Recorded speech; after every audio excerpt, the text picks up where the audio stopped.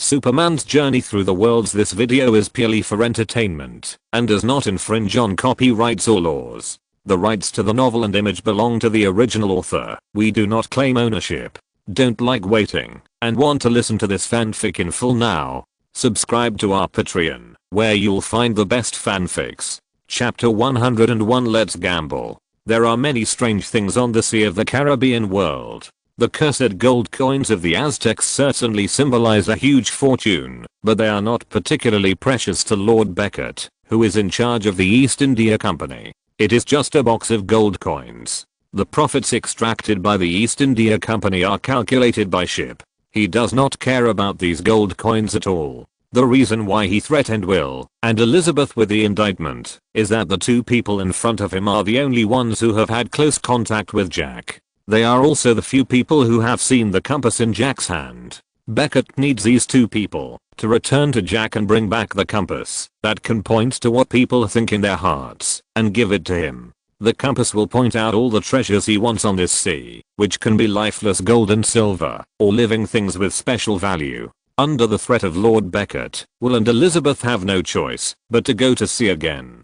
Fortunately, they have had experience once and know where to find Jack Sparrow, who has always longed for and pursued freedom. Lord Beckett hoped to find what he wanted with the compass in Jack's hand, but at this time, Jack, who was holding the compass that Beckett wanted, fell silent as he looked at the parchment in his hand. 13 years ago, he sold himself out in exchange for Davy Jones pulling up the Black Pearl from the bottom of the ship. Although he lost the Black Pearl because of the rebellion of Barbossa and others after only 3 years as captain, Davy Jones obviously didn't care about that. He drove the Flying Dutchman and appeared and disappeared in the sea. Jack was very worried that if Davy Jones came up to ask for his debt, he would be trapped on the Flying Dutchman forever. In fact, there was nothing wrong with becoming the captain of the Flying Dutchman, but Davy Jones was obviously unwilling to abdicate. So Jack naturally had a crooked mind at this time.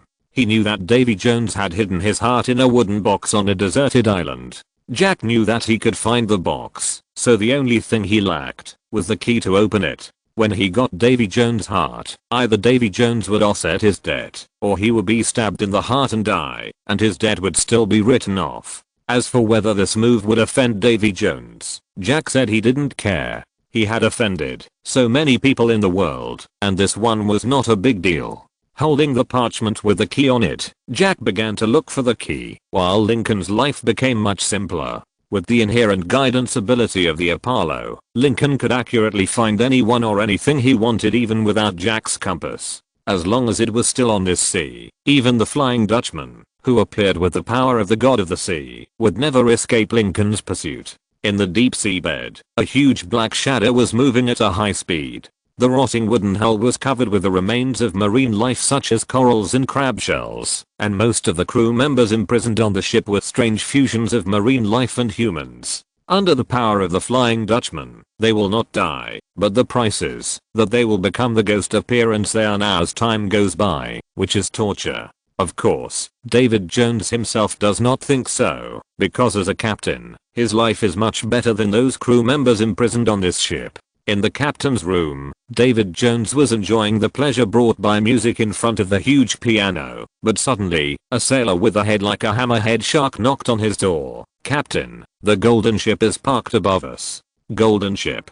David Jones opened his eyes suddenly after hearing the report. He walked out of the captain's room, stepped on the deck and looked up.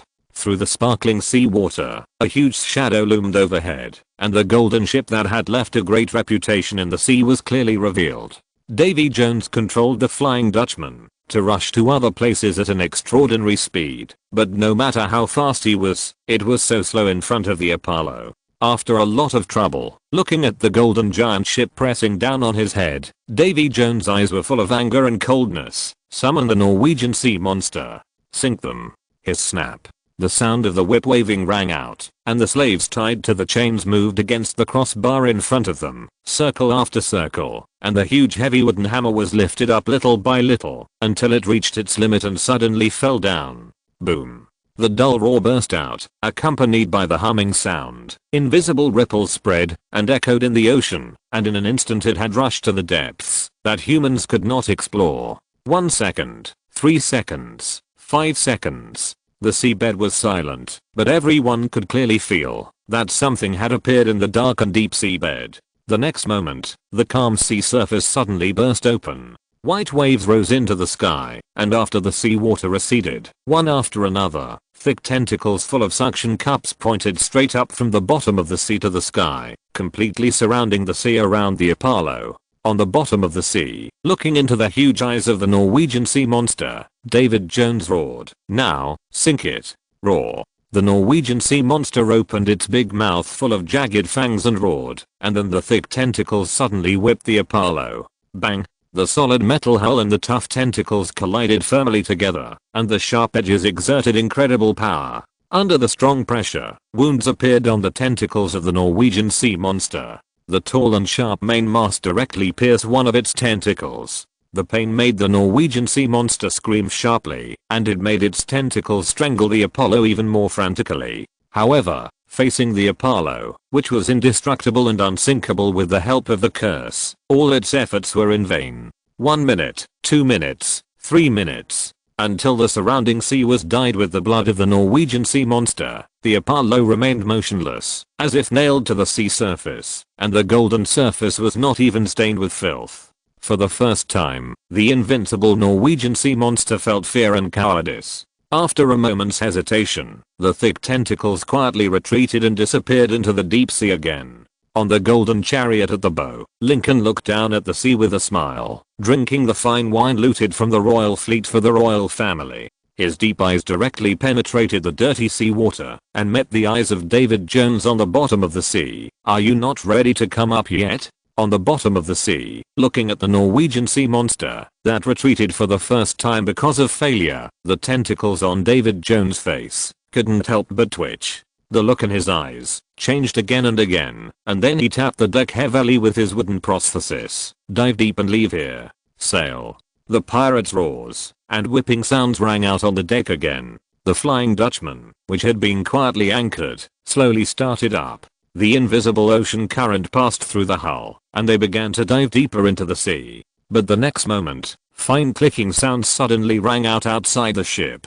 The actions of the pirates in their hands could not help but stop. They looked out in confusion and horror. The originally calm and turbid seabed was covered with dense ice crystals. The ice crystals were so fast and solid that the swift-moving fish were completely frozen before they could even make other moves. The way to dive had been completely blocked by the ice wall. Not only that, the cold ice was still spreading rapidly, like a cage, that completely solidified more and more creatures. Float up.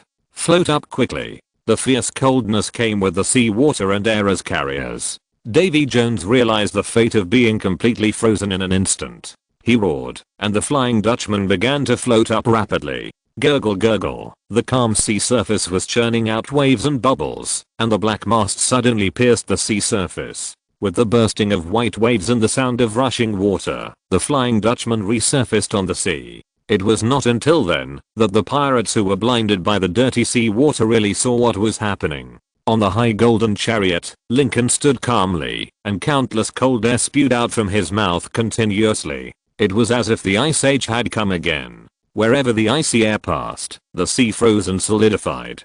Davy Jones and the imprisoned pirates looked into the distance and saw that the white ice surface had spread far away. In just a few breaths, Lincoln used his incredible power to transform this place from the most suitable sea area for the Flying Dutchman to a world of ice and snow that could sentence any ship to death. The biting cold came from all directions, making the sailors who were highly integrated with the marine life shiver. Some crew members were even frozen into ice sculptures in this icy cold. Using his wooden prosthesis to break the thin ice on the deck, relying on the mucus secreted from his body surface, David Jones protected himself from the cold and stepped forward to look at Lincoln. "Who are you?" "I'm the owner of the undefeated Apollo. As for my name, you don't need to know it, because after today, you only need to call me Master." Bullshit. Relying on the fact that his heart was not on the Flying Dutchman at all, David Jones shouted loudly, "No one can be my master, not even the god of the sea."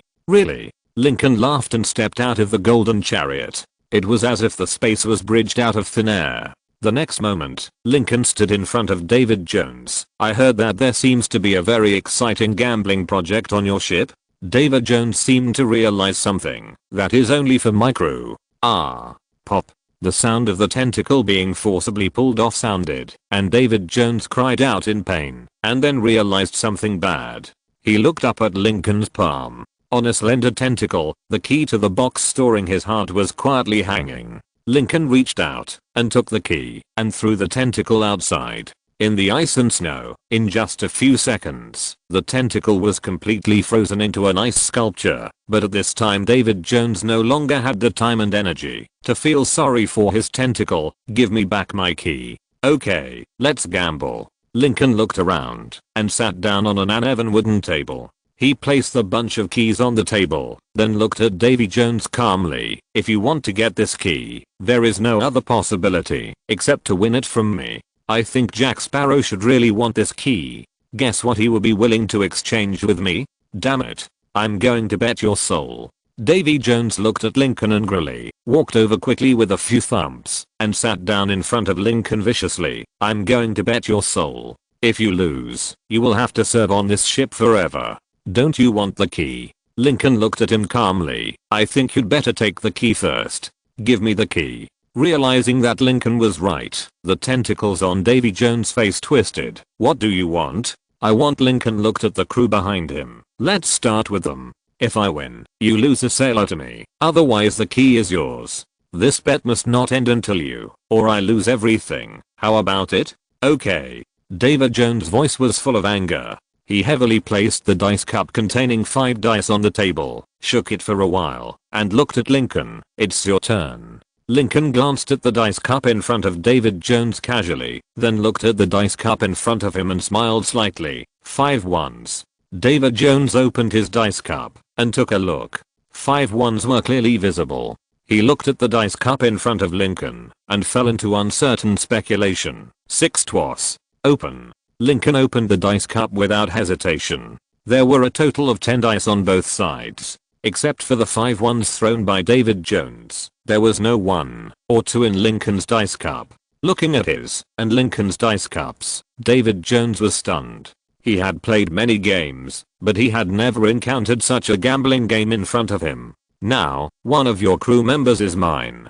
Lincoln closed the dice cup again with a smile, then looked at Davy Jones. "Next, my bet is this key in the crew member I won. You have to bet onto crew members." Chapter 102. Your life is mine. Playing the bragging game with Superman is definitely one of the stupidest things in the world. Lincoln's muscle strength can perfectly control any points he wants, and his perspective can directly turn the original guess into a clear card. Even worse, he can modify the points in a period of time when no one has reacted. As long as Lincoln wants, he can win in many ways. Bang! The dice cup was smashed heavily on the wooden board that was eroded and decayed by seawater and marine life. Without even looking at the number on his dice cup, David Jones's small eyes were fixed on Lincoln, trying to find some clues from his eyes. 3 twas. "Are you sure?" Lincoln didn't even open the dice cup in front of him. He smiled at David Jones with interest. "If you lose this round, the next bet will be on 4 crew members. By the way, how many crew members are there on your ship?" "I won't lose." David Jones looked at Lincoln with anger in his eyes. "Next, you will lose the key to me, and then your soul." "Really?" Lincoln's lips curled up for a smile, and he stretched out his hand to open his dice cup, revealing the 5 dice underneath, all of which were numbers above 2. "It's your turn." Looking at the 5 dice in front of Lincoln, David Jones' pupils shrank instantly. 5 dice, none of which had 1 or 2 points, which was beyond his expectation. He now only hoped that his dice cup would produce 3 dice with less than 3 points. He opened the dice cup and looked at the dice with 1 point, 1 2-point and 3 other points. David Jones' eyes were full of disbelief. The tentacles on his face kept twisting and twisting. He looked up at Lincoln, then looked at the dice in front of him, and was speechless for a long time. "Again. This time, the bet is 4. Lincoln waved his hand to let the 2 sailors stand behind him, and then covered the dice cup and shook it casually. "I said it first. 5 fours. It's your turn to shake."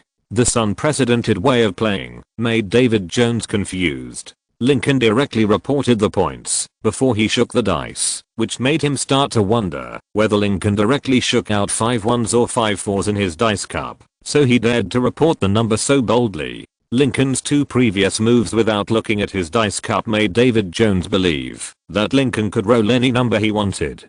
David Jones hadn't rolled the dice yet, but because of Lincoln's behavior, he was full of doubts. He looked down at the dice in front of him and gave up the idea of not changing the number. After shaking it twice with some hesitation, he looked at Lincoln doubtfully. 6. Open. Before David Jones's voice fell, Lincoln opened his dice cup and reached out to grab David Jones' hand holding the dice cup. It's time to open. You. Looking at Lincoln's 2, 3, 4, 5, and 6, David Jones was furious. As his dice cup was pulled open little by little, he knew that he had been deceived. The damn guy in front of him had been deceiving him from the beginning. If he didn't report the number after Lincoln reported 5 fours, he would have won at this time. But now, I have 7 crew members, and the next bet is 8. David Jones, how many rounds can your crew members last? 2 rounds? Or 3 rounds? You won't win all the time. David Jones, who had never experienced 3 consecutive failures, gasped and roared, you won't win all the time. Who can say for sure? Lincoln chuckled and looked at David Jones, whose anger began to occupy his brain and rational thinking. Now, we should start the 4th round. This time you have to pay with 8 crew members. David Jones didn't say anything. He put 5 dice into the dice cup and shook it. After glancing at the points thrown, he looked at Lincoln viciously. A 2. TSK TSK TSK. Lincoln looked at David Jones with pity in his eyes. After casually flipping the dice, he showed a sarcastic smile. 3 toss. Do you dare to let me open it? You. The pity in Lincoln's eyes and the sarcasm on his face deeply hurt David Jones' self-esteem. Whether he was deliberately laying out his doubts or was confident, David Jones, whose brain had lost its mind, could not analyze and obtain even a trace of valuable information from Lincoln. The tentacles extending from his wrists kept crawling on the dice cup, and his palms tightly grasped the dice cup. He was once again forced into a desperate situation. The points on his dice cup were 1 point, 1 2, 2 5s, and 1 6. For David Jones, the number of 3 was absolutely correct, but Lincoln was stuck on 3 in advance. The rule on the Flying Dutchman was that if the opponent reported the number of 3 dice, he had to report more dice points until there was no higher. He was not sure what the points in Lincoln's dice cup were. It was possible that he had no toss at all, and he would lose if he opened it, but it was also possible that there was more than 1 2. Lincoln never opened his dice cup from beginning to end. From David Jones' perspective, everything was unknown. Looking at Lincoln with a smile on his face, David Jones hesitated, and after a long time he said, open, open. What a pity. Lincoln opened his dice cup, and 2 toss and 3, 4, and 6 came into view. If you can report 4 toss, I will lose. You didn't seize this opportunity. As he spoke, Lincoln looked up at the pirates behind David Jones who had been arranged as chips. 8 of you are mine. Dull footsteps sounded from beside him, and David Jones, who was staring at the wooden table in front of him, twisted his fingers, as if scratching his heart. After a long silence, he suddenly raised his head. Go on, I want to continue betting with you. Of course, no problem. Lincoln nodded gently, and then heard the almost crazy voice of David Jones. Add 1 more person. This time, I bet with you all the crew members on my ship except the first mate. All the crew members? Lincoln narrowed his eyes and looked at David Jones. Are you sure? Let's get started. David Jones stretched out his hand and pulled his first mate to the gambling table. You know what to do. The first mate was full of awe and fear at the threatening look of David Jones in front of him. I understand. Bang, bang. 3 muffled sounds rang out, and the dice cups of the 3 people were smashed heavily on the table. Lincoln looked calmly at the 2 people in front of him who had united everything, and laughed sarcastically. 15 sixes. Impossible. Hearing Lincoln's count, David Jones suddenly laughed. 15 sixes. You are doomed to lose. You are doomed to lose. While laughing wildly, he stretched out his hand and suddenly lifted up his dice cup. At the moment, when a ray of light shone into the dice cup through the crack, the world slowed down. Birds, fish, or ocean currents. The movement of everything seemed to have stopped. Lincoln slowly stood up and opened the dice cups of David Jones, and the first mate stretched out his fingers to pinch the dice and laid them flat with the 6 points facing up, and then restored the dice cup. Snap. After snapping his fingers, the movement of the world resumed, and the next moment, David Jones's laughter stopped abruptly under the 6 points in his dice cup. His eyes were full of unbelievable shock, and his body couldn't help but tremble. Beside him, the first mate looked at the points in David Jones' dice cup, and was also shocked. He trembled and opened his dice cup. What appeared in his eyes were 5 dice with 6 points facing up. As if the bones in his body were emptied, the first mate collapsed to the ground like a pool of rotten meat, with deep despair and fear in his eyes.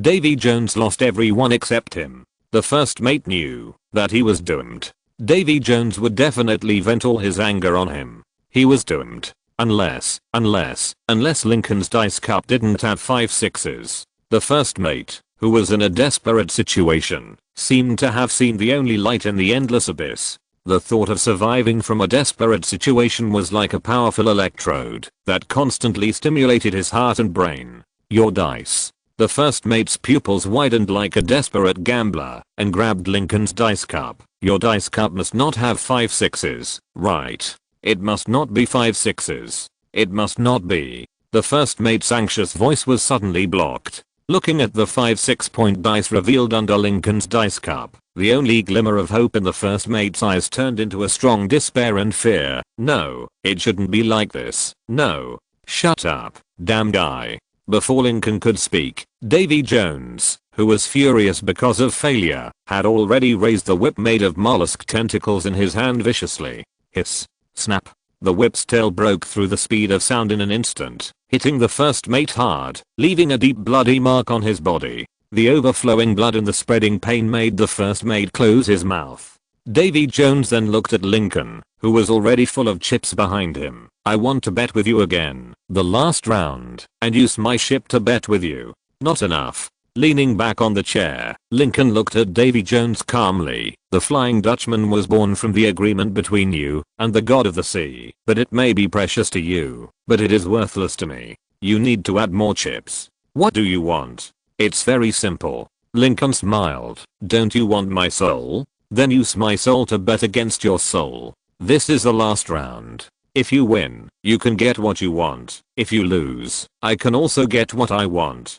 Davy Jones, do you choose to bet with me this round, or are you ready to tear up the agreement? As he spoke, Lincoln slightly gestured to the back, and the group of pirates he won took a step forward involuntarily. The neat footsteps stepped heavily on the floor, and a rotten wooden board was broken by the roar. The lives of these undead pirates came from the curse of the sea god. Davy Jones lost these people to Lincoln, but this does not mean that they will die. They belong to the Flying Dutchman, but they are no longer controlled by Davy Jones. Now they are a group of pirates who obey Lincoln's will and are immortal tools. The Norwegian sea monster was defeated and fled, and all the pirates under his command became Lincoln's spoils and bargaining chips. Even the Flying Dutchman was frozen in the ice and could not move. In this situation, Davy Jones's ability was wasted. His teleportation ability is good, but this skill is of no use in front of Lincoln. His ship and people are here, and the key to the box that locks the heart is also in Lincoln's hands. Unless he can kill Lincoln, there is no other way out except to continue. So the question is, can Davy Jones beat, or even kill Lincoln? Obviously not. Even if it is just the ability Lincoln has shown now, it is enough to prevent Davy Jones from having any idea of assassinating him. Continue the gamble. This is his only chance to turn the tables. Davy Jones' octopus head gurgled and spit out a few bubbles, then said, I want to change the bet with you. Oh, change the bet? Lincoln looked at Davy Jones with a smile. Tell me, what bet are you going to change? I want to bet on luck with you. Davy Jones stood on the side of the boat with 4 dice. Each person throws 2 dice at the ice below, and the one with the highest total wins. The various variables of force, air, and friction on the ice surface will make the number of dice thrown infinitely close to random. Davy Jones has seen Lincoln's amazing control over the dice points, and he also saw that there must be something wrong with the man in front of him.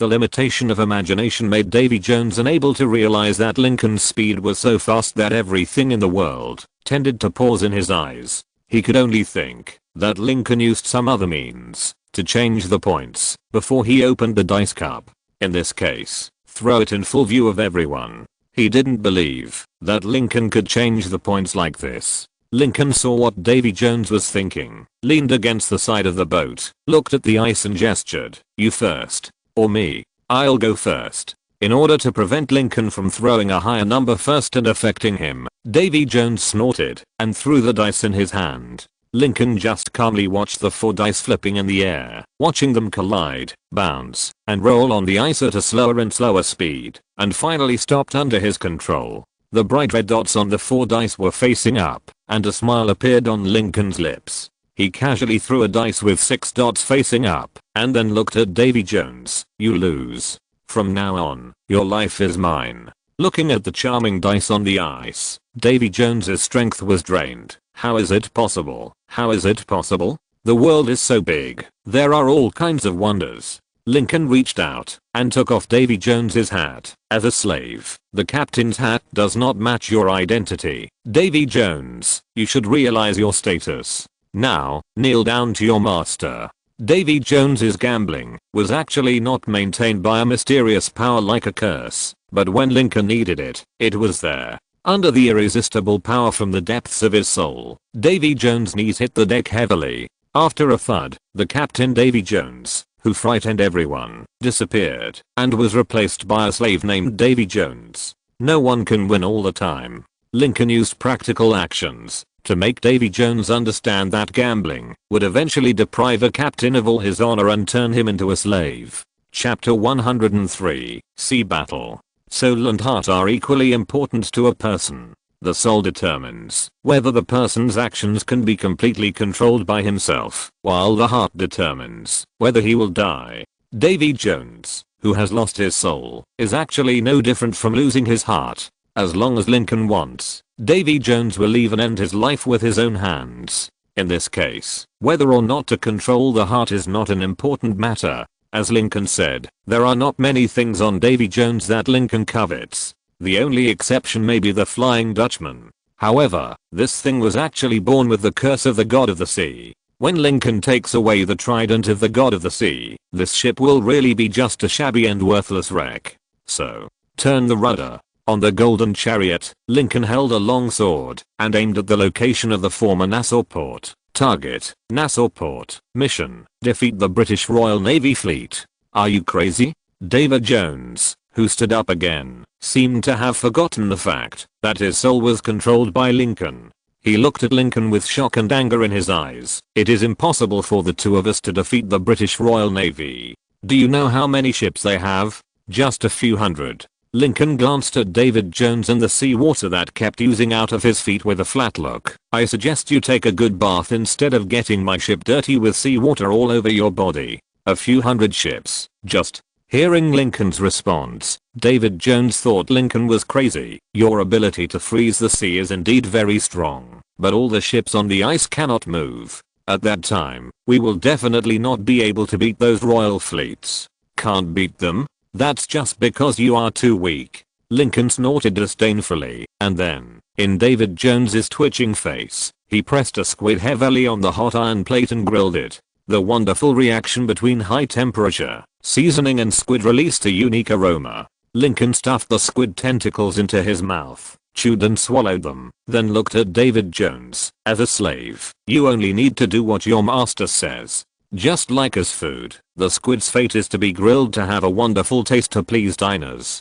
If the squid as food becomes unpalatable and spoiled, what awaits it is the fate of being thrown into the trash can and completely rotten. What will be the fate of the slave if he loses his original function?" Meeting Lincoln's meaningful eyes, Davy Jones could not help but avoid his sight because of the fear from his soul. The tentacles on his face squirmed a few times, and then he said timidly, I know. Since you know, then do it." After that, Lincoln reached out again and took out a squid from the bucket beside him. After a simple treatment, the sizzling sound of burning sounded again. The tentacles that deteriorated under the high temperature made Davy Jones unable to continue watching. The more he looked, the more he felt that it was himself who was being roasted on the iron plate. In the vast sea, the brilliant Apollo pointed like a golden sword directly at the royal port, where Lord Becket's fleet was stationed, and under the sea surface, covered with golden light, the shadow of the Flying Dutchman was like a ghostly deep-sea leviathan.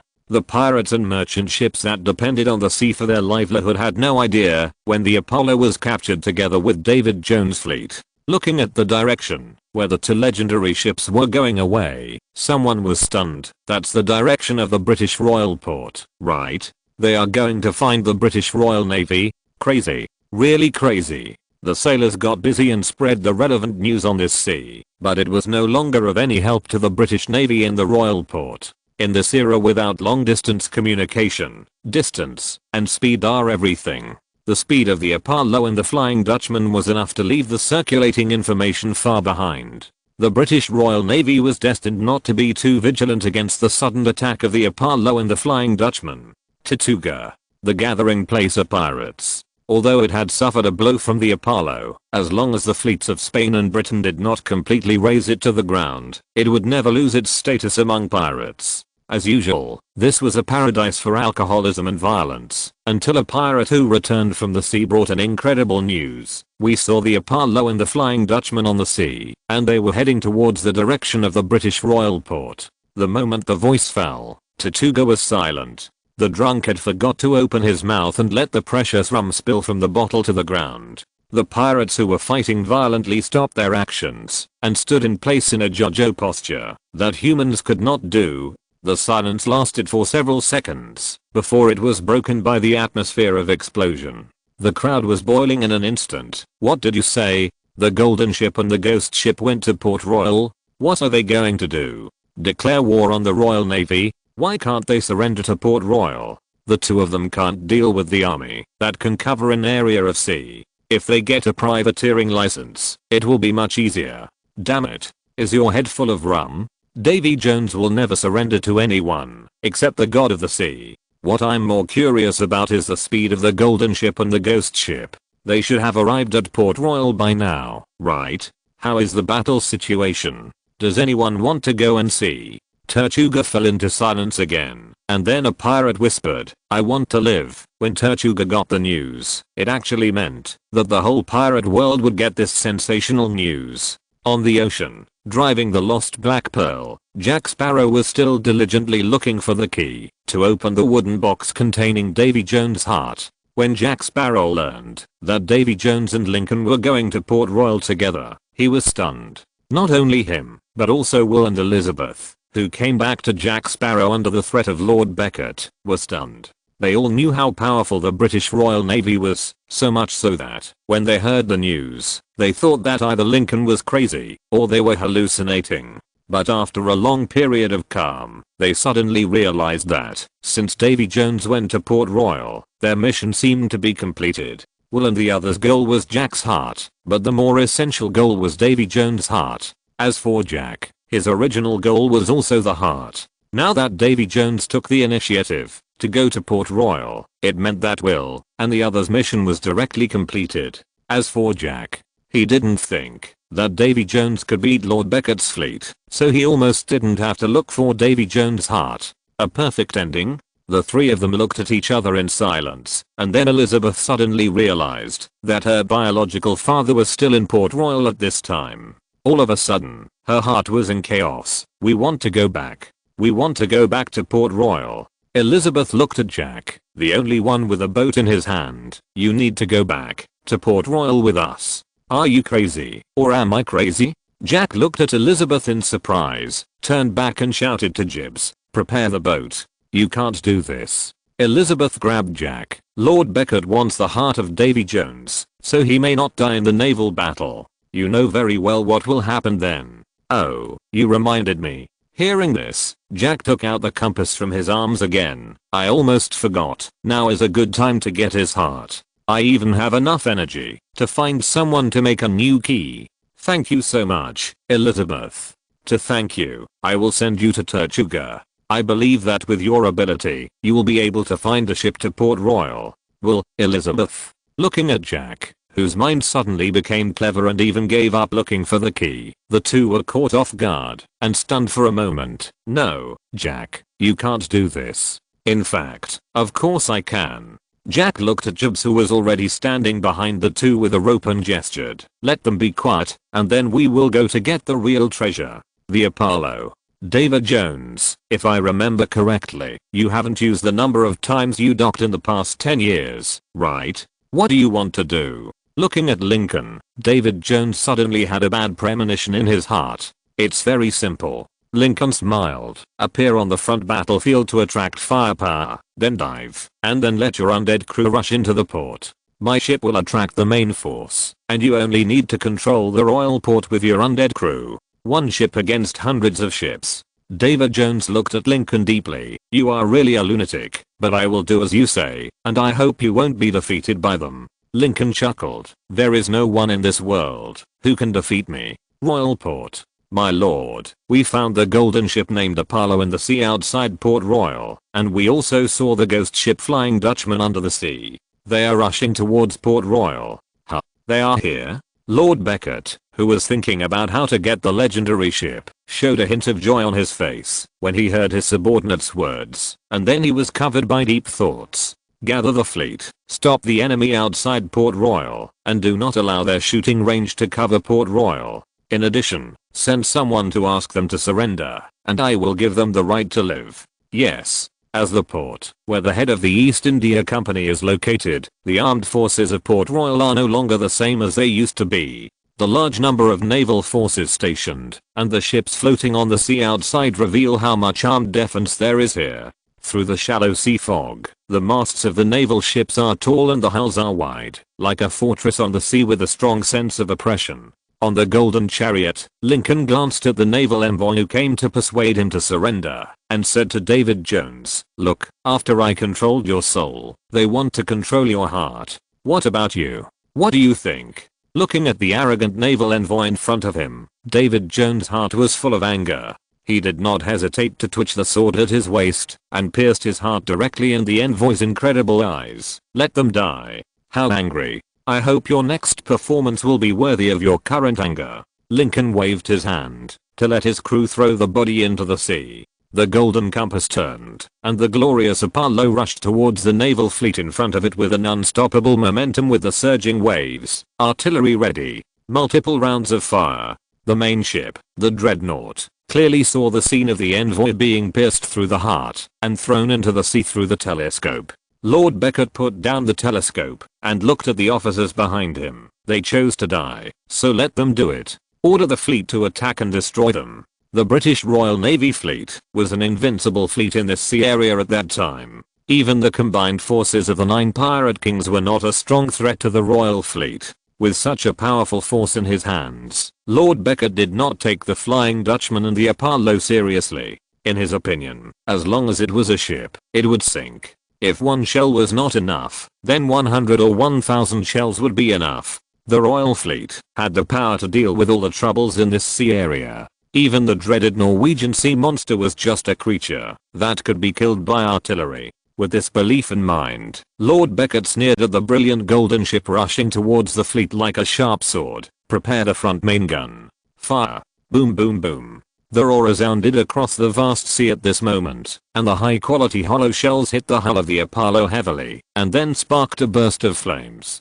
The flames raged on the hull, and the shock waves stirred the sea surface into chaos. However, facing the direct bombardment of dozens of main guns, the Apollo did not even tremble. The brilliant hull shone with an undefeated light, tearing through the shackles of flames like a sharp sword, and rushing into the encirclement of the fleet. The sound of extinguished metal plates flipping was heard, and golden cannons stretched out one after another, and then played a roaring symphony of artillery on the sea without hesitation. Thousands of shells raged out in each round of bombardment, and the shells seemed to be automatically positioned with incredible accuracy. The fleet, composed of hundreds of ships of the British Royal Navy, was like a huge target under this precise and terrifying bombardment. Smoke and flames splashed on the hull, and one ship after another was ruthlessly destroyed and sunk. On the main ship of the dreadnought, Lord Beckett's expression froze as he watched the lonely Apollo 11 ruthlessly crush the combined fleet.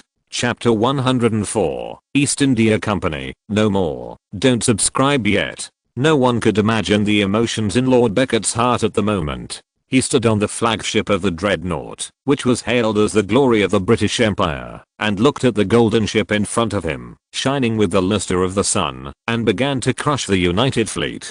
The cannons that the United Fleet was proud of bombarded the huge golden ship, making a buzzing sound, but could not shake the huge hull at all. Instead, its fragile wooden structure was ruthlessly torn apart. No, there was no need for bombs. Even a collision with surging waves could break the Royal Navy's warships and drag them into the sea and tear them into pieces. The warship named after Apollo's divine position was rampaging in this sea like the god of war airs. The shining ship that claimed to bring light was bit by bit strangling the last ray of light in Beckett's eyes. Just one golden ship crushed the combined fleet of hundreds of warships on the front battlefield. On the seabed, that was difficult to reach, David Jones had already followed Lincoln's instructions to drive the Flying Dutchman across the sea encirclement of the combined fleet and directly invaded the royal port. In the horrified eyes of the port navy, the calm sea surface suddenly burst open, and then the Flying Dutchman, which was full of traces of decay, appeared in their eyes. Before they could react to what happened, the roaring artillery had already been fired from the Flying Dutchman, and shells flew out one after another, instantly breaking and collapsing the brick and stone walls. Counterattack! Counterattack! The remaining naval commander shouted in panic, but before he could reorganize the panicked soldiers into an effective front, the dock had already rippled. The pirate shouter holding a sword rushed out from the bottom of the sea and collided head-on with the navy, left on the shore with a fearless attitude. Just like Barbossa and his crew who were cursed by the gold coins, the crew of the Flying Dutchman will not really die before they have completed their service years. The combined fleet in the naval battle in the distance was crushed head-on, and the guns and swords in the land battle could not effectively kill the enemy. Under such circumstances, the morale of the British Navy began to collapse and retreat rapidly. Hundreds of undead pirates on the Flying Dutchman rampaged in the royal port. They mercilessly killed all the Royal Navy they could see, and even Governor Swan, who retreated under the protection of the Navy, was not spared. When the pirates holding swords took control of the governor's mansion and occupied the Navy command in the coastal defense fort, it meant that the land war was completely over. On the vast sea, smoke and wailing were everywhere, and pieces of broken wood floated on the sea. From time to time, a few marines could be seen holding onto the wood tightly. The shining golden sun god rolled up the waves and sailed past them not far away, holding a piece of driftwood tightly in their hands. They looked up at Lincoln standing on the golden chariot, their eyes full of confusion and fear. The glory of the British Royal Navy comes from continuous victory. In their naval career, they have never suffered such a disastrous defeat until they encountered the golden ship at the helm of Lincoln. He single-handedly destroyed the entire joint fleet. It was not until then that they realized what the unbeaten sun god that had been circulating on the sea a long time ago meant, but it was too late. Absolute speed, absolute firepower, the entire joint fleet was buried in this sea area. No warship could leave here safely, all turned into broken wreckage and silent in the vast ocean. Only the dreadnought, which symbolized the glory of the British Royal Navy, floated alone on the sea. The black and gold dreadnought looked extremely noble, but as the golden ship slowly approached, the huge shadow shone through, almost completely covering the entire dreadnought. Watching the destruction of the combined fleet, Lord Beckett's mind was in a mess. He was unable to give any orders until Lincoln came over surrounded by a group of golden pirates. In fact, even if he gave any orders, it would be meaningless. Watching the invincible combined fleet being destroyed before their eyes, any of the dreadnought marines looked at the golden ship and Lincoln with awe and fear. Even though there were only a few pirates behind Lincoln, they dared to retreat with their spears in hand, until Lincoln walked behind Lord Beckett and took off his hat. Lincoln gestured to a pirate behind him, took a cigarette, and put it into Lord Beckett's mouth, then lit it. "I heard that you are the head of the East India Company?" The stimulating smell of the cigarette finally brought Lord Beckett back to his senses. He turned his head stiffly to look at Lincoln, and his lips moved twice. "You, who are you? Hasn't your superior taught you not to answer questions with questions?" Lincoln chuckled, then sat on the cushion that the pirate behind him brought, raised his legs, and looked at Lord Beckett with a gun in one hand. Don't do it next time. I will be very unhappy. If I'm unhappy. Lincoln glanced slightly, and the scalp-numbing opening and closing sounds and mechanical collisions sounded. One golden heavy cannon was directly aimed at the main ship of the dreadnought, which frightened everyone on the ship. If it weren't for the more direct threat of the black muzzle in Lincoln's hand, Beckett's adjutant would even want to go up and persuade his respected Lord Beckett to surrender. The muzzles of large caliber guns and small caliber guns are sufficiently threatening. But facing this fog, that could make people game over at any time. Lord Beckett, who had been stunned before, was now full of courage for some reason. The British Royal Navy is never afraid of sacrifice. Really? Lincoln looked past Lord Beckett and looked at the soldiers and officers behind him who were looking at each other in bewilderment. You also think so? To live and die with your lord? Looking at Lincoln, who was trying to sow discord, Beckett turned around and glanced at the hesitant people behind him and then sneered at Lincoln. It's useless. They are all the most loyal soldiers of the Empire, and they will never betray. Puff. In Lincoln's playful eyes, a sharp sword pierced Beckett's chest from behind. Blood spread from the wound and the sword, dyeing his already bright red officer uniform into a deep red. Looking down at the sword piercing his chest, Lord Beckett's eyes were full of disbelief. He turned his head to see who had done it, but a force from behind pushed him to the ground. Except for a figure in blue clothes stepping forward, Beckett could not see anything more.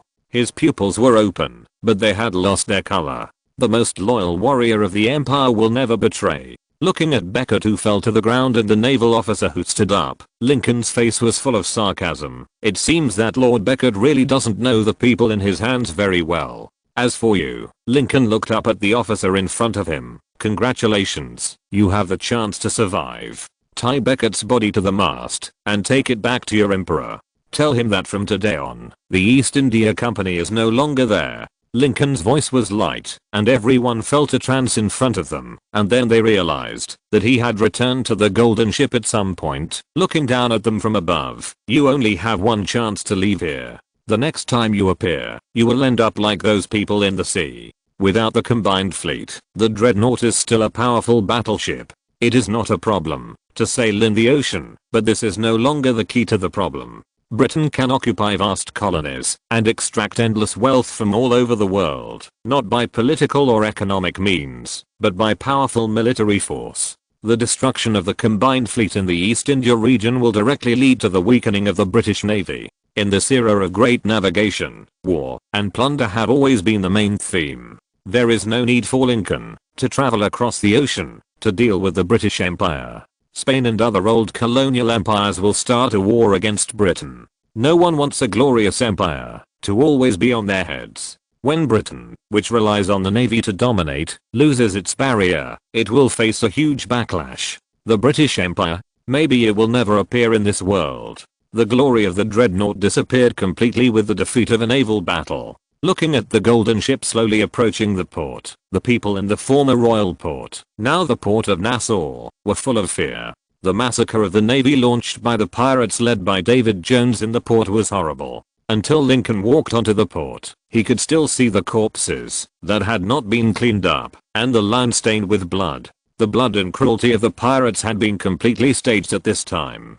Inside the governor's mansion, Lincoln silently closed the curtains, after glancing at Governor Swan, who was hanged on the gallows outside, and looked at David Jones. What's the situation in the port? My people have been cleaning out the British Navy. It won't be long before they are all killed. The ships in the port have all been under control. From today on, we have a fleet. Very good. Lincoln nodded slightly. What I want you to do next is very simple. Convene a pirate meeting. Hearing Lincoln's order, David Jones frowned. You want to control all the pirates? They are too weak, and they are of no help to our strength. Control the pirates? Lincoln chuckled. Why should we control a group of mobs?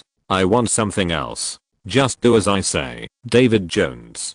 Tortuga. What? Port Royal was captured? Elizabeth looked at the tavern owner in disbelief, but there is clearly an entire combined fleet stationed there. The combined fleet has been completely destroyed. A pirate shouted. Except for the dreadnought, all other ships of the combined fleet have sunk, and not a single ship escaped. The entire Port Royal is now controlled by the Golden Ship and the Ghost Ship. David Jones is now proposing to reconvene the Pirate Congress, and the address is chosen in Port Royal, which should now be called Port Nassau. Stop talking nonsense. It's impossible. A drunkard interrupted. The address of the Pirate Congress is fixed, and the 9 Pirate Kings will never listen to David Jones. I heard that the one who wanted to convene the Pirate Congress was not David Jones, but the owner of the Golden Ship. I heard that during the Great Naval Battle, it was the Golden Ship that completely sank the entire combined fleet. Impossible. Absolutely impossible. Elizabeth was in disbelief when she heard the news. How could this happen? The seabed of Port Royal is full of sunken ships. You can tell it's real if you go there and take a look. How can it be fake? The Pirate Conference may really be held in Port Royal this year. The return of the dreadnought made the glory of Britain known to the whole world no longer exist. The reputation of the Golden Ship resounded in the sea, but countries like Spain, which have a strong navy, no longer have time to think about these things. The British fleet was defeated. Now is a good time to unite and divide up the British colonies, in order to prevent the era from returning to the era when Britain was the only dominant power. Spain and Portugal, the 2 enemies who have fought for many years, even joined forces at this moment to dismember the British Isles. The Victorian era died before it even began. Of course, these have nothing to do with Lincoln. He was meeting Elizabeth, who hurried over from Tortuga in the governor's office he occupied. Nice to meet you, Elizabeth Swan. If I remember correctly, the last time we met was on a deserted island. Where's my father? Elizabeth had no time to exchange pleasantries with Lincoln. She rushed over and said, "What have you done to my father, Governor Swan?" Unfortunately, he was hanged on the gallows by David Jones. Lincoln drew open the curtains, revealing the somewhat dried corpse outside. Perhaps you can recognize him from his dress. No. Looking at the half-dried corpse, Elizabeth's eyes were full of despair and pain, and her tears kept flowing. She turned around and looked at Lincoln fiercely. "You killed him. You killed him. You can say that, but..." Lincoln sat back in his chair. "Maybe I can bring him back to life. After all, there are all kinds of miracles in this sea, and resurrection is not impossible. Do you know how to do it? Of course, but everything comes at a price." Lincoln looked Elizabeth up and down, with a faint smile on his lips. "It depends on how much you want to resurrect your father." What do you want?" Lincoln pointed at the curtains in the door. "Why don't you close the doors and windows, and then we can have a good chat?" Hearing what Lincoln meant, Elizabeth's pupils widened. Maybe you can ask Jack for help." Lincoln looked at her with a smile. "But you have to wait until the Pirate Conference is over. Then it may be too late." Elizabeth's strength was drained away. She silently locked the door and closed the curtains. "I know. Chapter 105 Pirate Code. Madam, you don't want your father to die like this, do you? Oh, how much do you want your father to be resurrected? Look, you say no, but your body is very honest." On Elizabeth, Lincoln used all 3 things he learned from the movie. To be honest, before he knew that Davy Jones hanged Governor Swan, he never thought that he could use this trick in the world. But it must be said that Elizabeth is really good, and this trick is indeed useful. A few hours later, Lincoln heaved a long sigh of satisfaction. Elizabeth, who was limp all over, pulled a piece of cloth from the side to cover herself, and endured the pain in her lower body as she looked at Lincoln fiercely. "I have given you what you want. Resurrect my father." "Of course." Lincoln nodded lightly, and then said, "Next, we have to talk about, Miss Elizabeth, how long do you plan to let your father live?" Hearing Lincoln's words, Elizabeth's eyes widened, full of disbelief. "You lied to me." "Of course not." Lincoln smiled. "Take your father to the Golden Ship. He can be resurrected as a human being, but if he leaves the Apollo, he will definitely die again. Under normal circumstances, sailors need to use labor to exchange for their survival time, but your situation is a little different." Lincoln said, his index finger resting on her chin, his thumb stroking her rosy lips, guiding her head forward. "Only one last step can keep your father alive. You won't give up just like that, right, Jack?" We meet again. In the conference room, looking at Jack, who was feasting on all kinds of food in front of him, David Jones showed an ugly smile on his face. "I thought you would be afraid to give your gold coins to others." In fact, that was my original intention, but then I heard an interesting rumor. Jack licked the residue on his fingers and looked at David Jones. They said you made a bet with the owner of the gold ship and lost. So, does the Flying Dutchman still belong to you now? Jack's words deeply hurt David Jones. From the ghost ship overlord that crisscrossed the ocean to becoming someone else's slave, this was the second pain point in David Jones' heart. Now that Jack had exposed him nakedly, his face was full of anger, and he drew out the long sword at his waist. Now, I want to collect my debt to you. You have to serve on my ship for 100 years. It's not enough.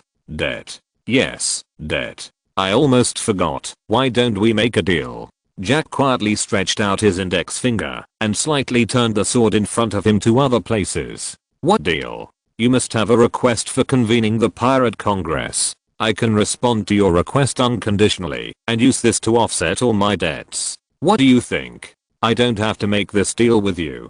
Davy Jones looked at Jack with a sneer. You will all agree to my request in the end, and I will definitely take your soul away with my own hands. Then, are you ready to do it now?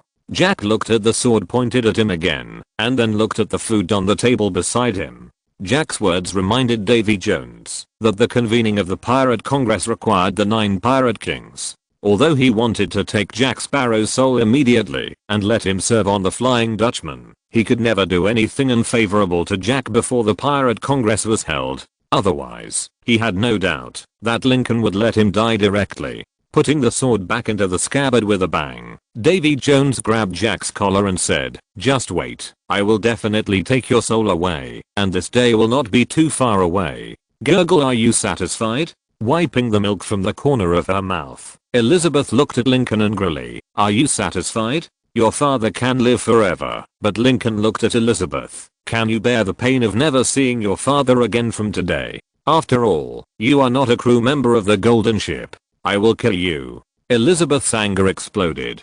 Regardless of the softness and pain in her body, she picked up the dagger on the table and stabbed Lincoln. But the next moment, the world in front of her was spinning, and when she reacted, she was already held down by Lincoln in a very shameful posture. Your father should have been resurrected by now. If you really want, I can show you how he died and weathered. Just kick him off my ship. Do you want to?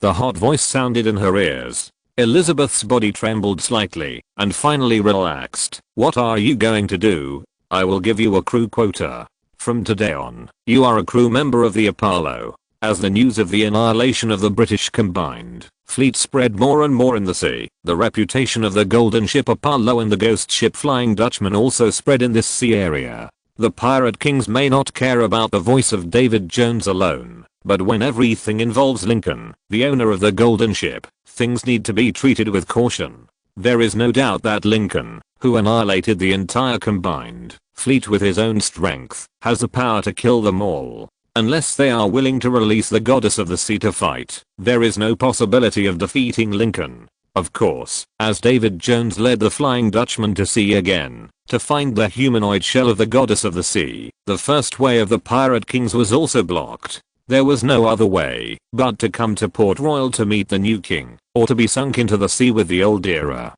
Time flies. We'll never see Elizabeth again after arriving at Port Royal. Because Lincoln is busy every day, she is also very busy. It was not until Davy Jones returned to Port Royal with the humanoid shell that sealed the goddess of the sea that Elizabeth finally got temporary and limited freedom.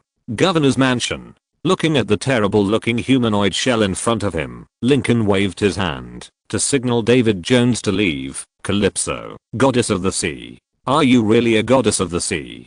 Being questioned as a god is something Calypso absolutely cannot tolerate. She couldn't help but roared, "Of course I'm the goddess of the sea. A mortal. Really?" Lincoln didn't even say yes or no, but took out a sharp sword from the weapon rack beside him. "So, goddess of the sea, if I kill you, will you be released? Or will you die with the shell? Or will you be immortal? You can't hurt me." Calypso sneered at Lincoln, her eyes full of fearlessness. "You can't hurt me." Lincoln was unmoved, and without hesitation, pierced Calypso's head with the sword in his hand. But as the sword was pulled out, Calypso showed no signs of death. "It seems that what you said is indeed right. But I still have a doubt. If the trident of Poseidon is completely destroyed, are you still the god of the sea?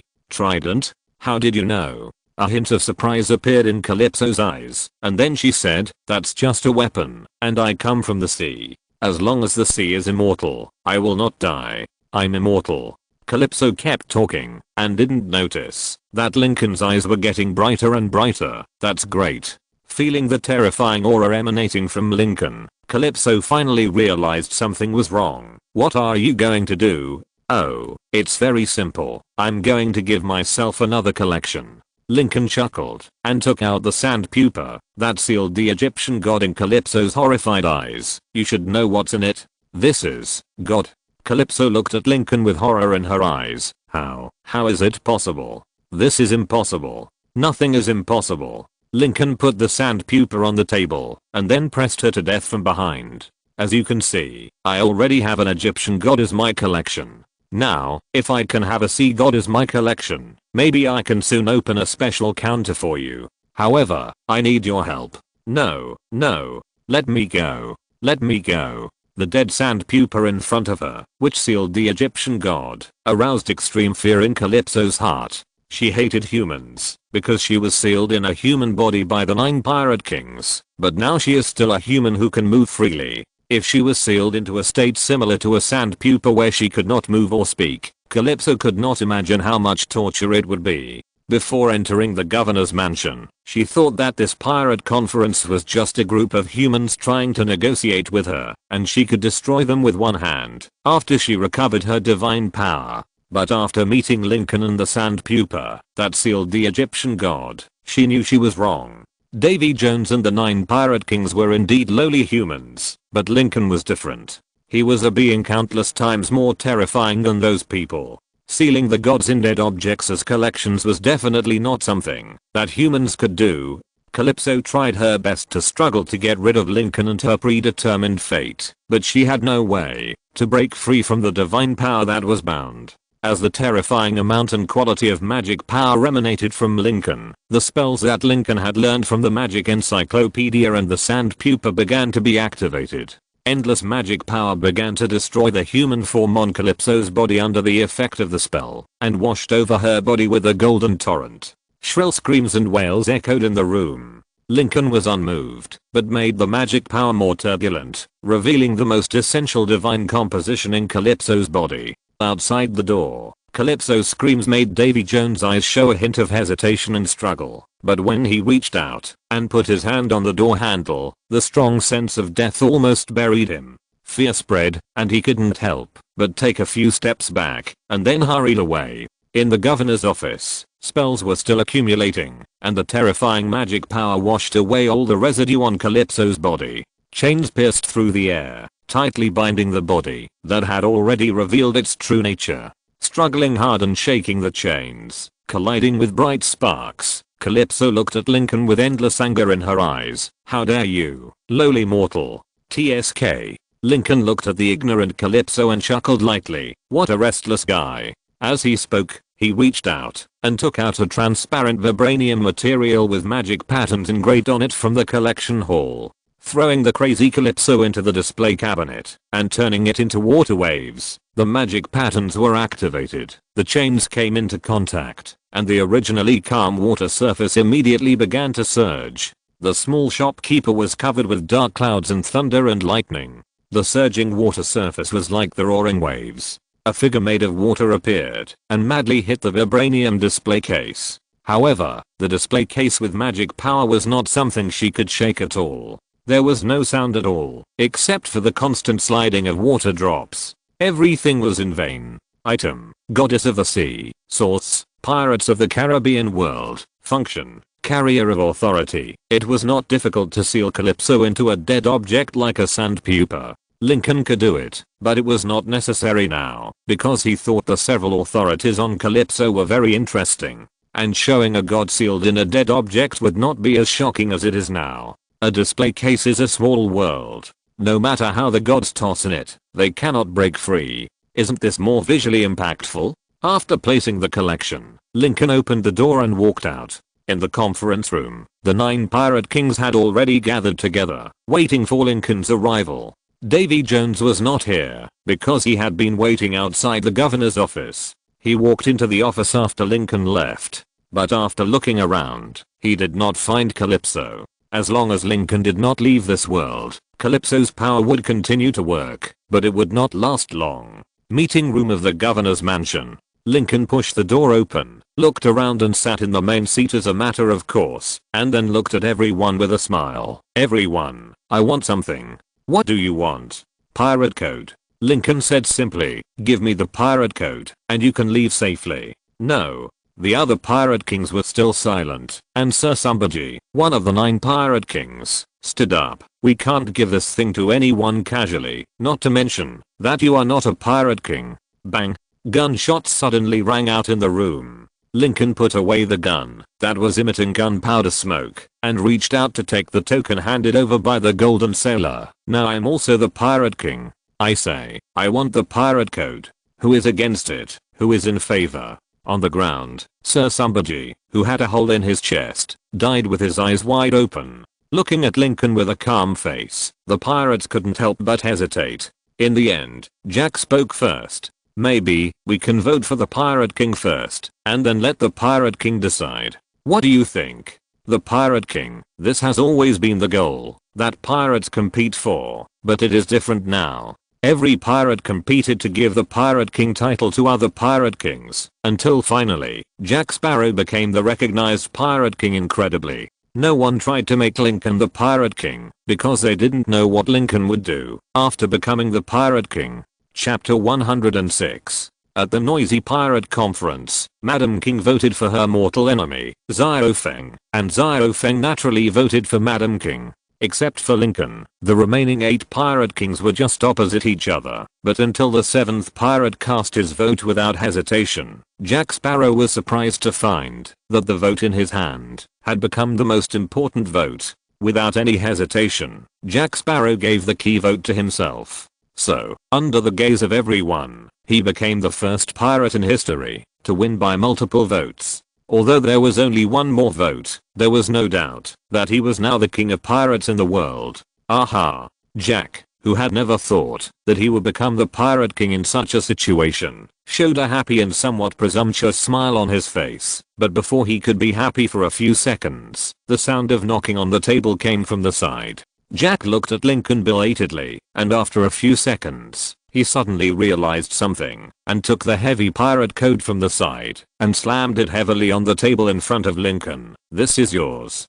The pirate code, made of more than 1,000 pages of parchment, weighed dozens of pounds, and there was an iron lock hanging on it that was already quite thoughtful. Lincoln just reached out to pick up the iron lock that locked the code, and Jack's voice came from the side. Well, that's because the code was destroyed. Maybe I know where the key is. As he spoke, he looked around the crowd, ready to ask his biological father to come and help, but Lincoln looked at the iron lock with a trace of disdain. No need.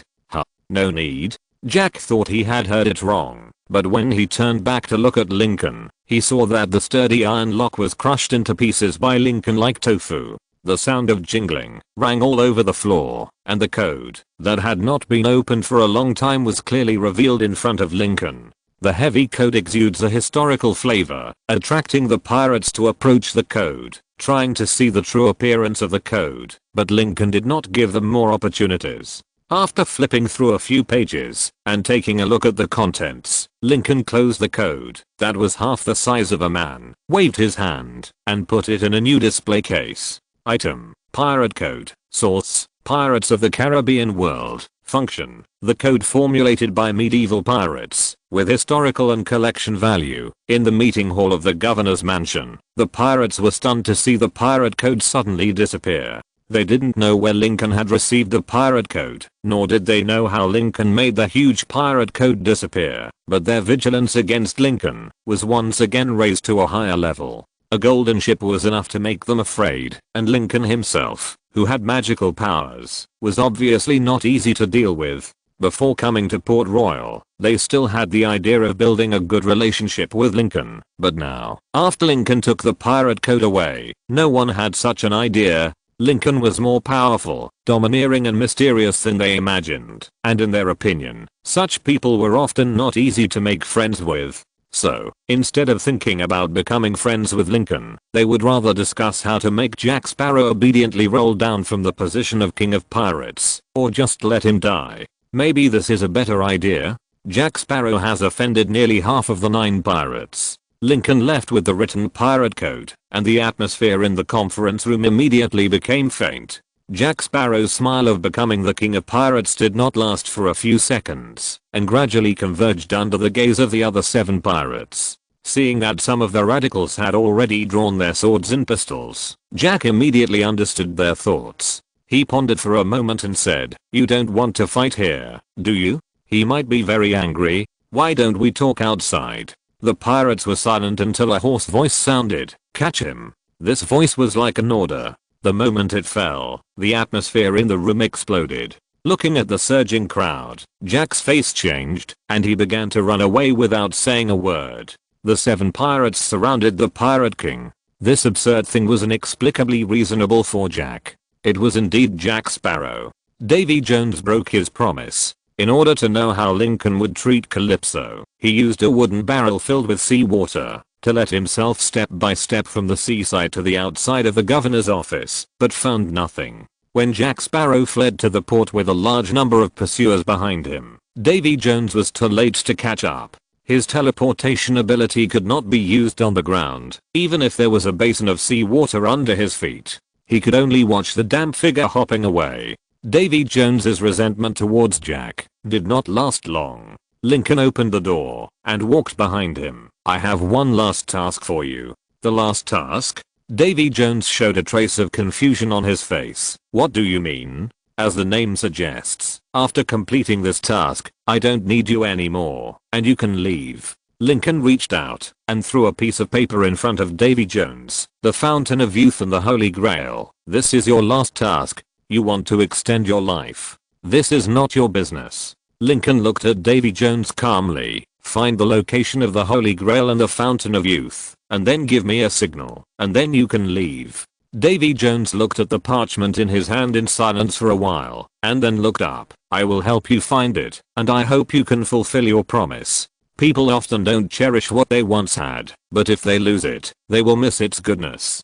Davy Jones used to be very free. Except for not being able to go ashore, he was almost unconstrained at sea, but he didn't think there was anything wrong with it. It was not until he lost the bet that he had an incomparable desire for freedom. He was eager to catch Jack Sparrow and teach him a little lesson, but now, the most important thing was to find the Holy Grail and the Fountain of Youth, and then get free. At the window of the governor's mansion, Lincoln's eyes were full of indifference as he watched Davy Jones drive the Flying Dutchman away. He was indeed right in his promise to Davy Jones, but the actual situation was very different from what Davy Jones imagined. He might have thought that Lincoln would mercifully remove the consequences of his losing the bet, but in fact, Lincoln meant that after the trident was taken away by him, all the curses in this world would dissipate. At that time, Davy Jones, whose heart was outside his body, would undoubtedly die, and Lincoln had no intention of caring about the dead.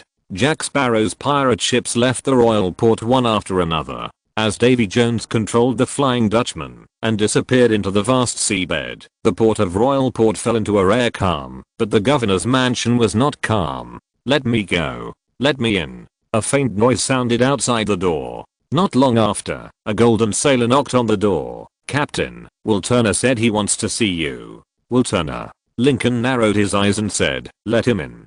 The golden sailor nodded and left. A moment later, Will, who was dressed neatly and looked anxious, was thrown in with a bang. Looking back at the extremely rough sailors, Will got up from the ground, rubbed the painful place where he fell, and then looked at Lincoln. "Where is Elizabeth?" "Where did you hide her?"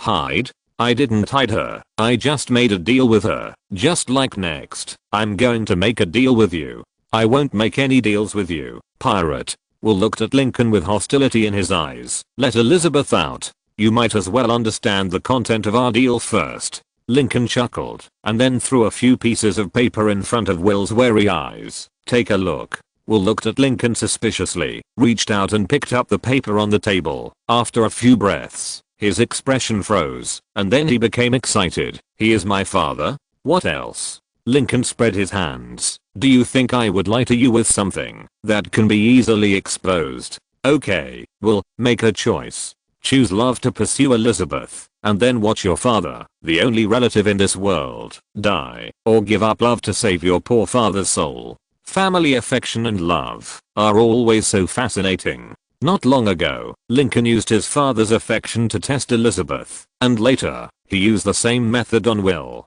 But things were beyond Lincoln's expectations. Unlike Elizabeth, Will put down the paper in his hand after a brief thought. I won't believe a pirate. Really? Then congratulations. From now on, your last relative in this world has also disappeared. After saying that, Lincoln snapped his fingers without hesitation, and the invisible wave was transmitted to Davy Jones along the mark of the soul. Without any hesitation, Davy Jones, who was driving the Flying Dutchman to find the whereabouts of the Fountain of Youth, drew the long sword at his waist and chopped off the head of William Turner, who was serving on the ship.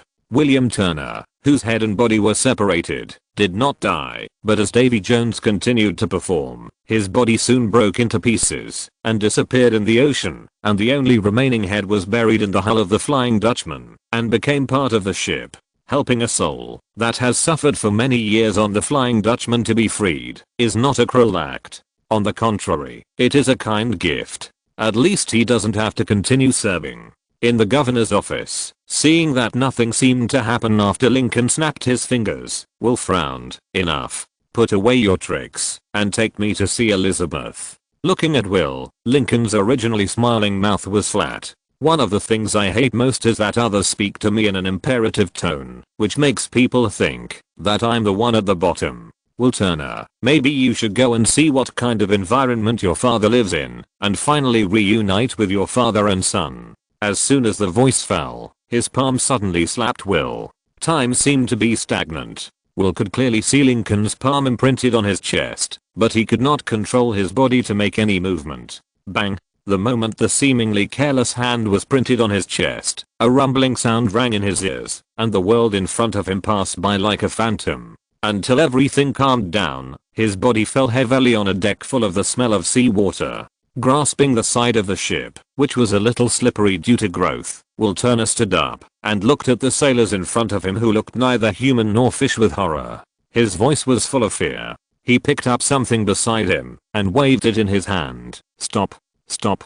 A kind of fisherman sailor did not retreat because of Will's stern threat. Instead, he whispered to each other, "Is he William's son? He doesn't look like it at all." This look of being bullied by others and deceiving oneself is quite similar. The same coward. Ha ha ha ha. My father is not a coward. He is a sailor who bravely goes out to sea to face the wind and waves and islands. Will held a piece of broken wood in his hand and roared angrily at the fisherman in front of him. However, all the mermen were silent for just a moment, and then they burst into laughter wantonly. Ha ha ha. Did you hear that? He actually thinks his father is a sailor. A sailor who works with pirates on a pirate ship and is called the Lace King. What a self-deceiving guy. Ha ha ha. The mermen laughed crazily, and some of them even began to pull Will. Hey, son of a sailor, want to see where your father is now? I'll take you. Boom. A heavy crash came from above, and the mermen who were laughing a moment ago suddenly quieted down and retreated timidly. In the sound of the rotten and blackened stairs, the seawater was constantly shaken off, until finally, David Jones appeared in front of Will. Will Turner, son of William, there has never been a father and son serving together on my ship. Moreover, you seem to love that woman named Elizabeth very much. The smell of love, the smell of decay.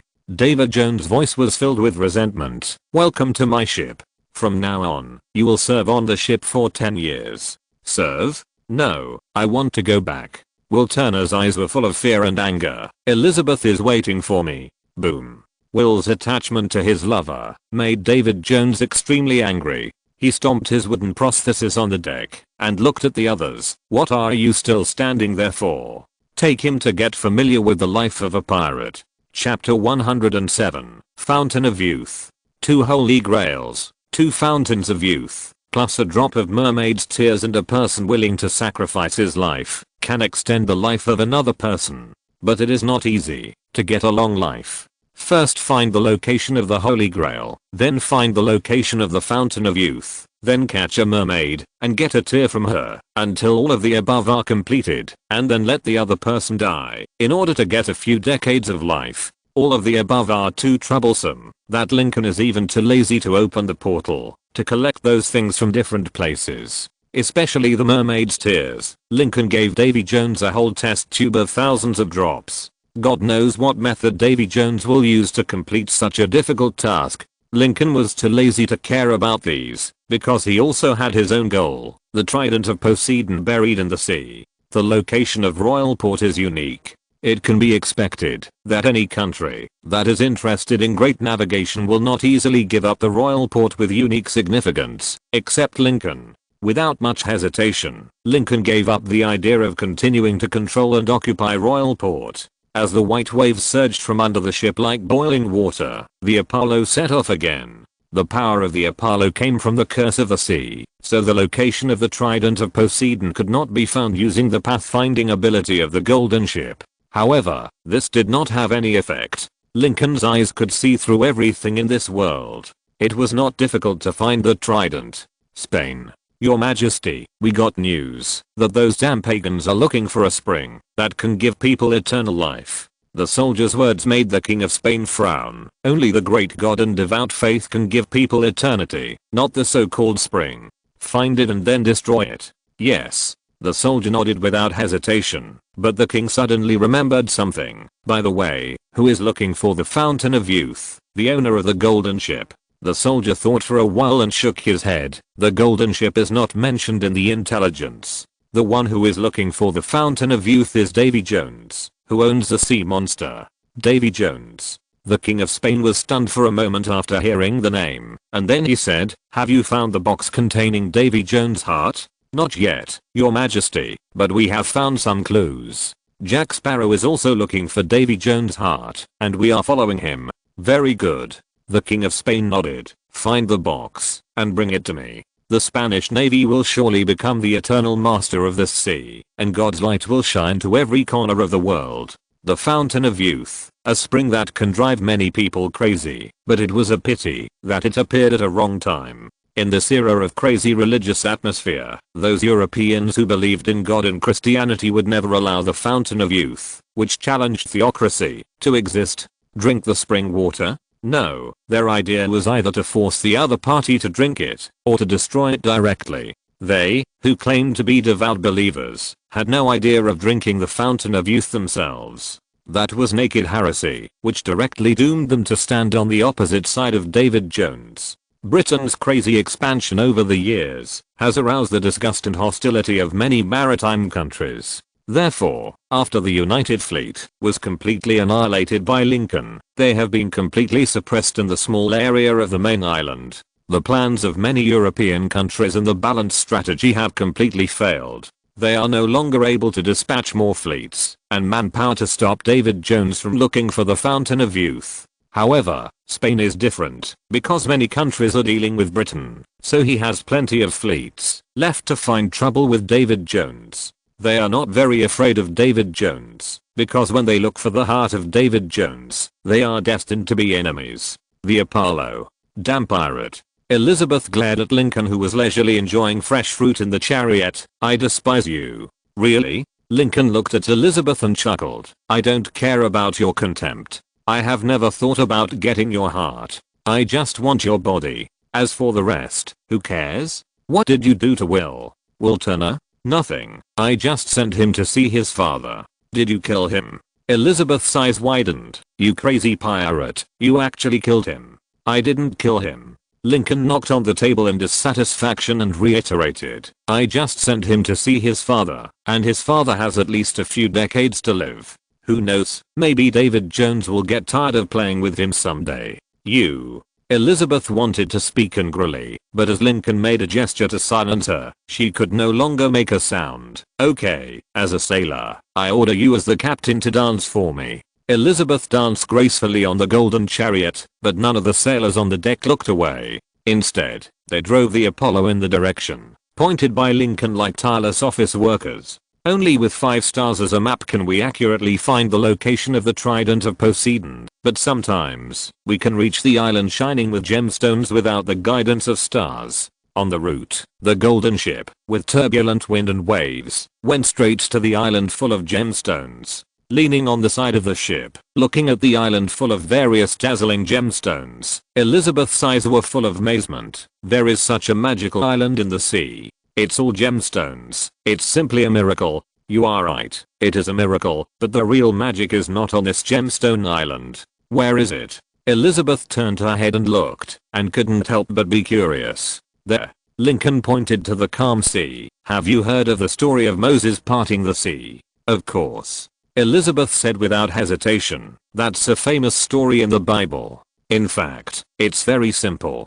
Lincoln chuckled, then stood at the bow, and stretched out his finger to the calm sea, flicking it slightly. Whoosh, the wind surged in an instant, and then, in Elizabeth's incredible eyes, the calm sea surface instantly rolled up raging waves. An invisible force eroded all the way down from the sea surface, and the waves roared continuously, but could not cross the invisible boundary at all. The sea water opened up all the way down from the sea surface, and a cliff several dozen meters high was created, and in the center of this seaway, a trident-shaped scepter appeared in front of everyone. Is that what you want to find? The environment under the seabed was complicated, but Elizabeth saw the trident at a glance. What is that? The trident of Poseidon. Lincoln stretched out his hand, and the invisible power spread in an instant, causing the trident to tremble, and pulled it out from the seabed, and was grabbed by him, a weapon that contains the power to control the sea. The power to control the sea. Elizabeth looked at the trident of Poseidon in Lincoln's hand, which was even asymmetrical in shape. That's it? Ignorant people always question more. The smile on Lincoln's face made Elizabeth a little angry, but as Lincoln pointed the tip of the trident at the ocean, she could no longer say the rest of the words. The separated sea water like a cliff in the abyss was closed in an instant, and the terrifying impact force raised a huge water column on the sea surface. But Lincoln just pressed the tip of the trident lightly, and the surging waves were calmed in an instant. Lincoln turned his head again, to look at the gem island, leaning on the trident, and pressing heavily on the deck. Visible ripples echoed with a buzzing sound spreading from the Apollo. In the shocked eyes of everyone, including Elizabeth, the ocean currents were generated out of thin air, turning into a tornado that uprooted the gem island from the continental shelf and lifted it to a high place. Under the sunlight, the crystal light of the gem island and the light from the splashing water combined to reflect a dreamy color. Lincoln held the trident in his right hand and lifted it up with his left hand.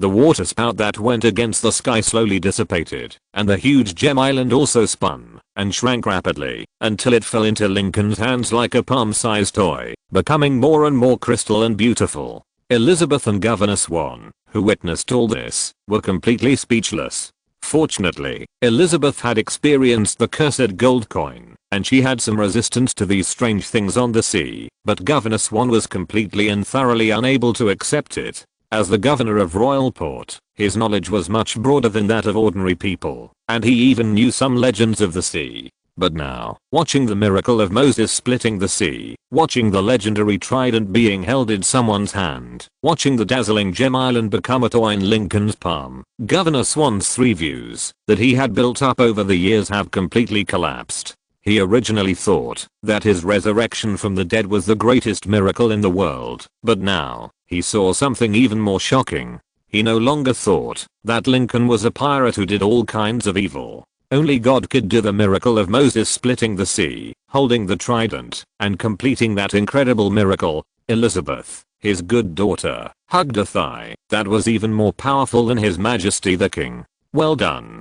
The blank space left by the gem island was quickly filled by the backflow of seawater, and the gem island was appropriately enlarged by Lincoln and thrown into the display cabinet to be used as an environmental embellishment for the trident of Poseidon. Holding the artifact of the sea, Lincoln looked into the distance, and with a touch of the tip of the staff, the waves surged, pushing the Apollo to sail quickly into the distance. Respected Captain, we found some ships. Ships? Blackbird walked out of the captain's room, drank a sip of wine, and then took out a telescope to look into the distance. Under the high-power vision, a group of black spots representing ships were vaguely revealed, but it was impossible to see who these fleets belonged to. Blackbird held the hilt of the knife on his waist and was silent for a while. Don't worry about them. Now, Finding the Fountain of Youth and the Holy Grail is the most important thing. As soon as he finished speaking, an undead man on the watchtower hurried to him. Captain, it's not good.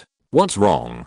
Blackbird frowned. Underwater. There is something underwater. The undead sailor was out of breath, and before he could speak clearly, the sea surface not far away suddenly surged. It was as if something huge was floating up rapidly from underwater, and a large amount of water surged on the sea surface, until finally, the sea surface exploded. White waves splashed everywhere, until everything was calm, and the seemingly tattered Flying Dutchman appeared in front of Blackbird. Whoosh, a sound of wind suddenly sounded, and Blackbird's palm was about to shake the long sword in his hand, but the cold texture was already on his neck, and then, the voice of Davy Jones came from behind. Let go of your palm, or die. Davy Jones. Blackbird's face turned ugly, and he raised his palm hesitantly. I remember there was no debt between you and me. Oh, really? Well, now there is.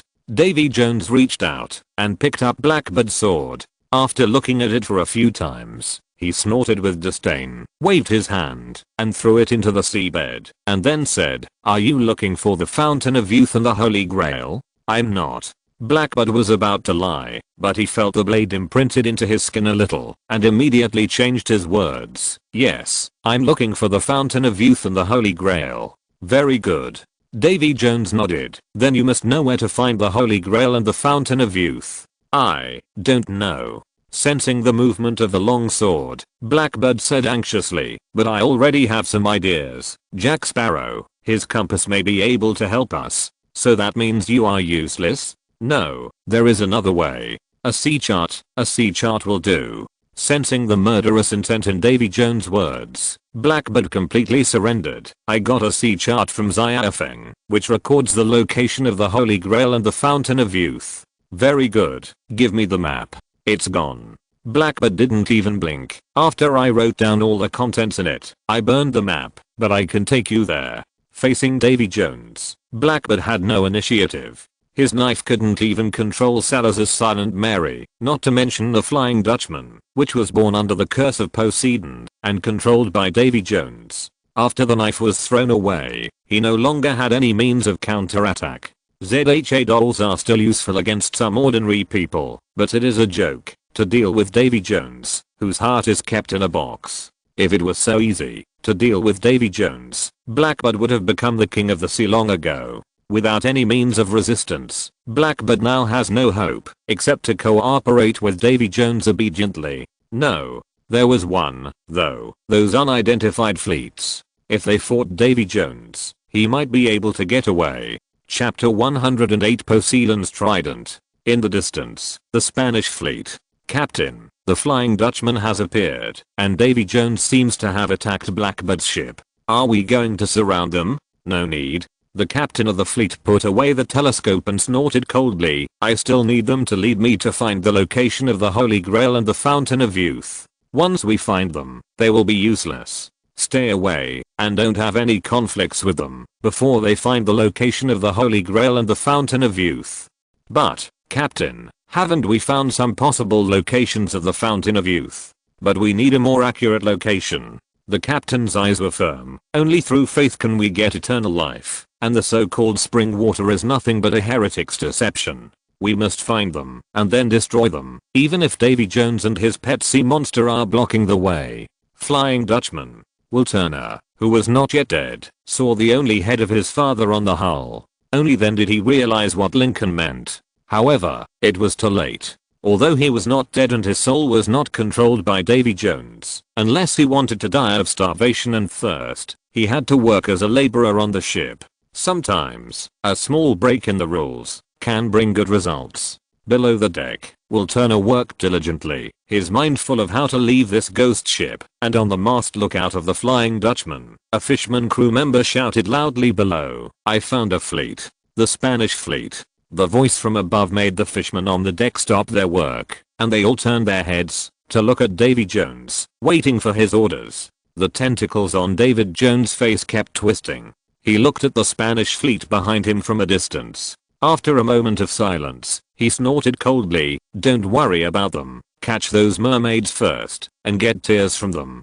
Through the telescope, the observer of the Spanish fleet clearly saw the movements of the Dutchman crew flying in the distance. "Captain, they seem to have discovered us. Prepare the artillery on standby. If they don't have the tendency to attack, just follow them and stare them to death." Yes, looking for death. David Jones knew clearly what the Spaniards wanted to do, but he had no time to take care of them now. Everyone in this scene knows that the tears of the mermaid race are particularly difficult to deal with. Even with the help of the Norwegian sea monster, David Jones has no particularly good way to get the tears of mermaids. Although Lincoln did not give him a time limit, David Jones did not dare to delay at all. He was worried that Lincoln would change his mind in the future, and he wanted to get real freedom as early as possible. White Wave Bay, the habitat of mermaids. There is no telling how many mermaids exist in this sea area. They would use their beautiful upper bodies and their songs that could affect people's minds to make sailors passing by lose themselves, and then smash the ships with their sharp teeth and claws and the impact of their bodies, dragging all the sailors into the water to kill and eat them. Except that they look a bit like humans. This strange race cannot be judged by any common sense about humans. White Wave Bay was silent at night. A large boat with humans tied to it was floating quietly on the sea. In order to attract the attention of the mermaids living on the seabed, Davy Jones ordered his sailors to light the lighthouse to illuminate the large boat clearly. On the Flying Dutchman, David Jones on the deck looked at the longboat used as bait and then looked back at the dark deck. "Are the cages ready? This time, we are going to catch many mermaids, and I won't allow any mistakes to happen anywhere." "Everything is ready." The first mate, who was lucky enough to survive, replied loudly, "We have emptied all the cells and used them all to hold mermaids." "Very good." David Jones nodded with satisfaction and then turned his head to look at the sea again with an eager look in his eyes. Come out quickly." In the seabed, invisible water flows endlessly. The bright lights reach the depths of the seabed, and the human smell on the longboat is even more exciting the hearts of the mermaids. The black shadows moved rapidly underwater, and finally, they couldn't help but float to the surface of the water. Their moving appearance was enough to attract the attention of countless people among humans. Their red lips opened slightly, and the charming singing echoed on the sea. On the longboat, the singing caught their ears. The people who were struggling frantically gradually stopped moving. The look in their eyes was replaced by yearning. They stood up unconsciously and looked out at the sea outside the longboat. The Flying Dutchman was quietly dormant. David Jones had no idea of saving those humans. Instead, he waved his hand fiercely to the pirates holding iron chains and shackles on the deck. "Go. Catch them." David Jones' voice fell, and the next moment, the wolf-like fishman sailor grabbed the iron bars and shackles and rushed out of the Flying Dutchman, flying towards the mermaids from under the sea. In the ocean, no creature can swim better than mermaids, not even these sailors of David Jones. But with a sneak attack and the Flying Dutchman in hand, it is not difficult to capture mermaids. The sailors affected by the curse don't have to worry about being affected by the singing and being eaten by mermaids. Waving the chains with shackles, they threw them out with wild laughter, cutting through the turbid sea water and hitting the mermaids one by one, imprisoning them tightly. The chains began to shrink, and more mermaids were pulled down to the Flying Dutchman and locked in the cages that had been vacated earlier. As the main habitat of the mermaids, White Wave Bay has a large population, especially they have a strong sense of revenge. As long as Davy Jones caught a mermaid and the ship remained in the sea, he would be attacked by mermaids continuously. The Flying Dutchman was not afraid of the attacks of these mermaids at all. Instead, Davy Jones could use this to continuously capture mermaids until the cage was full. The appearance of the Norwegian sea monster calmed everything down. The calm sea surface burst into water, and footsteps made a thumping sound on the deck. Davy Jones walked into the cage and looked at the mermaids with terrified faces. "I want your tears." Davy Jones's appearance did not scare the mermaids at all. A mermaid who looked a little older immediately screamed, "Give up. We will never give it to you." "Really?"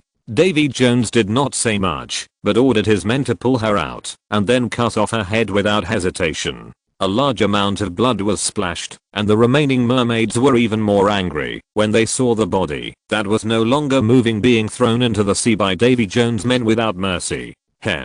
Davy Jones saw their eyes, but he didn't care and just pulled out another mermaid. "Are you willing to surrender? Dream on." Puff. Another head rolled on the ground. There are many mermaids in Baelang Bay. Those in the cage are far from all of them. With the Flying Dutchman and the Norwegian sea monster, Davy Jones is confident that he can catch those mermaids. In order to gain freedom, Davy Jones's heart is harder than ever before. After only one question, the mermaids who are unwilling to surrender will be mercilessly chopped off their heads. In just over 10 minutes, all the mermaids in the cell were killed. Large pieces of blood dyed the sea water, and pieces of corpses sank to the bottom of the sea like falling rocks. Looking at the bodies of their companions that kept falling, the mermaids who were not caught were full of anger and grief in their eyes, but before they could take any action, the Flying Dutchman and the Norwegian sea monster came aggressively, and then more mermaids were killed mercilessly. In just a few hours, the number of deaths in the mermaid group exceeded the number of deaths by others, and natural deaths since their birth. This brutal massacre made the mermaids realize that they were powerless to fight against Davy Jones, and also let them know that Davy Jones would really kill them all without hesitation. Surrender or be completely exterminated. This is not a choice at all. For ordinary human fleets, the mermaids are indeed a big threat, but facing Davy Jones, they are actually nothing. The Norwegian sea monster suppresses all disobedience. In order not to be hunted down by Davy Jones in the name of some tears, the mermaids surrendered. Their tear glands are fully open, and tears keep falling, dripping into the test tubes, completing the tasks assigned by Lincoln for Davy Jones. Until the entire test tube was completely filled, Davy Jones smiled. The tears of the mermaids are enough. The next is the Holy Grail and the Fountain of Youth. White Wave Bay, the habitat of mermaids, is also a must-go place to find the Holy Grail and the Fountain of Youth. This is the last stop of the ocean route, and the rest of the journey will all be on the island. The Holy Grail and the Fountain of Youth were both on the island in front of him, but Davy Jones fell into silence. Restricted by the curse, he could not land on the island after having already landed. His sailors could, but he said that the IQ of those idiots was a bit uncertain. Blackbird was obviously an untrustworthy character, and there were those damn Spaniards watching him from behind. In silence, Davy Jones's eyes gradually changed. He looked at the Spanish fleet that was approaching the island in the distance, and his eyes were full of murderous intent. Summon the Norwegian sea monster and kill them all. Yes. Boom. Within just one day, the buzzing sound resounded in the ocean again. The sun had not yet risen, and the Death Star had already lit up in the sky. The buzzing sound of summoning the Norwegian sea monster spread along the ocean, and the staff of the Spanish fleet suddenly changed their faces. "Captain, David Jones has started to summon the sea monster. Don't worry about him." The captain's face was grim. "We have enough ships. We will pay some ships as a price to land on the island, and then completely destroy the power of the heretic. This is the most important thing." Crash. The sound of water flow sounded, and huge tentacles came out from the depths of the seabed. The cannons of the ships surrounded roared, but the shells that were enough to collapse the wooden hull could not cause any harm to the Norwegian sea monster. The huge, suction-covered tentacles wrapped around the hull, and then suddenly came down. Boom. The powerful force instantly tore the solid hull in half from the middle, and the surging water column rushed into the sky. As the tentacles danced wildly, in a short moment, a ship turned into wreckage and fell to the bottom of the sea. Without any hesitation, the Norwegian sea monster looked at the second ship. Boom. The water column rushed up to the sky, and another warship was forcibly pulled to the bottom of the sea. However, David Jones's face became more and more ugly. It took him too much time to make the group of mermaids surrender, and he underestimated the courage of the Spaniards. Even with the full resistance of the Norwegian sea monster, there was not enough time for everyone to die in the sea. One ship after another was mercilessly pulled to the bottom of the sea and turned into remains, but this did not calm the anger in David Jones' heart. The Spanish fleet was vulnerable in front of David Jones, but the cold-blooded captain relied on sacrificing most of the crew to allow the remaining people to wait successfully. As the remaining ships were also controlled, the last retreat of these people was completely cut off. "Spaniards, do you want to be trapped to death on this deserted island?" Davy Jones shouted to the soldiers on the island. "You will never have a chance to leave here. Ha. The Spanish captain looked at Davy Jones and sneered. You can't stay here all the time, because your heart is not here. You. Davy Jones suddenly realized something. You deserve to die. He roared angrily, suddenly drew out his sword, and yelled at the crew on the ship. Everyone go ashore, and kill them all. Ship. Captain, look. The merman sailors did not move, but pointed at the sea in the distance and shrank back. Yes, it's a golden ship. Golden ship. Davy Jones' eyes widened involuntarily, and before he could see the hull shining with golden light in the distance, Lincoln's voice suddenly sounded behind him. David Jones, do you have any good news for me? Hearing the flat voice, David Jones' body suddenly stiffened, and then he took out the test tube of mermaid's tears from his pocket, and handed it to Lincoln respectfully. Dear master, I have obtained the mermaid's tears, the holy grail and the fountain of youth, all on this island. But those Spaniards have got there first, and I'm going to send my crew to kill them all. Get there first. Lincoln narrowed his eyes, and looked at the figure walking through the forest. This doesn't count as getting there first. What do you mean? Lincoln did not reply to him, but pointed the trident in his hand directly at the island in front of him, his voice indifferent. See, obey my command, swallow it.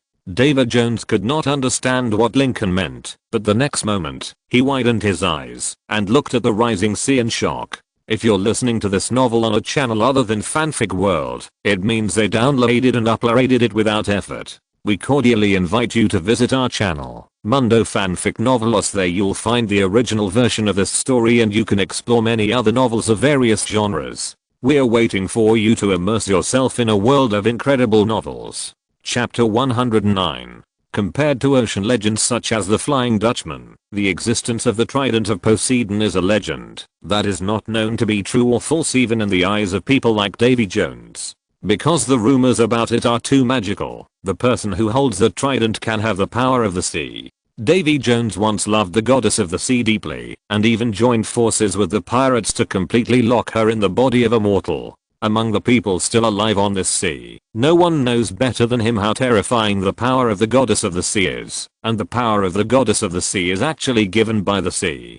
God can control the power of the sea, which Davy Jones can still recognize. But a mere trident can give the person who holds it the power to control the sea, which Davy Jones can hardly accept anyway. This makes him think from the bottom of his heart that the existence of the trident is simply a legend compiled out of thin air by those mortals because of their wishes. The more life that can feel the power of the sea, the less likely it is to believe in the existence of the trident, and Davy Jones is just the person closest to the power of the sea. From the beginning, he had never thought that when he was looking for the Fountain of Youth and the Holy Grail, Lincoln's goal would be the Trident of Poseidon, because he thought that thing did not exist at all. But now, Davy Jones knew he was wrong. The shining scepter was caught in Lincoln's hand. Without any other extra movements, he just pointed it in the direction of the Spaniards. The endless sea current was controlled by Lincoln and turned into a stream of water flowing on the island.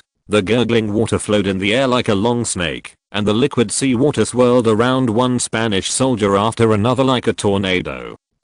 What is this? No. Let me go. Don't. Magic. This must be the witch's magic. Help. Help. Surrounded by rapids, the irresistible force from the ocean took away the spears in their hands, soaked their clothes, dragged them out of the woods and slapped them on the shore. The cold and bitter sea water soaked everyone thoroughly. Standing up from the ocean, the Apollo, which was surging in the distance with overwhelming force, made them tremble in their hearts. The magnificence of the Apollo was awe-inspiring, and Lincoln, who was holding the trident and looking down from a height, was no longer human in their eyes. Heretics. You are a damn heretic. The legend of the Trident of Poseidon does not exist in the Bible. Therefore, in the eyes of the captain of the Spanish fleet who believed in Christianity, Lincoln, who held the trident and mastered the power of the sea, was a naked heretic. The brainwashing of religion on people at this time surpassed people's fear of Lincoln. His face was full of anger. He drew out the long sword at his waist and pointed it at Lincoln. Put down the trident that belongs to the heretic in your hand and come down to duel with me. Hearing the words of the Spanish captain, David Jones' eyelids jumped suddenly. He knew that something was going to happen, and he couldn't help but take a few steps back, fearing that the blood of this damn guy would splash on him after he died. Lincoln didn't pay attention to David Jones's actions, but sighed as he looked at the captain who was shouting with his sword raised below. "So I don't like religion very much. It can make people crazier than pirates. Heresy." The captain of the fleet couldn't hear Lincoln's sigh, but just kept shouting with his sword raised. But the next moment, his throat seemed to be pinched to death, and he looked up at the sky with horror. In the sky, dark clouds gathered like a huge vortex. The clouds covered the sky and completely obscured the high sun. The sky became gloomy, and the originally calm ocean became extremely agitated. The sharply rising air pressure was like a heavy weight pressing on everyone's heart, and the abnormally low temperature made their bodies tremble. The wailing air gathered in the air into a storm that penetrated the sky and the earth. Thunder and lightning roared in the air. With golden light emitting from his pupils, Lincoln slowly landed on the sand. The tip of the trident gently placed on the chest of the already stunned captain, and his voice hummed and echoed, "Mortal, what did you just say? There are guys like David Jones in this world, so the golden ship and the control of water flow are nothing to the Spanish captain." But now, the sky has changed drastically, the storm is roaring, and the thunder is rolling. Looking at Lincoln in front of him with golden light radiating like a god, the Spanish captain almost lost the ability to speak. You, this is impossible, the foolish opinion of the ignorant." Lincoln looked at the captain in front of him, his eyes full of silence, and after a cold snort, the trident in his hand suddenly moved forward once. Swish. Without any hindrance, the sharp tip of the halberd pierced the captain's skin, muscles, bones and even heart. The severe pain made him regain consciousness. He looked at Lincoln with incredible eyes, and raised his hand with difficulty, as if he wanted to swing the sword down. Lincoln just watched calmly, watching his body completely disintegrate before the long sword fell, turning into countless crabs scattered on the beach. The drastic change in the sky and the pressure brought by Lincoln made the crabs containing the captain's soul flee, leaving footprints on the beach. Lincoln did not stop them, with a faint smile on his lips. The power of the trident is incredibly powerful. As long as the holder can control it, he can use it to do all kinds of incredible things. For example, breaking a person's body into marine creatures, and letting his soul be imprisoned in these creatures, feeling death, hunger, and pain over and over again. As a person with a small mind, Lincoln would never let this guy live well. Just use him to test the power of the trident. Kill two birds with one stone. Behind Lincoln, watching the crabs scattered, the look in David Jones' eyes changed again. As a person who was given a responsibility by the goddess of the sea but gave up, David Jones could clearly feel that the captain was not dead, and his soul existed in these crabs. Davy Jones knew clearly that the captain would be tortured next, which made him feel awed. The power of the trident was beyond his imagination, and he was also afraid of Lincoln's methods. Before Lincoln, there had never been a precedent in this ocean where a person's soul was imprisoned to endure the torture of life and death.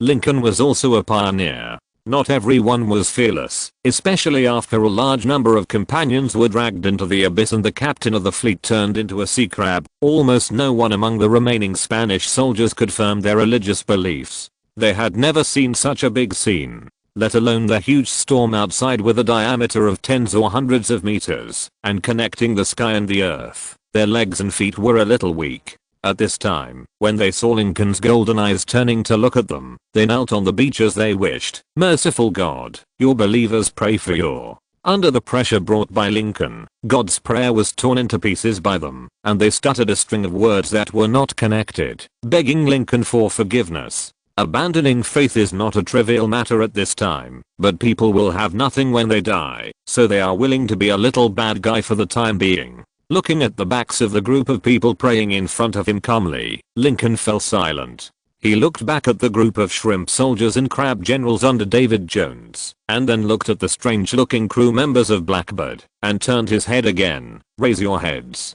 A moment later, the branches and leaves rustled, and the soldiers in uniform disappeared deep in the forest. As the strange visions in the sky and the sea dissipated, and the invisible sense of oppression disappeared, Davy Jones took a step forward and said, "You let them go? Aren't you worried that they will steal the Holy Grail and destroy the Fountain of Youth?" Lincoln did not speak, but just stretched out his hand and drew a line in the air.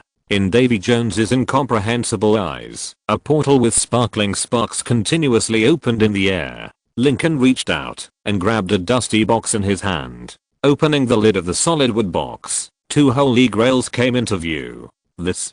Davy Jones' eyes were full of shock. Shouldn't the holy grail be on the island? How could it be? It is indeed on the island, but if it doesn't even have the ability to cross time and space, how can I control the golden ship and hold the trident? Lincoln's words made Davy Jones fall into silence, but before he could be silent for long, a larger portal opened in front of him. This time, Davy Jones could finally see the scene on the other side of the portal. A cave that looked a little hazy. Light shone from the gap above the cave, shining directly on the strange rocks in the center of the cave, where water kept dripping from the middle. There were stone pillars with climbing green plants all around, as well as gurgling water and bottomless pools. Without saying much, David Jones already knew that the cave in front of him was the fountain of youth that so many people longed for. Looking at the hazy world, the tightly bound Blackbird's eyes were full of excitement and desire. He kept struggling to rush in and take a look at the fountain of youth that made him so eager, but the next moment he took a step, he was firmly pressed on the deck by several fish pirates.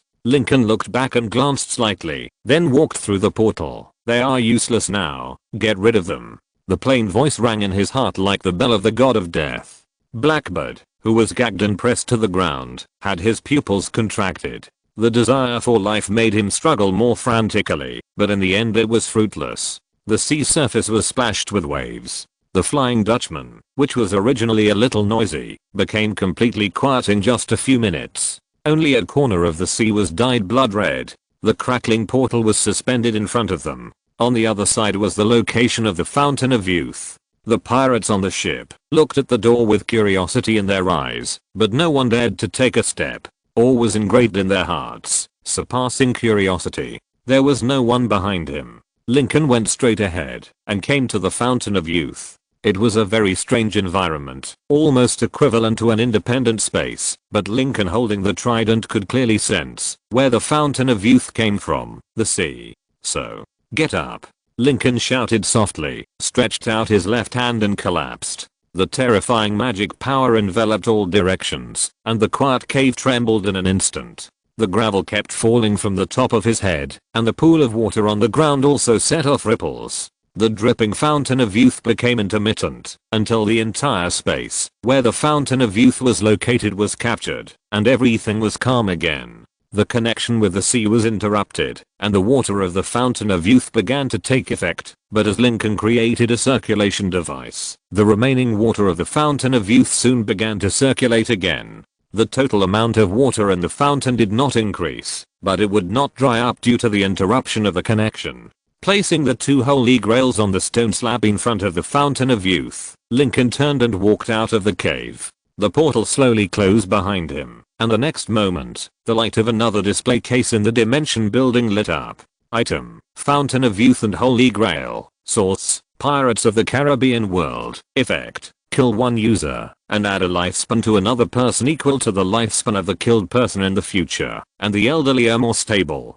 David Jones didn't know what Lincoln did in the Fountain of Youth, but when he saw the portal closed, he knew that the time he had been waiting for had finally arrived. There was some excitement in his eyes, and he stepped forward and looked at Lincoln. You have already obtained the Mermaid's Tears, the Holy Grail and the Fountain of Youth. According to the agreement, my soul is mine. Of course. Lincoln nodded as a matter of course, pointing to the vast sea in the distance. You are free. You can leave now.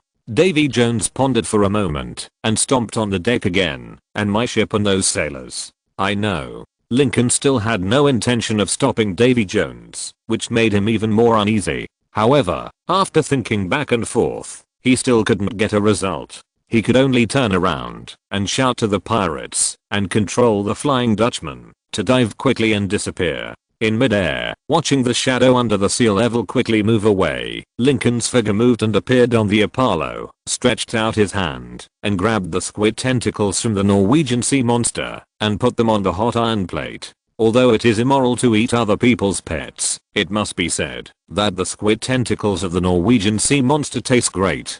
Those poor Spanish soldiers are doomed to live on this island for a long time, until the King of Spain calls them back.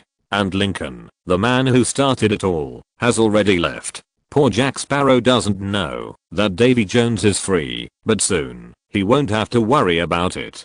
Because the curse will be lifted, not only of Davy Jones, but also of Captain Salazar, who is trapped in the Bermuda Triangle. Pray that the lucky Captain Jack will not be caught and sent to the gallows. Chapter 110. Welcome to the zoo.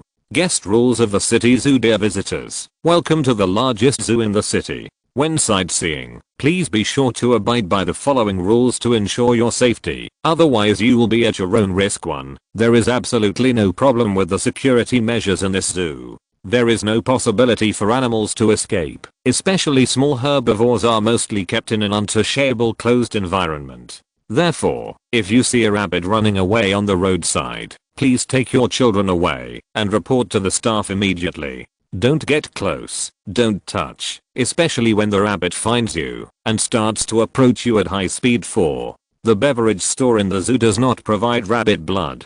If you see it on the shelf, please don't buy it. In the zoo, look down at the visitor rules with the zoo map printed on the back of the hand, and then look back at the one-way zoo gate behind him. Lincoln was silent. Although he didn't know much about the thing in his hand, he still knew a little bit. Rules. Type Weird Talk Zoo, a place with all kinds of strange rules. Follow the rules. You can leave here safely, and if you don't follow the rules, the end is often not good. The zoo gate behind him was one way, and thanks to the strange existence behind the strange story, no one tried to leave from the one-way zoo gate, but followed the route given by the zoo, and continued to explore inside, and finally left from another exit. Lincoln didn't know how long he had kept this rule, that was not written anywhere, but he decided to be a warrior today. There were many convenience stations set up on the routes throughout the zoo for tourists to buy goods. Lincoln just turned his head casually and saw a convenience station. Not only that, he even saw a red drink marked as rabbit blood on the shelf in the convenience station. With the macrovision ability activated, Lincoln saw at a glance that the composition of the red drink had nothing to do with the blood composition of any creature known to human society. There is a special energy composition in it, but who the hell cares? Anyway, it can't affect him. Lincoln walked to the convenience station and stopped. After a moment of silence, he took out a gold coin from his body. Do you support gold coins to pay for bills here? The blue-clothed salesperson who thought Lincoln was going to buy drinks or doll peripherals was silent. He looked down at the golden coin in Lincoln's hand, and then at Lincoln's simple and pure face, and he was a little dumbfounded. He has been working as a salesman here for a while, and he has met many different customers, but it is the first time he has seen someone like Lincoln who comes to buy things with a real gold coin. In this zoo where weirdness is the biggest threat, the employee manual does not mention whether a salesman should accept a gold coin as payment.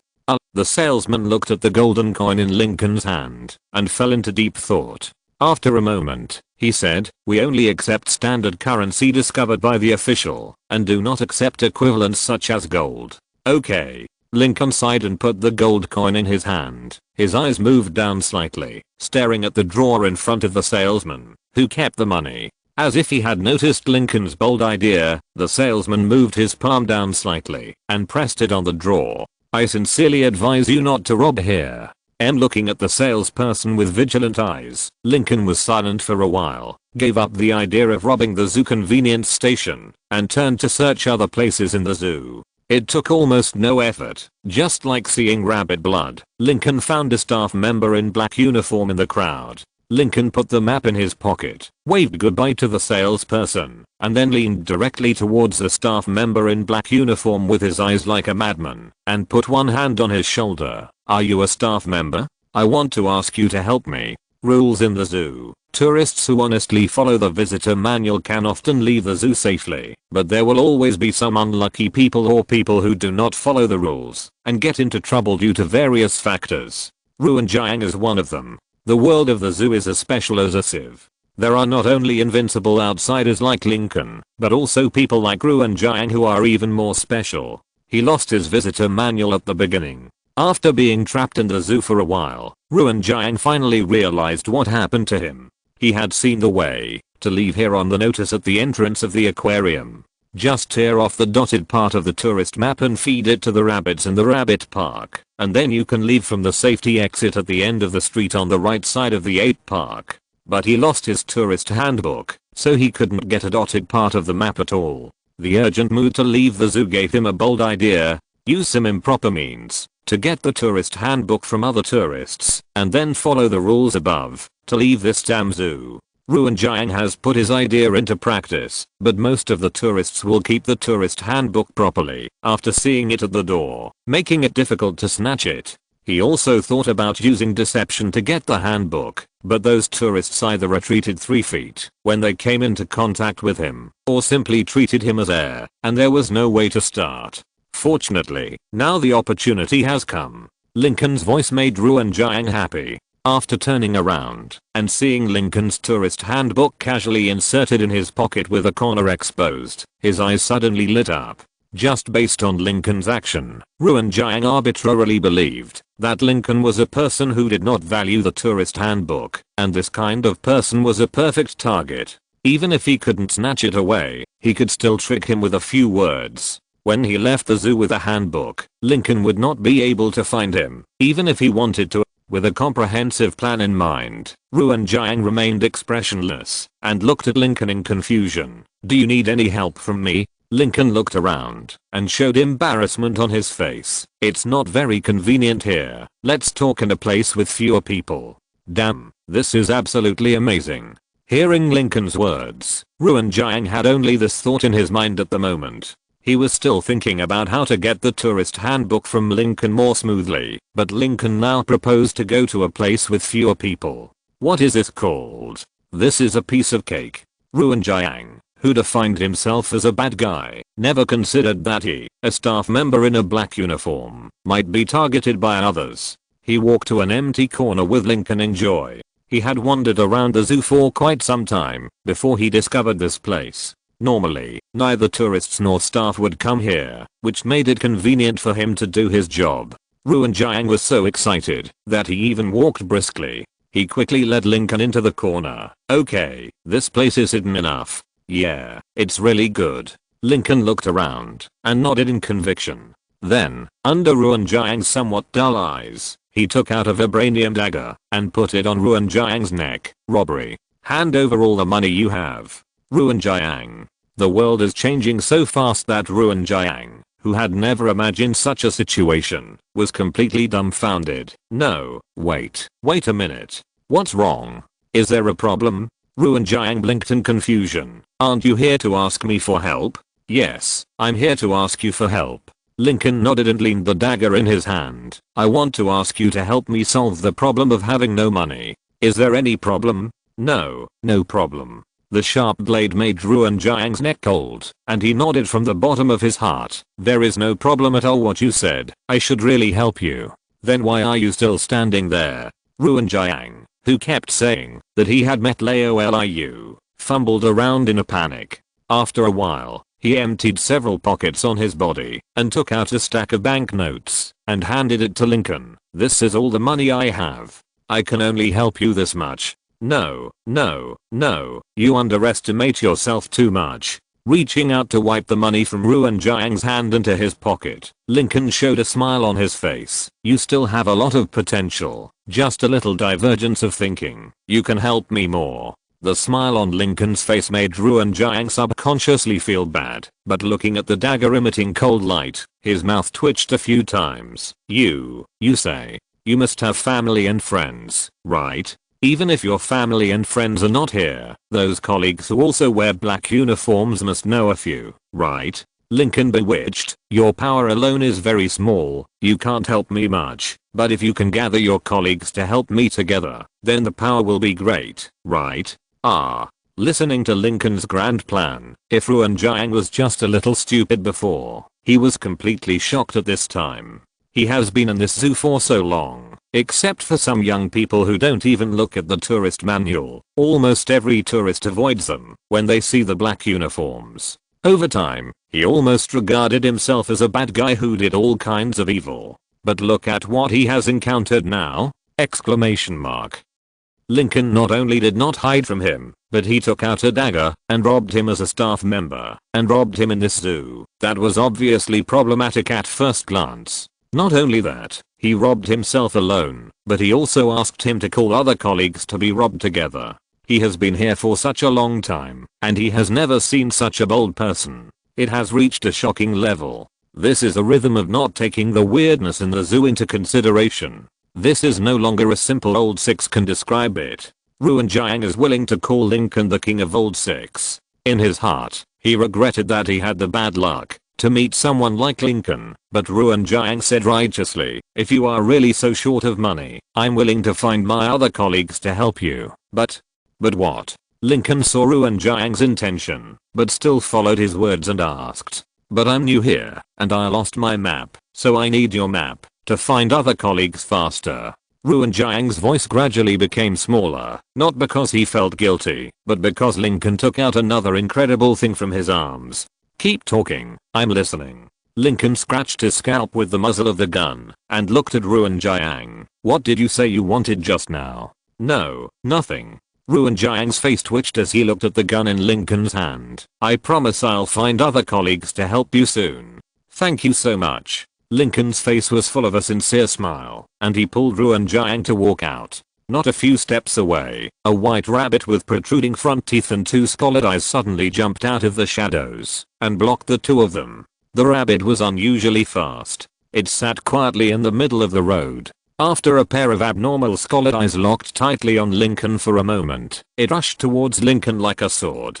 Ruan Jiang, who knew that rabbits represented special meanings in this zoo, was delighted. As a staff member in black uniform, he was not worried about the rabbits hurting him. On the contrary, tourists like Lincoln would definitely have bad things happen if they came into contact with rabbits. At that time, he would have a chance to escape.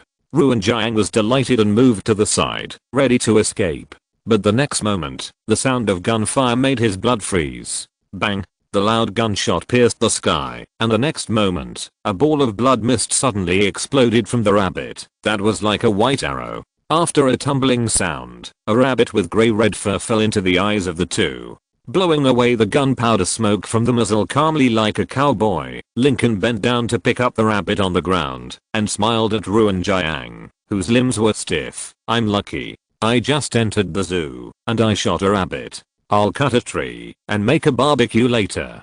Looking at the rabbit that Lincoln grabbed by the ears and held in his hand, Ruan Jiang looked at Lincoln with fear in his eyes. He surrendered before, just because he didn't dare to gamble, but he thought in his heart that the gun in Lincoln's hand was a fake gun for show. But now he is sure that the gun in Lincoln's hand is indeed a real gun. Not only is it a real gun that can kill rabbits, but Lincoln, who is holding a gun, is also a ruthless person who dares to shoot directly in the zoo. At this moment, Ruan Jiang is already complaining in his heart. It's okay to be stuffed into this weird zoo, and it's not anyone's fault to lose the tourist manual and be forced to change jobs. It's not unacceptable to be trapped in the zoo for a long time and leave, but why does he have to meet someone like Lincoln now? Being pulled out by Lincoln, Ruan Jiang felt like he had lost his parents. Just then, a tourist holding a brochure walked by and said, "Dear tourists, welcome to the largest zoo in this city. Chapter 111 I want to be the most eye-catching man in this zoo." With Ruan Jiang in a black uniform beside him, holding a dead red-eyed rabbit in his hand, Lincoln now looked like a plague god in the eyes of other visitors to the zoo. He didn't need to deliberately find the way. Wherever he passed, the tourists would avoid him like a jinx. It was so convenient. But with the benefits, the troubles also came. You can't even find someone with this little ability? Touching his still shriveled purse, Lincoln looked at Ruan Jiang with some dissatisfaction, which made his heart tremble. I can't help it. I really can't find them. While defending himself, Ruan Jiang was also full of confusion at this time. Usually, he could see a lot of staff members wearing black uniforms when he walked around the zoo. Even if it was just today, he had seen a lot of them before Lincoln found him. But now, after he met Lincoln, when he needed these colleagues to help, they all disappeared. This strong sense of deja vu reminded Ruan Jiang of his key that was everywhere when he didn't need it, and nowhere to find when he wanted to go out.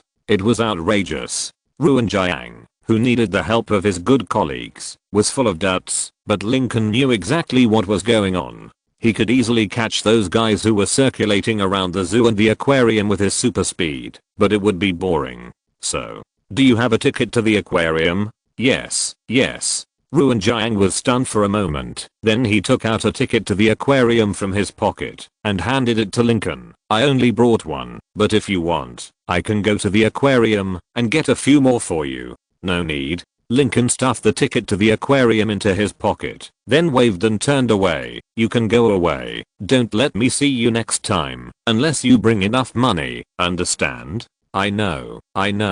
Knowing that he had saved his life, Ruan Jiang nodded and bowed with a smile on his face, and he was deeply relieved after watching Lincoln's back go away. But then, the smile on his face disappeared, because at his feet, there was the stale rabbit that was killed by Lincoln. Dead rabbit. Ruan Jiang looked down at the rabbit at his feet in silence. The eyes of the blood-stained rabbit corpse did not fade at all because of death. On the contrary, the eyes like the abyss became more scarlet and deep, like a whirlpool attracting people's consciousness to sink. The zoo security guards had noticed the abnormality, but before they arrived, the rabbit that should have been beaten to death began to shake. The filth that contaminated the white fur was constantly shaken off like dust, and the next moment, the rabbit was strangely resurrected. It did not pay more attention to Ruan Jiang, who had been contaminated into a black-clothed staff member, but turned its head to look at the tourists in the distance and the security guards who were rushing over. The staff in the monitoring room were notifying the dean and other employees of what happened in the zoo, and the instigator of everything had returned to the convenience store at the entrance of the zoo with the money funded by Ruan Jiang. He was only gone for a short while, and the rabbit blood on the shelf had been collected by the salesperson, and the different rabbit peripherals were also placed in a place that ordinary people could not touch. But this can't stump Lincoln at all, not to mention that the strange existence lurking in the zoo will help Lincoln. The id in the zoo is an abnormality of distorted cognition. When people in the zoo break the rules, they will be noticed by it, and their cognition will be distorted. Such polluted people will gradually change from normal humans to other strange non-humans, rabbits, goats, or others, and the final outcome is often the same: death. Generally speaking, this kind of thing that distorts mental cognition will be Lincoln's weakness, but Lincoln, who has been enhanced in the dream world, is not afraid at all. Not only that, Lincoln can also use the power of it. For example, there is rabbit blood on the shelf. There is rabbit blood on the shelf. There is rabbit blood on the shelf. After just a few silent words in his heart, Lincoln looked back at the shelf behind the salesperson, and a bottle of rabbit blood that did not exist at all appeared out of thin air. Reaching out and slapping the money on the table, Lincoln pointed to the shelf. "Give me a bottle of rabbit blood." The salesperson looked at Lincoln, who had gone back and forth, and then looked at the rabbit blood on the shelf behind him. He was also dumbfounded. After a moment of silence, he kindly reminded, "Have you not read the tourist manual?" "Yes, but I believe that, as long as I have a firm enough belief, everything will be fine." Lincoln was as bold as a tiger and took out the ticket to the aquarium from his pocket. "Look, I just found a staff member in black clothes and asked for a ticket to the aquarium. By the way, I killed a rabbit on the way. Isn't it nothing? Give me 2 bottles of rabbit blood and give me that rabbit mask. By the way, do you have rabbit earrings here?" To be honest, the salesperson believed that Lincoln could really do those things because he did see Lincoln and a staff member in black clothes leave with his own eyes, and also saw the ticket in front of him. Thinking of the gunshot not long ago, the salesperson knew very well what kind of guy Lincoln was. For ordinary tourists, the zoo is full of dangers, but Lincoln may really treat it as an amusement park. For this tough guy who has violated all kinds of rules, selling rabbit blood and peripheral toys is not a big deal, but the salesman's professional ethics does not allow him to do so. He is well aware of the dangers in the zoo, but he still sticks here with the purpose of saving any tourists who can still be saved. Even though Lincoln has little hope in his eyes, he is still a human being and a tourist who deserves to be saved. The salesman was very confident, and his position was not shaken by Lincoln's words. "I'm sorry, our store does not sell any rabbit-related peripheral products to adults. Article 12 of the Visitor's Guidelines for the City Zoo. Any animal peripheral toys, including rabbits, can be purchased for children aged 12 and under. Children aged 13 to 17 should discard the rabbit dolls within 1 month after purchasing them. People aged 18 and over are not allowed to buy rabbit toys. Lincoln pondered for a moment, then raised his head and looked at the salesperson in front of him with a serious expression. You may not believe it, but although I look a little anxious, I'm actually only a 12-year-old child, so you can just give me all the rabbit peripherals. What is lying with open eyes? This is lying with open eyes. Looking at Lincoln, who was obsessed with the rabbit peripherals and rabbit blood, and even said that he was a 12-year-old child, the salesperson was completely speechless. A person who was over 1.8 meters tall and had 2 big pectoral muscles could be a 12-year-old child? Why didn't you say you were only 8 years old? Exclamation mark. The salesperson just rolled his eyes and was about to put the rabbit blood away when the voices of those who were truly committed to trapping the weirdness of the zoo suddenly came from the headphones. Confirm with him that he will not throw away the peripherals and give them to other tourists at will and then sell the things to him. It is an existence that can distort human cognition. The existence of the zoo is to establish a closed loop space to achieve its containment. Its greatest harm is that it can pollute people's cognition, so the zoo needs a large number of people with normal cognition to enter, so as to achieve the confrontation between normal cognition and abnormal cognition. Visitors who enter need to escape safely, and employees and zoo directors help them escape safely. But in fact, the need for maintenance also exists, which is carried out by another part of the people who build the zoo. They will not intervene directly, but quietly watch the development of everything in the monitoring room and make real-time adjustments.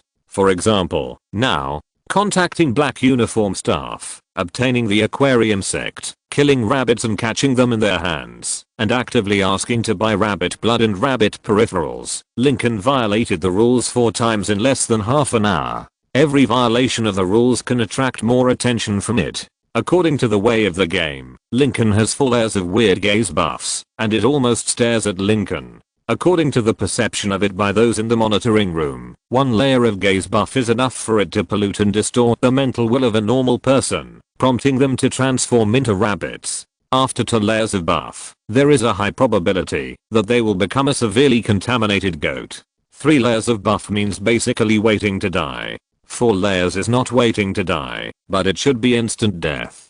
But what do they see now? Lincoln is not only alive and well, but he even tries to stack a few more layers of buff for himself. Theoretically, if a person's mental will is strong enough to believe that he is a human being, he can completely break a bunch of rules and be safe. But the fact is that the more you break the rules, the more likely you are to attract the attention of it. As long as you hesitate for a moment, you will be contaminated by facing it and will die. They have been in the monitoring room of the zoo for a long time. They have seen people who are not affected by stacking 1 layer of buff, but no one can be unaffected by more than 2 layers. It is unheard of for someone like Lincoln to achieve the theoretical level directly. How do the researchers who came up with the zoo's containment measures describe it?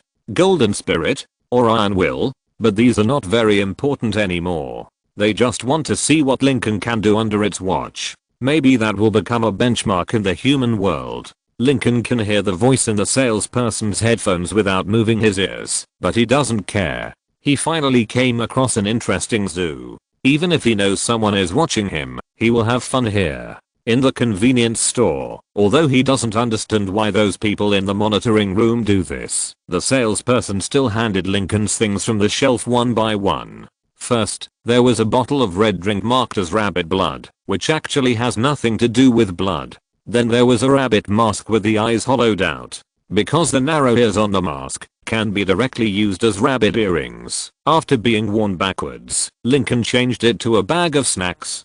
Don't get me wrong, this snack is not for Lincoln himself, he prepared it for the rabbits. Article 8 of the Zoo Visitor Code, do not feed rabbits, but other animals are fine. When Lincoln left the convenience store with satisfaction, the buff on his body had increased from 4 layers to 6 layers. After leaving the convenience store, Lincoln did not start a pleasant trip to the zoo. Instead, he unscrewed the bottle cap and took a sip of the rabbit blood drink. At first, Lincoln was a little cautious, worried that the taste of this thing was not good, but after a sip, his eyes lit up. This taste is so weird, it's better to open a beverage store. It's not a dream to make 10 billion a year. The taste of the drink itself is not necessarily very good, but the power mixed drink that belongs to it has a unique flavor. Even for people like Lincoln, it can show a delicious taste. No wonder this thing cannot be sold to ordinary tourists. According to Human Resistance, the temptation of this thing to people is comparable to some banned drugs. One sip can directly pollute people deeply. In the indescribable strange space, it has awakened and focused all its attention on the zoo. Lincoln's shadow under the sunlight has become the medium of its existence. In that dark shadow, its attention is all focused on Lincoln. Lincoln has superimposed an unprecedented 6 layers of buff on himself, which is something that no human he has ever met has ever done. As early as when Lincoln added 2 layers of buffs to himself, it had already noticed Lincoln's existence. Every time Lincoln added more buffs to himself, it was eager to try to distort Lincoln's cognition so that he could be eaten by itself. However, until the 6th layer of buffs was added, it had not made any progress after 4 attempts. It was very unhappy. Very unhappy.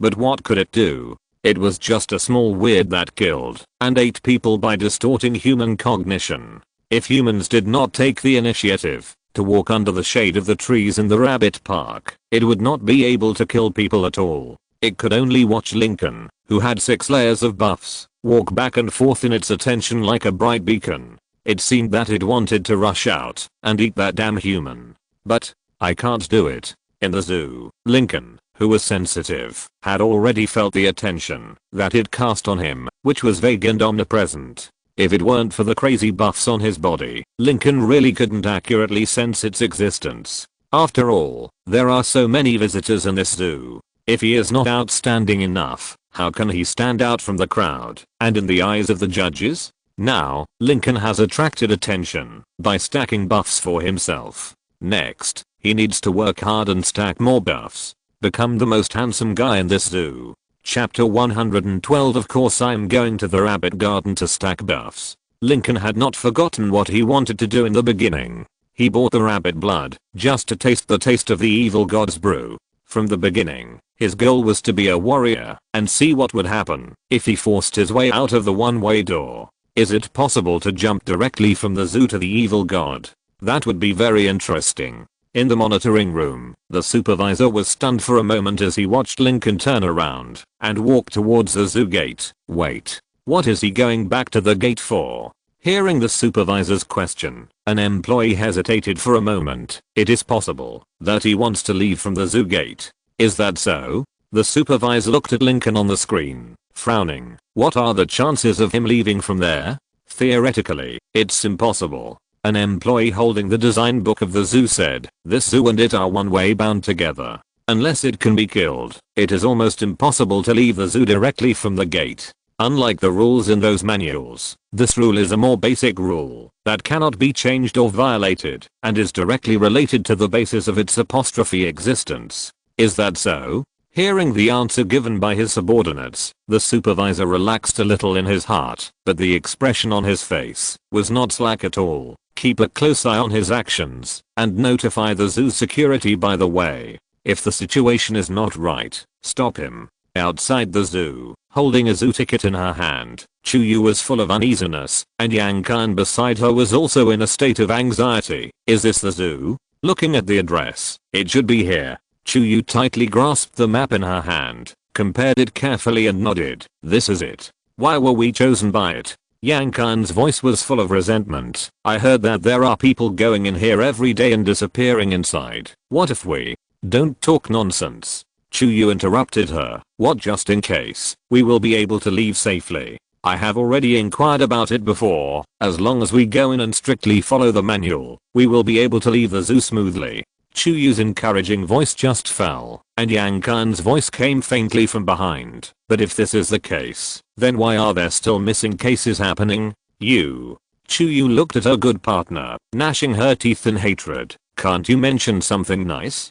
Something nice. Yang Kan was silent for a moment and looked to the side. There are so many people coming here. The probability of a missing case occurring among them should be higher than the probability of it occurring between the two of us. Chuyu looked up at other places outside the zoo. There were small groups or individuals hesitating outside in different places. Like Chuyu and her, they were all selected people. They were not going to die, but to enter the zoo for a tour and fight against the zoo's abnormal cognition with normal cognition. And they didn't want to have other discussions with Yang Kan on this. Taking a deep breath, to gather courage for herself, Chuyu took Yang Kan and walked towards the gate of the zoo. But before she pulled Yang Kan into the gate, a different figure in the zoo attracted their attention. The one-way ticket gate of the city zoo was in normal operation, and the gate next to the gate was tightly closed and would only be opened at certain special times. Lincoln certainly would not try to leave through the one-way gate because there were still people outside trying to enter, which was impolite. He chose to see if he could politely dismantle the iron gate and open it, and then go out directly through the gate. Reaching out to grab the steel gate full of metal texture, Lincoln's arm just shook slightly, and the sound of dingling and clanging echoed. In an instant, the noisy crowd quieted down. Whether it was the people doing psychological surveillance outside, the people who were checking tickets, or the people who had already entered the zoo, everyone stopped what they were doing and looked at Lincoln, who was shaking the iron gate back and forth. In the monitoring room, looking at the iron gate that was shaking and making noises with just a little effort from Lincoln, the expression on the supervisor's face suddenly changed. Is this iron gate so weak when it was designed? It should be very strong. The employee holding the design book in his hand looked at the monitoring with his eyes almost popping out. Theoretically, he shouldn't be able to shake the iron gate at all. No matter the weight, structure or the ability of it, this iron gate should definitely not be something that humans can shake. So you mean this guy is not human? Looking at Lincoln's figure, the supervisor's facial features almost wrinkled. Their world is very special, so special that places like zoos will occasionally show some outsiders with no background. Lincoln is one of them, but except Lincoln, all the outsiders so far have behaved no different from ordinary humans.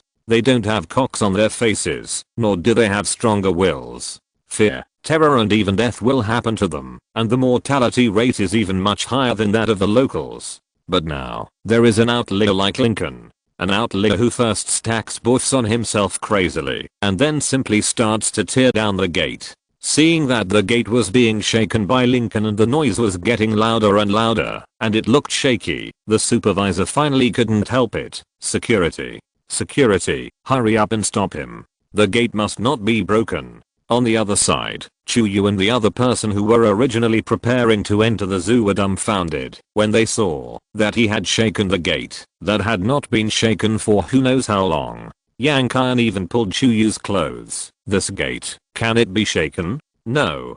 Don't think so. Chuyu's eyes immediately glared when she heard that her good friend seemed to have a bold idea. He must not do this. Chuyu was talking and then saw several security guards in blue uniforms walked to Lincoln. I'm sorry, sir. This is a door specially used to transport large goods, which is usually not open. This is the entrance to the zoo. For the personal safety of you and others, please follow the map instructions to the zoo exit. If you insist on disrupting the order of the zoo and seriously affect and endanger the lives and safety of other tourists, then we can only take certain compulsory measures. What will happen if I walk out of here? We don't know. The security guard was very calm, but there is a great possibility that you will never be able to return to this zoo again. Lincoln fell silent as he looked at the rabbit on the grass in the distance behind the security guard. To be honest, rabbit blood is delicious, so he wanted to taste what the rabbit made by the evil god tasted like, so he gave up the idea of breaking out.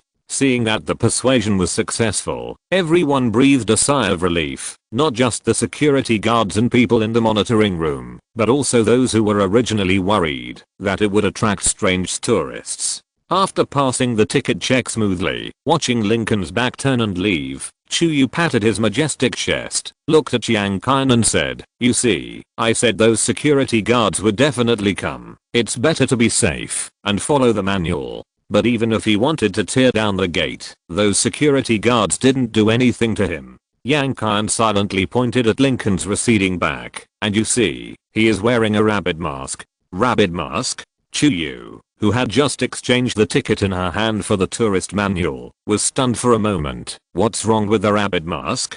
Didn't you read the tourist manual? Yankan silently turned the manual in her hand and said, it says that people over 18 years old cannot buy rabbit peripherals. Can't buy rabbit peripherals? What the tourist manual said was in sharp contrast to what Chuyu saw, so that she couldn't help but reveal a trace of confusion in her eyes. What will happen if I buy it? I don't know. Yankan said quietly, but I think I should disappear. After Yankan's voice fell, the two couldn't help but fall into silence. They had just entered the zoo and encountered special people who challenged and violated the rules. They felt that their luck might not be very good.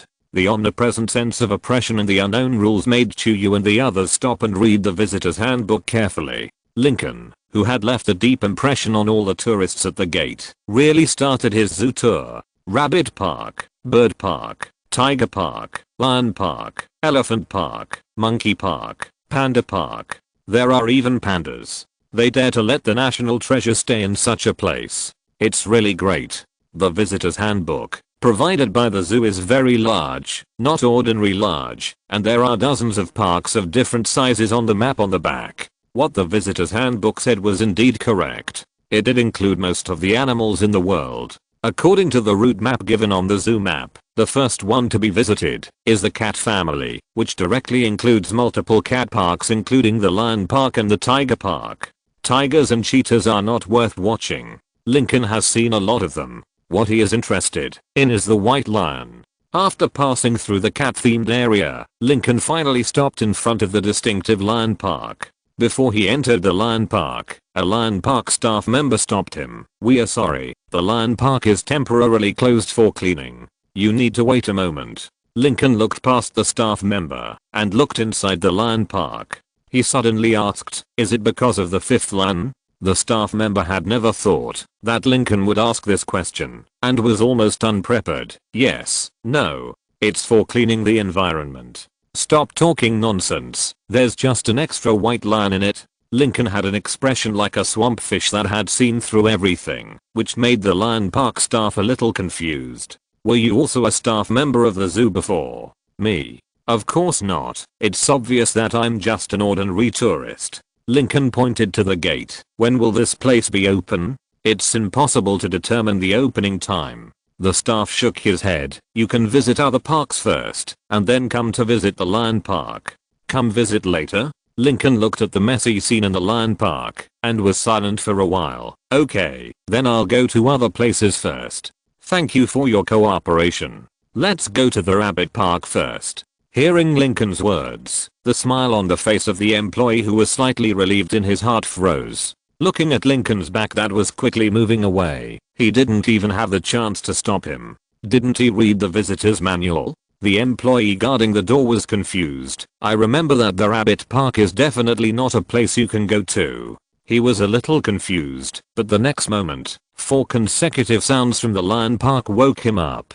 He knew that the white lion that sneaked into the Lion Park and became the 5th lion was gone, and the Lion Park would be safe for the next period of time. When 5 lions appear in the Lion Park, even if the rules do not specify, the staff of the Lion Park will screen them at the door. They cannot follow the extra lions when 5 lions appear, and the door is one of the few places they can go. They will not prevent people with urgent needs from entering the park, but will stop people like Lincoln who are just sightseeing outside. Although it is not certain what will happen if you go in, it is best not to go in for safety. Lincoln certainly wants to go to the Lion Park, not just to see what the white lions in this world look like, but to see what will happen. The roar of the white lion can remove the slight pollution on the tourists and staff. In other words, it can eliminate a layer of buff and make people return to a safe state. He wanted to see if his buff, which was stacked with a full 6 layers, could also be removed.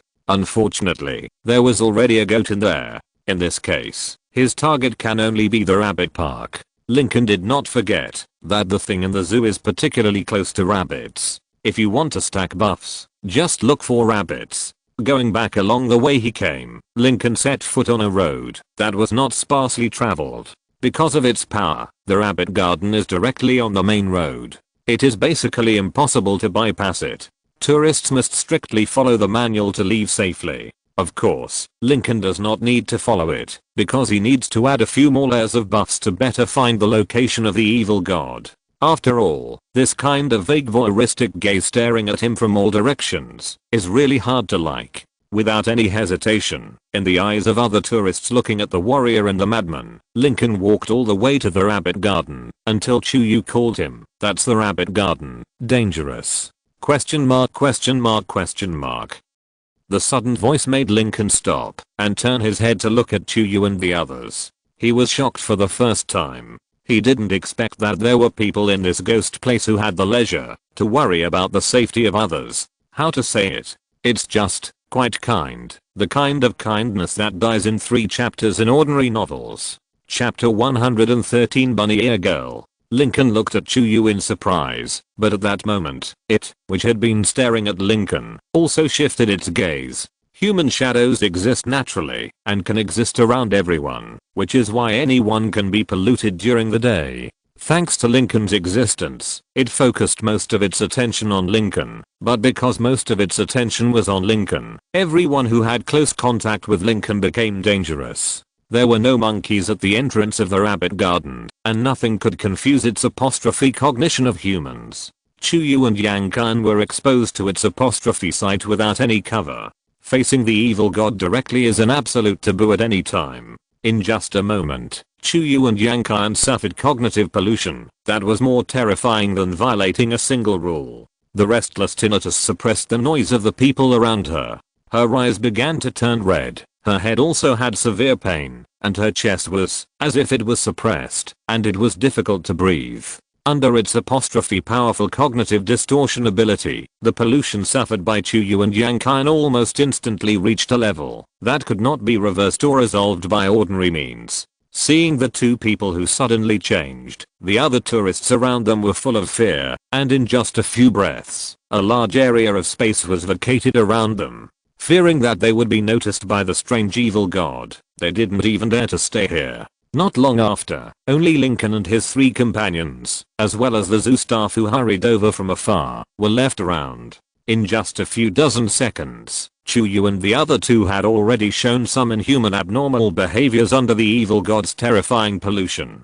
Their eyes became red and swollen like rabbit's eyes, and the originally attractive red lips also had faint vertical marks from the philtrum, and began to develop in the direction of rabbits. Looking at Chuyu and the other person squatting on the ground in pain, Lincoln finally knew what the so-called rabbit earrings were. It should not be the rabbit peripherals sold in convenience stores, but people who were deeply polluted to the point of growing rabbit ears. In the monitoring room, the sudden outbreak of pollution from Chuyu and the other person made the supervisor open his eyes wide, his eyes full of shock and disbelief. How is this possible? This level of pollution, even if it is directly in contact with rabbit blood, it is impossible to reach this level. It has been polluted to this extent just by contacting the target. Could it be that it has directly attached to this guy? This guy's not a human. He is definitely not a human. The supervisor breathed rapidly, his spirit tense. This level of pollution is simply impossible for humans to bear. The people in the research department made a wrong judgment. At the entrance of the rabbit garden, the zoo security was in place, but looking at Lincoln and the 2 figures who were trembling and constantly distorted, no one dared to step forward. The situation now has completely exceeded the writing and records in the employee handbook. The pollution came too fast, which they have never encountered before. Supervisor? In the monitoring room, an employee looked up at the excited supervisor. What should we do next? They are already hopeless. The supervisor looked at the 2 people on the screen, who were gradually growing rabbit ears. With this level of pollution, they are already goats. There is no possibility of saving them. Let those employees leave. It won't be long before the goats will go where they should go. As for that guy, the supervisor looked at Lincoln's figure on the screen and pondered for a few seconds. Don't worry about him. The supervisor made this decision under duress. In the zoo, they simply did not have enough armed forces to restrict Lincoln's actions, and the idea of sending someone to negotiate was unrealistic.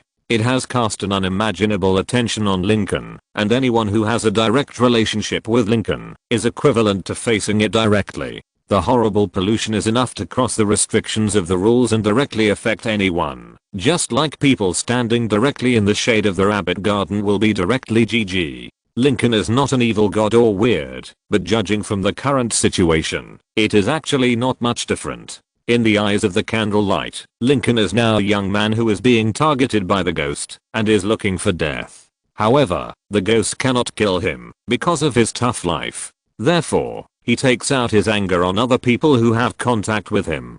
Chuyu and Yang Qian, who are hopeless in his eyes, are just the unlucky ones who are affected. The supervisor who has seen many dead people has silently sentenced Chuyu and Yang Qian to death, but Lincoln does not think so. Perhaps because most of his energy is spent on Lincoln, Chuyu and Yang Qian are not twisting very fast. At least the pair of rabbit ears are growing a little slowly. Until the pointed rabbit ears on the heads of the two people have completely grown out, Lincoln reached out to grab the rabbit blood at his waist. There is no special movement. He just shook it vigorously a few times to integrate some special energy into it, and then handed it to the two people. Hey, fresh rabbit blood. The strong desire of the polluted people for rabbit blood and goat meat made the two people raise their heads instantly. The red eyes stared at the drink in Lincoln's hand tightly and grabbed the drink as if it was a long drought and a sweet rain. The two gulped down the red drink, and the next moment, the distorted red in their eyes began to fade rapidly.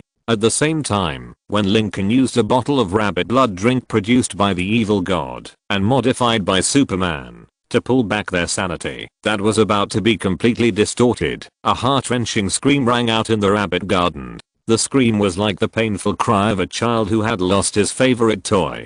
Just listening to it, one could feel the strong grievance and anger in it. It couldn't speak, but the scream and cry contained all its inner emotions. It was fine that it couldn't distort Lincoln's mental will, but now it couldn't even distort two humans completely. How could it accept this? In fact, the one who couldn't accept the reality more than it was the supervisor in the monitoring room. Looking at the two people who recovered from the mental distortion and shook their heads and were still a little confused, the supervisor's body was as stiff as a stone statue. He asked his staff to zoom in the surveillance video again and again, almost to the point where the pores on the two people's bodies could be seen, but he could not see any signs of deeper pollution on the two people. This is not right. The supervisor muttered to himself like Xianglin Sao, didn't they say that only the roar and attack of the white lion can purify the pollution? When will rabbit blood be able to purify the pollution? This is not right. As a participant in the zoo, the person in charge of each project needs to have a firm will, and the most important thing is to identify with the rules and one's own identity. The supervisor's identification with his own identity did not have any problems, but Lincoln's appearance greatly challenged his understanding of the rules of the zoo in his mind. Lincoln didn't know this, but smiled at Chuyu and the two who had regained their human sanity. It seems that you two have regained your consciousness. Lincoln's voice made the two confused people look at him, and then they suddenly remembered what had just happened. Their faces were full of fear, and they hurriedly bowed to Lincoln to thank him. Thank you for helping us. Before the two people spoke, they suddenly realized something, and their expressions suddenly froze, and then they carefully reached out to wipe their heads. 3 inches, 2 inches, 1 inch, until finally they grabbed the furry ears on the top of their heads with both hands, feeling a strangeness that they had never experienced in the previous 20 years of life. The two were completely stunned and looked at Lincoln in panic. What is this? A little side effect, Lincoln explained. You don't have time to go to the lion park or tear off the map, so, although you are safe now, you have left behind a pair of cute rabbit ears. Don't worry, these ears are very beautiful and can improve your hearing. Are they beautiful? Chuyu asked stupidly at first, and then suddenly reacted. No, that's not right. These are rabbit ears. Yes, a pair of beautiful rabbit ears. Yang Qian's voice came faintly from behind. Animal ears girl, I don't know what Chuyu thought of. Her originally anxious face suddenly turned red, and she turned around and slapped Yang Qian. RRR. What are you talking about? What rabbit ears girl? I don't have it. Yang Qian dodged Chuyu's slap and said faintly, I haven't said anything yet. It's obviously you who thought wrongly. With her palm tightly blocking Yang-Kan's mouth, Chuyu turned around and squeezed out an awkward smile to Lincoln. "I'm very sorry, my friend was just talking casually, don't take it too seriously." "Nothing." Lincoln waved his hand, looking at the ears on the top of their heads that could even stand up and lie down due to emotional changes. "You really look like a bunny-eared girl." Ha. Chuyu's thoughts stagnated, and her fair face was visibly red. Taking this opportunity to break free from the clutches of the devil, Yang-Kan stole a glance at Chuyu and stretched out her sinful palm towards the erected ears. The bunny ears full of blood vessels and nerves were narrow and sensitive, especially when Yang-Kan deliberately stroked the pink inner ear. Chuyu's body couldn't help but tremble, and moans came out of her mouth unconsciously. After the attack, Yang-Kan dodged like a rabbit, leaving Chuyu alone, covering her drooping rabbit ears, and facing Lincoln with a red face. "I'm really sorry, she just likes it this way," Chuyu was explaining to Lincoln, and the voice behind her made her want to find a hole to crawl into. "Why are there only rabbit ears, but no rabbit tail? How can you be called a rabbit-eared girl? Bad review." Chuyu's head was about to bury in her chest, her hands clenched into fists at her sides, turned around and looked at Yang-Kan, clenched her teeth. "Yang-Kan, it is a very lucky thing to have a friend who is very funny, at least in this zoo." After repeated interruptions, the negative emotions brought by facing the shadow of the evil god that was deeply polluted disappeared in a very short time, and everyone except Lincoln exclaimed that it was incredible. Chuyu caught Yang-Kan again, like she was picking up a rabbit, and returned to Lincoln breathlessly. "I'm sorry for wasting so much of your time. In fact, what I want to say is, do you know what happened to us? This ear." Chuyu paused with a slightly red face. "Won't it disappear? It's very simple. You were targeted by it, and it attacked you. Although it was stopped later, it also left some indelible marks, which are the ears on your heads. As for whether it will disappear, it depends on the situation. Don't you like this pair of ears? This look is really weird." Chuyu's eyes were a little distressed. "If we go out like this, everyone will notice this ear, which will be very troublesome. So can you help us remove this ear?" "Sure, but it will take some time." Lincoln glanced at the two of them and nodded. "Before that, you should act with me to prevent that guy from targeting you again. If I'm not here, you will really have to go to the elephant park next." Chuyu and the others were not less afraid of it at all. When they heard Lincoln's suggestion, they nodded immediately. Okay. Lincoln certainly didn't ask them to follow him because of Ancient One, but their request really needed some time. It is very simple to stop it from distorting human cognition, but once cognitive distortion occurs, it will become a fact, and even if sanity returns, it is difficult to erase the facts that have already happened. Lincoln, who has not reached the level of idealistic Superman, cannot use superhuman power to help the two. Magic can, but considering his level, it will take some time. Mixing magic power in the drink to reshape the bodies of the two is safe and reliable, and it can also prevent them from being targeted again before leaving the zoo. In this world, there are not many kind people like Lincoln. It is not suitable to go to the rabbit garden now. That thing is now being comforted by the rabbits. If you go in now, you may not find a rabbit. Lincoln decided to wait and prepare a set of play equipment including rabbit blood for Chuyu and the others. The backs of Lincoln and his companions gradually walked away, and until then, a shivering figure hiding in the dark took a deep breath, and the people behind him were confused. Is it that serious? It's really that serious. Ruin Jiang touched his dry pocket. You don't know what the consequences will be if he catches me. Before I have money, I definitely don't want to meet him again. Are you going to the rabbit garden? Wait a little longer. Ruin Jiang tightly grasped a tourist map that he got from somewhere. If he doesn't come back, we will go in and feed the notes to the rabbits and then leave immediately. I hope we can leave smoothly. I've had enough of the days here. Chapter 114. Nothing can't be solved by a beating.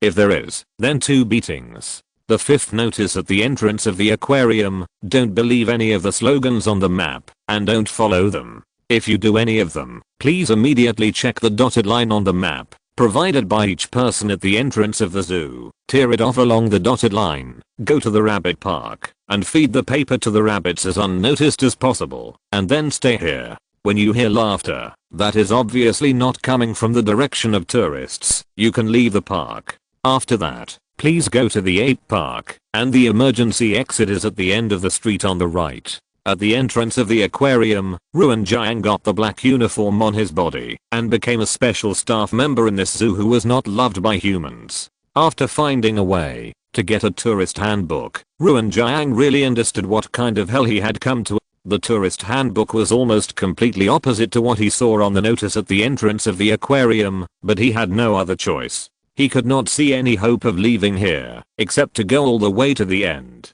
No one in the world would not like a big-breasted bunny-eared girl wearing a short skirt and white ears. Compared to wandering around the zoo with two beautiful bunny-eared girls, looking for trouble with Ruan Jiang, who was already penniless, was simply a model of having nothing to do. Lincoln's supervision could clearly see the sneaky Ruan Jiang and his partner hiding in the dark, and the map they held tightly in their hands could not escape his eyes at all. Although he didn't know which two unlucky guys didn't take good care of their tourist handbooks and were taken by Ruan Jiang and his partner, Lincoln had no intention of taking action. Lincoln was strong enough to ignore the messy rules of the zoo, and he could wander around like nothing happened after breaking the rules. This was his own ability. As for the other tourists, if they didn't have the ability, they should follow the rules. When he didn't value his own life, Lincoln would not become a good person to help in most cases. The special thing about Chuyu and his partner was that they were contaminated in order to persuade Lincoln not to enter the dangerous rabbit garden, so Lincoln would take action. But as for the others, it didn't matter.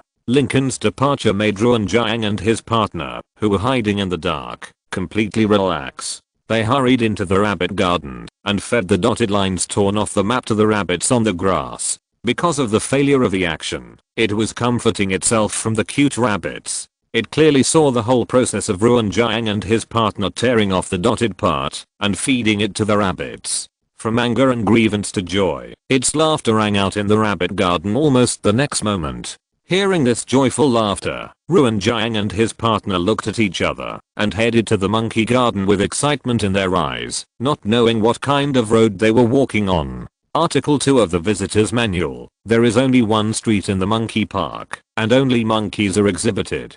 If you find two streets, and the exhibited animals include rabbits, please choose the one on the left and end your visit to the park as quickly as possible. Article 11 of the locker note. In the whale area of the aquarium, there is an exit, but it is not in the monkey park. I don't know what is outside the monkey park. In the monkey park, on the right passage, that can't see the end, Ruan Jiang and his partner's figures gradually walked away, until a certain moment they completely disappeared. After a moment of silence, two rabbits jumped out from the influence of the monkey park grass. They chewed the grass in their mouths, looking harmless, but the tourists who came to the monkey park changed their faces and looked for the staff in blue clothes. Article 2 of the Employee Manual. There is only one street in the monkey park. If any tourists report that there are two streets and the exhibited animals include rabbits, please lead the tourists who have entered the park to the street on the left and close the entrance to the park. After all tourists leave the park, block the monkey park for at least 10 minutes.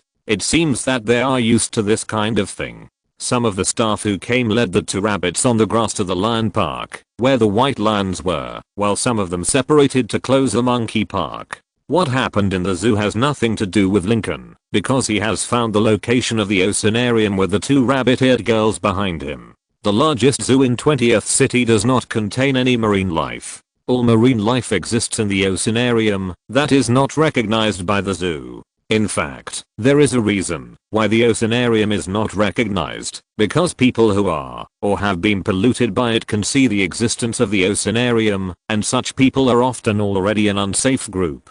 If you put on the black uniform that the staff at the entrance of the aquarium picked up casually like Ruan Jiang, you will basically be sent to the mouth of it, which is really dangerous. However, these dangers do not exist for Lincoln. There is still a long distance to go, and the whale-shaped sign of the aquarium has already appeared in the eyes of the three people.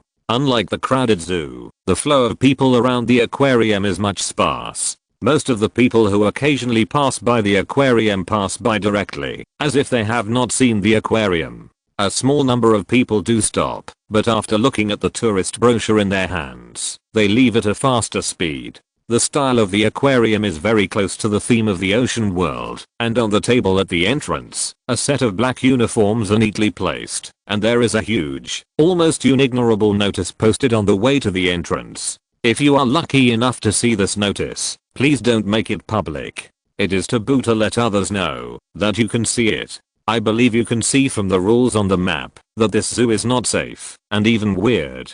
We are an undercover government organization that is determined to protect innocent tourists. Please be sure to follow the following regulations to ensure your safety. This is the only way for you to escape from this zoo. 1. Enter the aquarium. There is no one here. Get the black uniform directly at the door and put it on. This is the only way to send a rescue signal to our staff. When you walk outside, our staff will notice your clothes. Don't worry about the official staff of the zoo causing trouble for you. They will not pay attention to you too. Don't go to the Lion Park 3. Make sure there are rabbits everywhere you are. Escaped rabbits, rabbit related toys, people with rabbit earrings, or rabbit blood in the beverage store. Rabbits are our code. They symbolize safety and protection. 4. When visiting the elephant park, don't look at the signs. 5. Don't believe any slogans on the map, and don't do it. The requirements on the notice that are completely opposite to the regulations in the zoo visitor manual seem weird to Chuyu and the others. When they moved their eyes away from the huge notice, they found that Lincoln had torn open the packaging bag of a set of uniforms. Are you going to wear this uniform? Chuyu's eyes were full of nervousness. There must be something wrong with this notice, right? There is indeed a problem, but it's not a big problem, Lincoln said, and without hesitation, threw his black shoes and pants aside, and put on the beautifully designed black jacket. Not bad, not bad. The design looks good, and it matches my shirt. Chuyu, Yankan. Just to match the shirt, he put on the obviously problematic black clothes, and became a staff member. Chuyu and Yankan knew that Lincoln, who was able to save them, must have some special abilities. But, is it really good to go to the Tiger Mountain knowing there is a tiger there? What if he ran into it? Wouldn't he be killed without a complete body? The two of them were a little hesitant. One of their ears drooped, and the other stood up, and their hands unconsciously picked up a bag from the table. Should we put it on too? Lincoln looked up and down at the two people wearing short skirts and figure-revealing shirts, and then looked at the uniforms that could perfectly conceal their figures, and shook his head without hesitation. You don't have to. After all, these bunny ears are conspicuous enough. While Lincoln was talking, a half-closed door of the aquarium was suddenly opened from the inside, and then, under the gaze of the three people, a staff member in a black uniform walked out. The four of them looked at each other, and the black uniformed employee with red and swollen eyes was stunned at first, and then showed an expression of sudden enlightenment, and a smile immediately filled his face. Welcome to the aquarium. Please put on the black uniform, and come with me to the aquarium. I will introduce everything in the aquarium to you. Chuyu and the other two, who still regarded themselves as tourists, still had a natural wariness of the black uniformed staff. Lincoln had already told them not to wear uniforms, but now the black-clad staff suddenly appeared and asked them to wear uniforms. The choice they should make was self-evident. Almost at the moment when the staff member finished speaking, Chuyu and the other two threw their uniforms back on the table, grabbed their maps, and shook their heads, saying, "No, it's better for us to visit by ourselves. The aquarium is very different from the zoo. You will get lost if you walk alone." Huli, who was wearing a black uniform, was enthusiastic and a little anxious. He kept approaching the few people and kept saying, "Trust me, put on your clothes and follow me. I won't hurt you. We are all the same people." Really? Chuyu and the other two were retreating step by step under Huli's enthusiastic attitude, but Lincoln stood in front of him with a smile on his face and clenched his fists. Then, "Are you willing to do me a favor?" Looking at the muscular Lincoln, Huli suddenly had a bad premonition in his heart, but he nodded his head in a full-scale professional ethics. "Of course." "Very good." Lincoln nodded kindly, and the next moment, a straight punch hit him in the stomach. Bang! A dull sound rang out, and Huli's abdomen was hit hard. His pupils were bloodshot instantly. The severe pain from his abdomen stimulated his fragile nerves like an electric current, causing him to kneel on the ground with limp body. "Why? Huli covered his abdomen with both hands and looked at Lincoln in disbelief. Why? Why? Do you need a reason to hit someone? Lincoln looked at Huli in confusion, stretched out his hand to pick him up from the ground, and then slammed him to the ground again. Huli almost fainted from the collision of his back with the concrete floor. Then Lincoln's voice came from above his head. Look, I want to hit you, so I hit you. What reason do I need? You. Huli rolled back and forth on the ground with a painful look on his face, still insisting on his actor's nature. You don't know how to appreciate good people. Really, good people. Lincoln smiled contemptuously and punched Huli in the face again. Are you a good person? Of course I am. Huli shouted loudly and angrily. Of course I am. Lincoln did not comment, but punched again. Are you a good person? I am. I am. How many times do you want me to say it? Huli's face was red, and his already red and swollen eyes also turned red like rabbit eyes at this moment. Bang. Are you a good person? I'm a good person. Bang.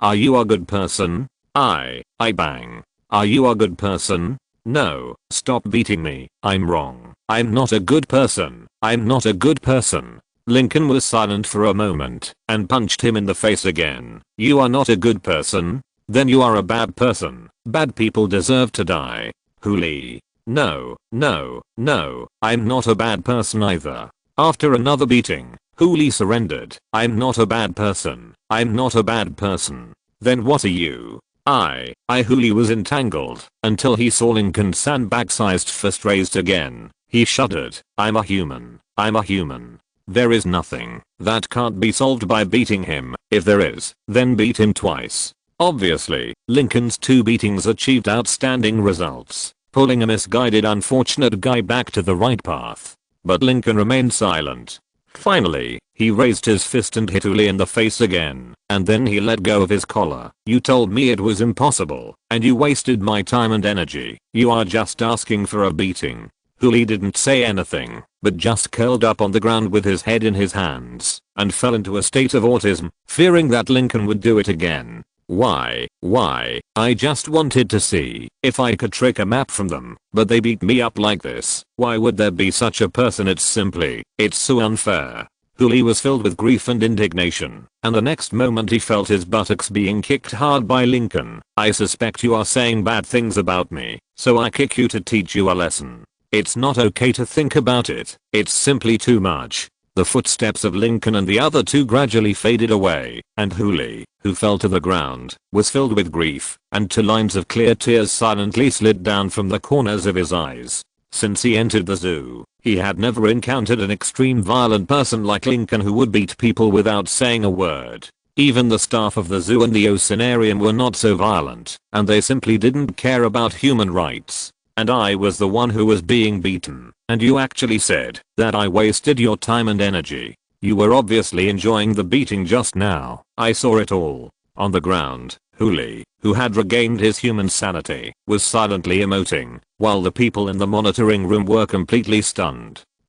Can a beating restore the cognition of a polluted person? Why haven't those people figured it out? Quick, find a polluted person to experiment with. Chapter 115 Lawless. In the corner of the zoo, an unknown unlucky guy was being beaten and kicked by the zoo security staff. In the aquarium, Lincoln had already walked into the aquarium with 2 bunny-haired girls. Just like there was a notice outside the aquarium that ordinary people could hardly ignore, there was also a notice posted inside the aquarium, but the content was slightly different. Notice inside the aquarium 1. Do not enter the aquarium when there are people. If you are greeted by a staff member after you enter, please find an excuse to leave immediately. After reading this notice 2, if no staff member appears until you see this notice, you can stay to visit and rest. The food here is free, and you can take it by yourself, but do not eat goat meat. If you see such a marked food on the shelf, please ignore it. 3. If you enter before 1600 hours, you should not stay in the aquarium for more than half an hour. 4. If you enter after 1601, you should not stay in the aquarium for less than 4 hours. 5. This is an aquarium, which only stores marine life. If you see an elephant swimming in the water in the whale area, please do not shout or act ostentatiously, as it is a 3D projection effect placed for fun. treat it normally, and pretend that it is a whale. 6. The aquarium can be used for overnight stays. There are temporary hourly guest rooms on the left side of the jellyfish area for homeless people or tourists on the road. If necessary, please turn off the built-in jellyfish night light in the room before going to bed. 7. Our staff wear red clothes and only conduct daily routine cleaning and inspection of the aquarium after 12:30 at night. If you meet someone in black work clothes who claims to be an aquarium staff, you can talk to him or agree to let him serve as a temporary tour guide, but do not give him your map, especially the part torn off along the dotted line. 8. If you violate the above regulations, you will be responsible for the consequences of safety issues. 9. The aquarium exists and does not serve any organization. Obviously, the notice inside the aquarium is a real notice. As for the one outside, no one knows who posted it there for what purpose. Looking at the notice inside the aquarium, Chuyu and the others were stunned at first, and then looked at their phones at the same time. 15:34. The moment they saw the numbers on the screen, their hearts froze, and they looked at Lincoln in a hurry. It's not 4 o'clock yet. Should we go out and wait until 4 o'clock before coming back? Don't worry, it won't take half an hour. Lincoln waved his hand without looking back and led the two to the shelf where food was provided for free. Without any surprise, bags of neatly sealed goat meat appeared on the shelf where various foods were placed. In essence, goat meat and rabbit blood are the same thing, a thing made from it that can pollute human spiritual cognition. However, if you throw away their essence, rabbit blood is a very delicious drink, and goat meat is really raw meat that can be cooked and eaten. In the puzzled eyes of Chuyu and the others, Lincoln put almost all the goat meat on the shelf into his basket.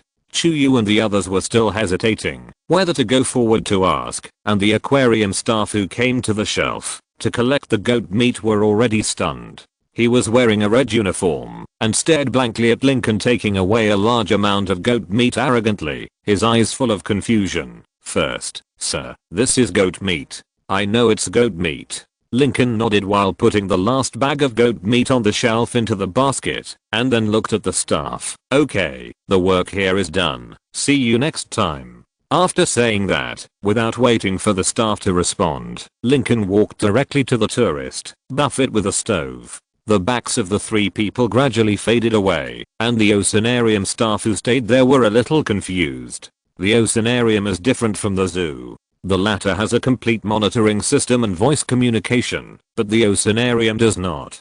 The supervisors can see what happened in the oceanarium through the blurry video, but it is impossible to interfere with the changes in it, which directly led to the oceanarium staff not knowing Lincoln's origins. If he knew that Lincoln was a man who had stacked 6 layers of buffs for himself, he would not be shocked and confused by Lincoln's action of taking 10 bags of goat meat. In the cafeteria, Lincoln skillfully put all the goat meat into the stove. After a while, the meat steaks with meaty aroma piled up on the table. Under the worried eyes of Chuyu and the others, Lincoln picked up a piece of steak and stuffed it into his mouth. He took a bite. The meat was juicy and tender, and the rich taste that humans could not imagine instantly exploded in his mouth. The overflowing aroma and rich taste were like fuel driving the teeth to bite continuously, eating more goat meat into the stomach. After the whole piece of unprocessed goat meat was eaten, it immediately saw Lincoln's figure again, while playing with the cute rabbits in the rabbit garden.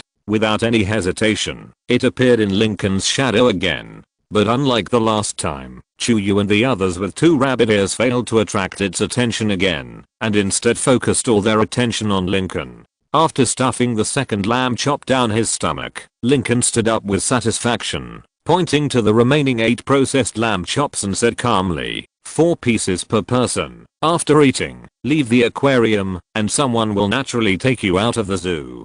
Trust me, just eat it and leave, or you will have to try to save yourself according to the methods in the visitor's manual. You still have a lot of chances, so I wish you good luck. After saying that, Lincoln waved his hand and left the restaurant directly. Its apostrophe attention has been completely attracted by Lincoln, and this is the best time for Chuyu and the others to leave. Whether they leave after eating the lamb chops or leaving after going to the lion park, their chances of survival are guaranteed. For them, this is the best opportunity and ending. As for Lincoln, he had no intention of leaving the zoo with the 2 of them from the beginning. He was also planning to spend the night here and get a jellyfish nightlight. How could he leave so easily? In the monitoring room, the supervisor looked at the 3 people who were scattered, and he suddenly became excited. Quick!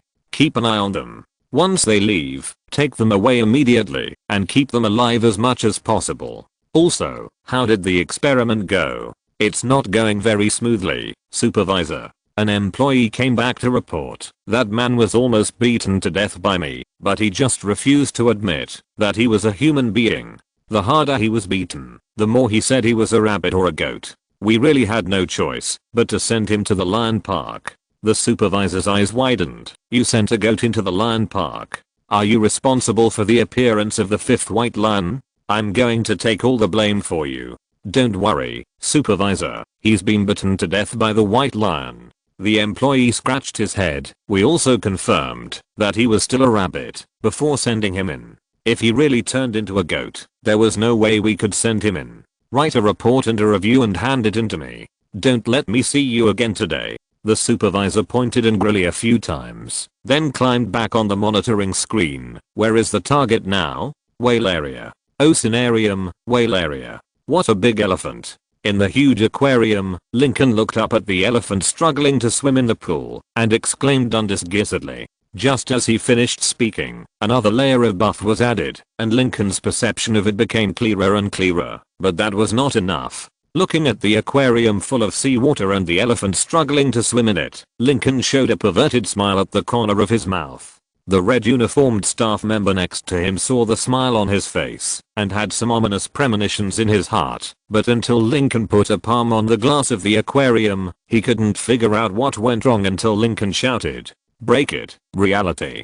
Click. The staff member with a confused and vigilant face suddenly raised his eyelids, and then, looking at the aquarium that burst into white cracks in an instant, he was full of shock and disbelief. How is it possible? He couldn't understand. This is a pool for elephants to swim. In order to prevent damage, the thickness of this tempered glass is calculated in decimeters. Even the most powerful gun in the world could not create cracks in this sealed aquarium. But why did this aquarium crack so shockingly when someone touched it? Even if it was hit head on by a shell, it would not necessarily have such an effect, right? Exclamation mark.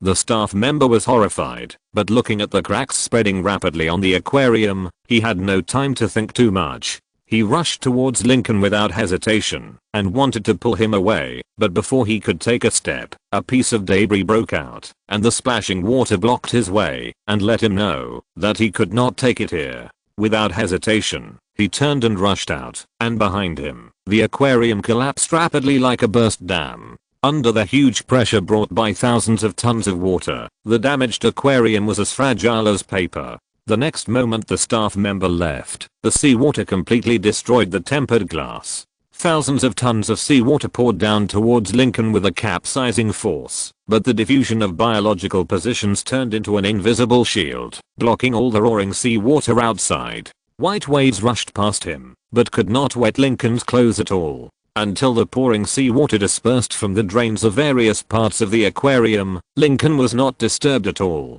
The aquarium exhibition hall hit by the flood was in a mess, and in the pool of the whale area, an elephant with rough skin had stumbled to his feet. The elephant in the whale area was not an elephant in the real sense, and it also had special marks on its body, but what did it matter? It was just a matter of beating it up. The heart-wrenching sound of elephants appeared in the aquarium, where it should not have appeared. A moment later, the door of the aquarium was forcibly opened. In the horrified eyes of the tourists passing by, an elephant covered with scars rushed out and stumbled towards the elephant park. On the grayish-white skin, the traces of tears can still be clearly seen. It is not difficult to imagine what kind of treatment it has suffered. What the fuck? In the monitoring room, the supervisor's expression was completely dull as he watched the elephant released from the aquarium running wildly in the zoo. It has been unknown how long since the zoo opened. There have been many strange people, and there are also many people like Lincoln who are so bold as to provoke it. Although most of them were killed at once, there are still some. But they have never seen someone directly breaking the glass of the whale pavilion and releasing the elephant that should have been drowned. Not to mention seeing it, they didn't even think that someone could break the glass of the aquarium. That thing was designed so that it could not be broken by humans. But now, it is broken. Not only broken, but also very thoroughly, and the elephant inside was released, and the elephant was also beaten up. Looking at Lincoln's somewhat blurred figure on the monitoring screen, everyone in the monitoring room was silent. After a long time, someone spoke up. "Supervisor, what should we do next?" The supervisor was silent for a long time before he sat down on the chair helplessly. "Find someone to replace a new glass. As for that guy, let him go. It's impossible to stop him. As long as he doesn't tear down the entire zoo, let him go. In fact, tearing down the elephant aquarium is not a violation, but the chaos it brings is indeed self-evident. It is almost equivalent to the water tank of the jellyfish museum being smashed open. Lincoln certainly would not smash the jellyfish tank to let them die on the ground, but it would not be a big deal to take away a jellyfish nightlight while taking advantage of this chaos. Staff in red clothes appeared from various places in the aquarium to deal with the negative impact of the aquarium explosion. In this chaos, Lincoln left safely with the jellyfish nightlight hanging around his waist and also took away a red hat. Sitting on the stool next to the convenience store again, Lincoln happily drank the newly bought rabbit blood and fell into deep thought. "Let me think about it. What should I do next? Rabbit, goat, lion, elephant. Oh, elephant. I forgot about it." Thinking of the elephant he had released not long ago, Lincoln's eyes lit up slightly. There must be white elephants with rabbit ears in the elephant park. While thinking, Lincoln became more and more excited. In the anxious eyes of the supervisor and others, Lincoln followed the crowd into the elephant park without hesitation. In the elephant park, the sign introducing the elephants was clearly displayed in a place where every tourist could see it, but Lincoln didn't care about it. He even climbed over the railings that prohibited tourists from entering and walked into the elephant park. It seemed that they noticed Lincoln's extraordinary appearance, and the ordinary elephants all avoided him. Until finally, a white elephant with two big white rabbit ears appeared in Lincoln's eyes, making him smile happily.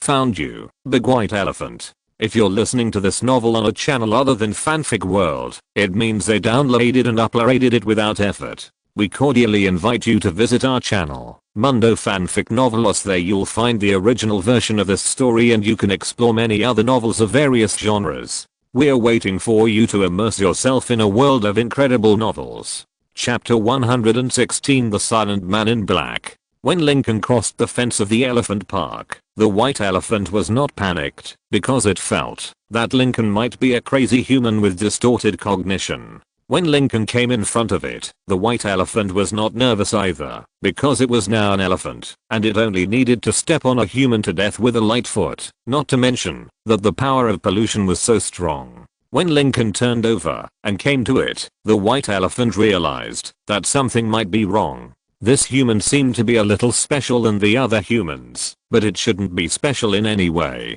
But as its huge body gradually flew into the air under the traction of Lincoln, the white elephant finally realized that something was wrong. When land creatures cannot keep their feet on the ground, instinctive fear will occupy their hearts. Strange calls resounded in the elephant park, scaring the tourists who came to visit, and leaving the elephant park in fear. The elephants that were originally strolling leisurely on the ground were also scared and curled up together. There is a pool specially prepared for the elephants in the elephant park, but this obviously cannot meet Lincoln's needs. His goal is still the aquarium. Apart from the aquarium, there is no place that can meet his requirements. In the monitoring room, everyone was stunned as they watched Lincoln, who looked like an ant in comparison, move a white elephant weighing several tons in the air with the posture of nailing Newton's coffin. After Lincoln broke the aquarium tank, they thought that nothing in the world could move them anymore, but now, they knew they were careless. They didn't want to investigate why the target flew, but who could tell them why a person could actually carry an elephant weighing several tons? It would be fine if he just carried it, but the rabbit ears that looked extremely fragile didn't look like organs that could withstand several tons of pulling force, right? Why hadn't they broken yet? The staff, including the supervisor, watched the elephant being carried by its two ears and moved to the aquarium on the screen in silence with a mentality of "I've been shocked for a whole year." The dull expression looked like "I've been played with." Everyone in the monitoring room had given up struggling. The tourists in the zoo looked up at the huge white elephant in the air and were also confused. Does the zoo still have this reserved program? Why is it not mentioned in the visitor's manual? Not only these tourists, but also the elephant on the ground who hurried from the aquarium to the zoo's elephant park looked up at the white elephant being carried in the air to the aquarium and was confused. The limited wisdom of animals prevented it from thinking complexly, but it used its limited smart brain to think carefully and thought that Lincoln might be taking the white elephant to the aquarium for swimming. After raising its trunk and calling out, the elephant took another step and hurried to the elephant park, ready to reunite with its companions. Aquarium. The aquarium staff who were picking up the debris on the ground looked a little dull and numb. Although the facts were in front of them, they still didn't want to believe that the special tempered glass several dozen centimeters thick could actually break, and even the elephant broke through the door and escaped. They wanted to bring the escaped elephant back, but it was obviously impossible. While picking up the debris on the ground, an employee of the aquarium suddenly said, "Do you know what the consequences will be if the elephant runs away?" Everyone was stunned for a moment, then shook their heads. It's not mentioned in the manual. Who knows? It's too late to talk about this now. The elephant has already run away and will not come back. An employee was silent for a moment. What if it comes back? Come back? How come? An employee pushing a cart sneered. Large equipment can't come in. Can we expect it to fly back and fall into the aquarium by itself? The employee who asked the question did not answer immediately, but looked up blankly at the empty sky that blocked the sun and pointed with his finger. Is that what you said? The employee pushing the cart was also stunned for a moment, then looked up and slowly opened his mouth. Fuck. The elephant flying in the sky is obviously a serious violation of the laws of physics, but for some reason, the employees who were picking up the debris in the aquarium were surprisingly not too shocked. Maybe they are just like the supervisors in the monitoring room. They have become numb. In the sky, the long flight made the panicked white elephant gradually calm down until it was brought to the aquarium by Lincoln. The huge aquariums filled with seawater were displayed in the aquarium. The blue seawater made the white elephant panic from the bottom of its heart. Before it could struggle more, Lincoln let go. Gravity came into play again and pulled the white elephant into the box filled with seawater. A scene that had never happened since the opening of the aquarium appeared. A white elephant with 2 rabbit ears swam happily in the aquarium's water tank. Look at it drinking water. How happy it is. Seeing the white elephant swimming happily in the water and being very satisfied with the current environment, Lincoln also showed a satisfied smile. The continuous provocations have made it angry with himself to an unprecedented extreme, but it is not enough. Now it has not reached the point, and what he is going to do next is the real big thing.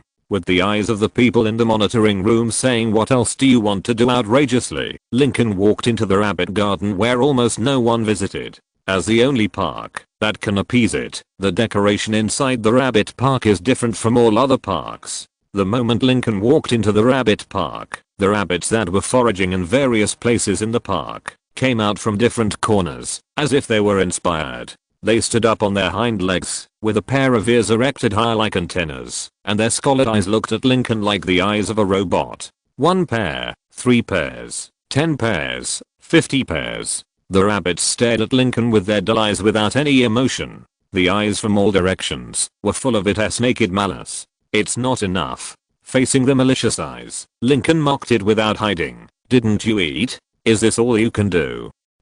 In the huge rabbit garden, there was no other sound except the sound of grass leaves. The gathering of rabbits made the atmosphere in the garden extremely oppressive. The terrifying oppression in the rabbit garden was enough to distort and pollute the cognition of any visitor, but these methods were ineffective against Lincoln.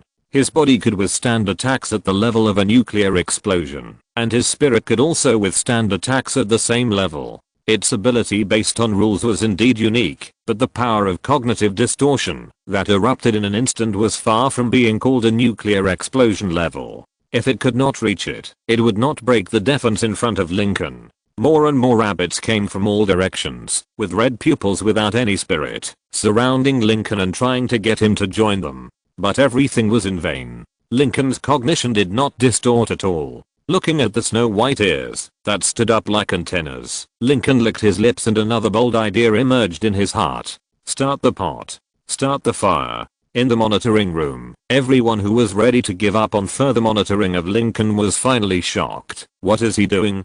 The supervisor came over and looked at Lincoln, who was skillfully bleeding, skinning, making fire, and cooking in the monitoring, and was silent. Is there a possibility that he is trying to have a whole rabbit banquet in the rabbit farm? Whole rabbit banquet? Spicy rabbit head, braised rabbit meat, stewed rabbit meat, roasted rabbit. Thinking of one rabbit dish after another, the employees in the monitoring room couldn't help but choke their throats and suddenly woke up the next moment. But these are rabbits from the rabbit farm. So what? He won't kill them all. The supervisor shrugged indifferently. It is obvious that not only we can't do anything to the target, but even it can't affect the target.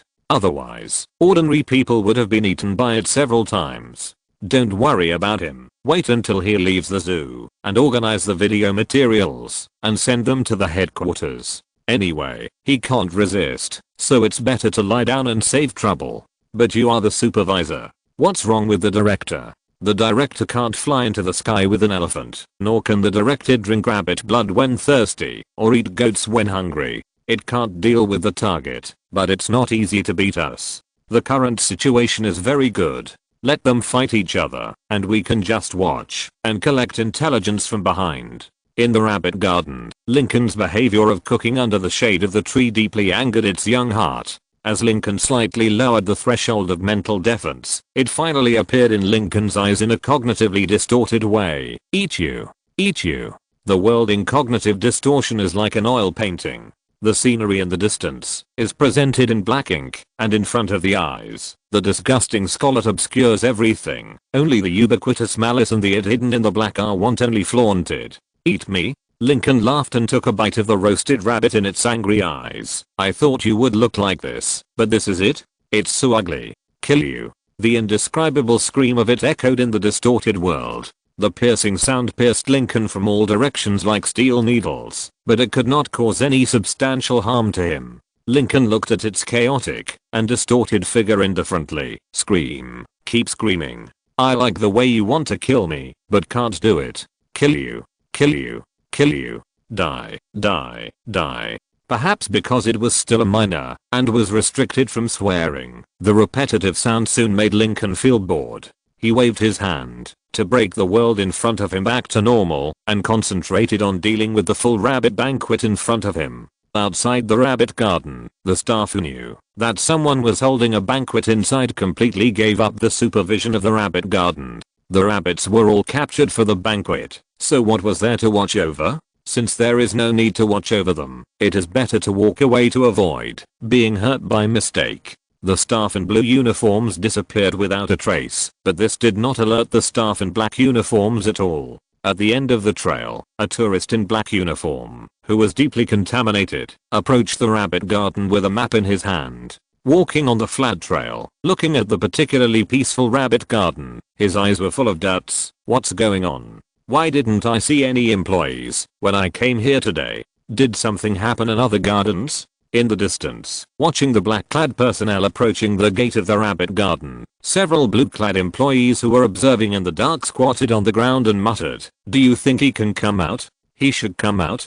Will he feel very upset? I think so. After all, so many rabbits died in front of them and were made into a whole rabbit feast. Anyone would collapse. Hope is completely gone. TSK TSK TSK, miserable." The black-clad personnel who had no idea what kind of horrific tragedy had happened in the rabbit garden were ignorant and simple, just like the little white rabbits that Lincoln put in the pot to cook. The unusually quiet atmosphere near the rabbit garden made him slow down his pace. His nose moved slightly. The faint fragrance coming from the garden made him feel a little surprised. It smells so good. Is someone eating inside? Thinking so in his heart, his steps became more cautious, fearing that something unexpected would happen ahead. This cautious attitude lasted for quite a while, until he walked into the rabbit garden and saw the rabbit corpses spread all over the ground, and Lincoln was sitting under the shade of the grass and feasting on food. The fifth notice of the aquarium: don't believe any slogan on the map, and don't do it. If you do any of them, please immediately check the dotted line on the map provided by the zoo entrance for each person, tear it off along the dotted line, go to the rabbit garden, and feed the paper to the rabbits as unnoticed as possible, and then stay here. When you hear laughter, that is obviously not coming from the direction of tourists, you can leave the park. After that, please go to the ape park. The emergency exit is at the end of the street on the right. Since the first day he became the Man in Black, he had always firmly believed that the difficulty of completing the fifth notice and leaving here was how to get a dotted map from tourists. But now, he knew he was wrong. Why didn't anyone tell him before that the rabbits in the rabbit garden could be slaughtered and made into a rabbit feast? Now all the rabbits in the rabbit garden are dead, quietly lined up on the grass next to Lincoln, not moving at all. In this case, how can you feed this piece of paper to the rabbits without being discovered? The Man in Black holding the map couldn't help but fall into silence. Chapter 117 Leaving. No one has ever thought that feeding rabbits would be harder than cheating a map from a human, but it is already a fact. All the rabbits in the rabbit garden were killed by Lincoln for a rabbit feast. Unless he has the ability to bring the dead back to life, it is impossible to expect to leave here. Not necessarily. If 2 rabbits can be found from other parts of the zoo and sent to the rabbit garden, and Lincoln feeds them with map strips before killing them, there may still be a chance. But this is tantamount to competing with the security guards and staff of the zoo. The Man in Black squatted behind the bushes at the entrance of the rabbit garden and was in a dilemma. Lincoln, under the shade of the tree, happily waited for the arrival of night. Night is a good time period. From the descriptions in the visitor manual and even more employee manuals, it has a very close connection with shadows, but this shadow has many tricks. In theory, moonlight can shine through the zoo like sunlight to create enough shadows for it to live, but in fact it does not work. Whenever night falls, the shadows scattered throughout the zoo disappear, and the removal of it seems to be very rare. Apart from the shadowy place in the oceanarium, where there are glowing jellyfish, the only place left to be removed is the permanent light in the zoo director's office. Unlike during the day, it exists in every shadow. At night, it will be extremely concentrated, so that its power will reach the extreme. The Man in Black, who was distressed by the lack of rabbits in the rabbit garden, had already left the rabbit garden early. He had no intention of contacting a ruthless man who dared to hold a full rabbit banquet under the shade of the trees in the rabbit garden. He was afraid that he would be burned on the fire if he was polluted and twisted into a rabbit.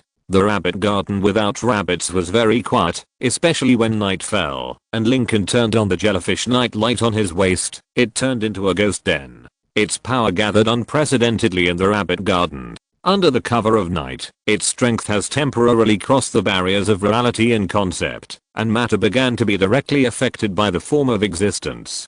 Green, trees, lakes, sky, and even the shadows on the ground began to twist, and turned into its indescribable body in Lincoln's eyes. Eat you. TSK, is that all you can say? Lincoln looked at the twisted shadow under his feet, stretched out his hand to push away the whole rabbit feast in front of him, patted his butt and stood up. Wait for me to teach you how to speak human language. It could not understand the meaning of Lincoln's words very well, and the endless malice had turned into thick pollution and twisted around him. However, the zoo was quiet and empty at night. Even the staff who maintained law and order would not come out at this time. Its power could not hurt others at all. With the chaos under his feet, Lincoln walked into the monkey park leisurely. The world in front of him began to flicker, and the road that was originally only one began to split. Almost in the blink of an eye, a new road appeared in front of Lincoln. The road on the left is correct, and the road on the right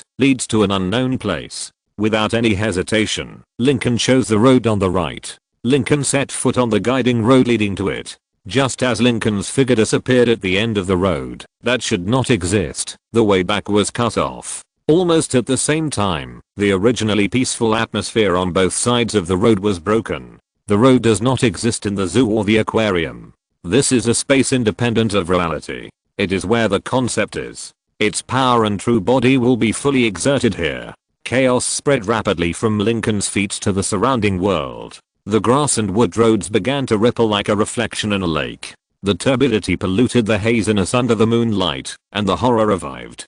Click. Lincoln stopped. Not because he had reached the end, but because there was no way to go ahead. Everything was polluted by it, whether it was living grass or lifeless soil and cement. At this time, they had turned into a mass in the twisted chaos. Countless filthy ki emerged from unspeakable directions and gathered, and finally turned into a colorful distortion in front of Lincoln. Eat you. Its screams echoed throughout the space, and the sound echoed layer by layer, like a devil's voice filling the ears, and like a Buddhist voice, rushing towards Lincoln together, trying to bury his mind and thinking completely.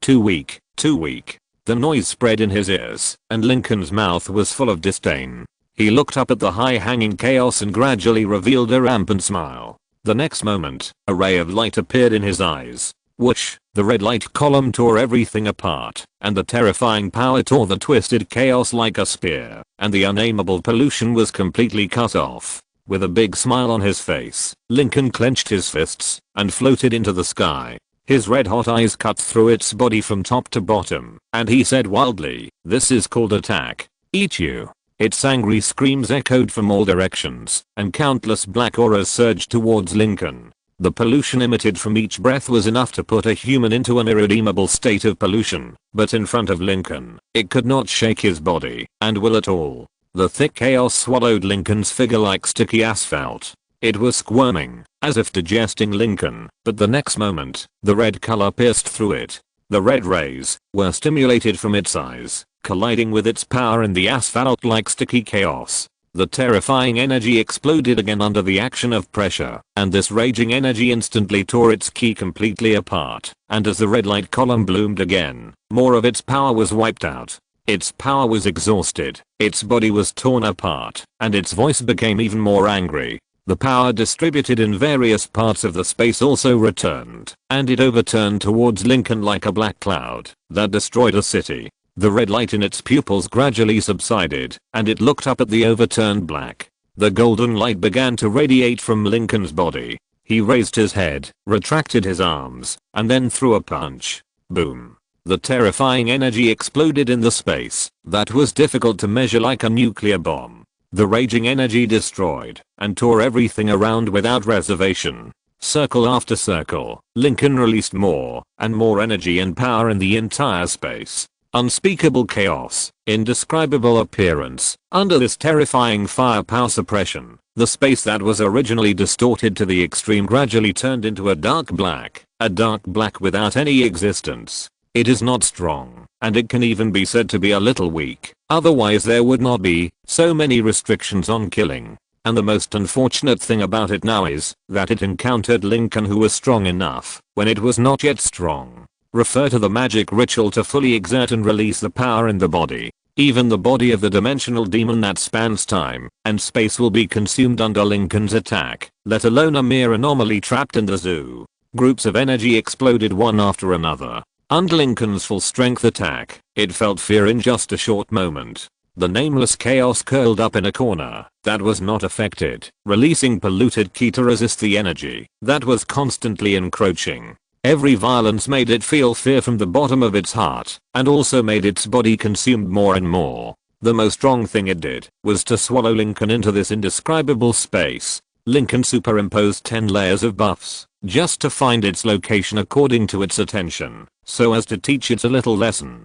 But before Lincoln took action, it took the initiative to cooperate and complete everything, so that now it has nowhere to go. The shadows in the zoo and the oceanarium were just a break for it to release its power. Even if there were no shadows, it would not disappear. But if it was completely killed in this space, it would really be gone. It had no concept of language, and had no idea how to communicate with Lincoln to stop him from destroying everything. It could only hide in the corner and tremble like a frightened rabbit, passively waiting for everything to end. It was afraid of its own demise, but fortunately Lincoln stopped. The distorted space had been completely cleaned up by Lincoln with his nuclear fist and thermal vision. Except for the little bit left in the corner, its power had been exhausted. With the cape fluttering behind him, Lincoln fell from the air and stood in front of it. "Is this what you said about eating me?" It did not speak, but twisted and changed to fit into the gap in the corner so that it could stay as far away as possible.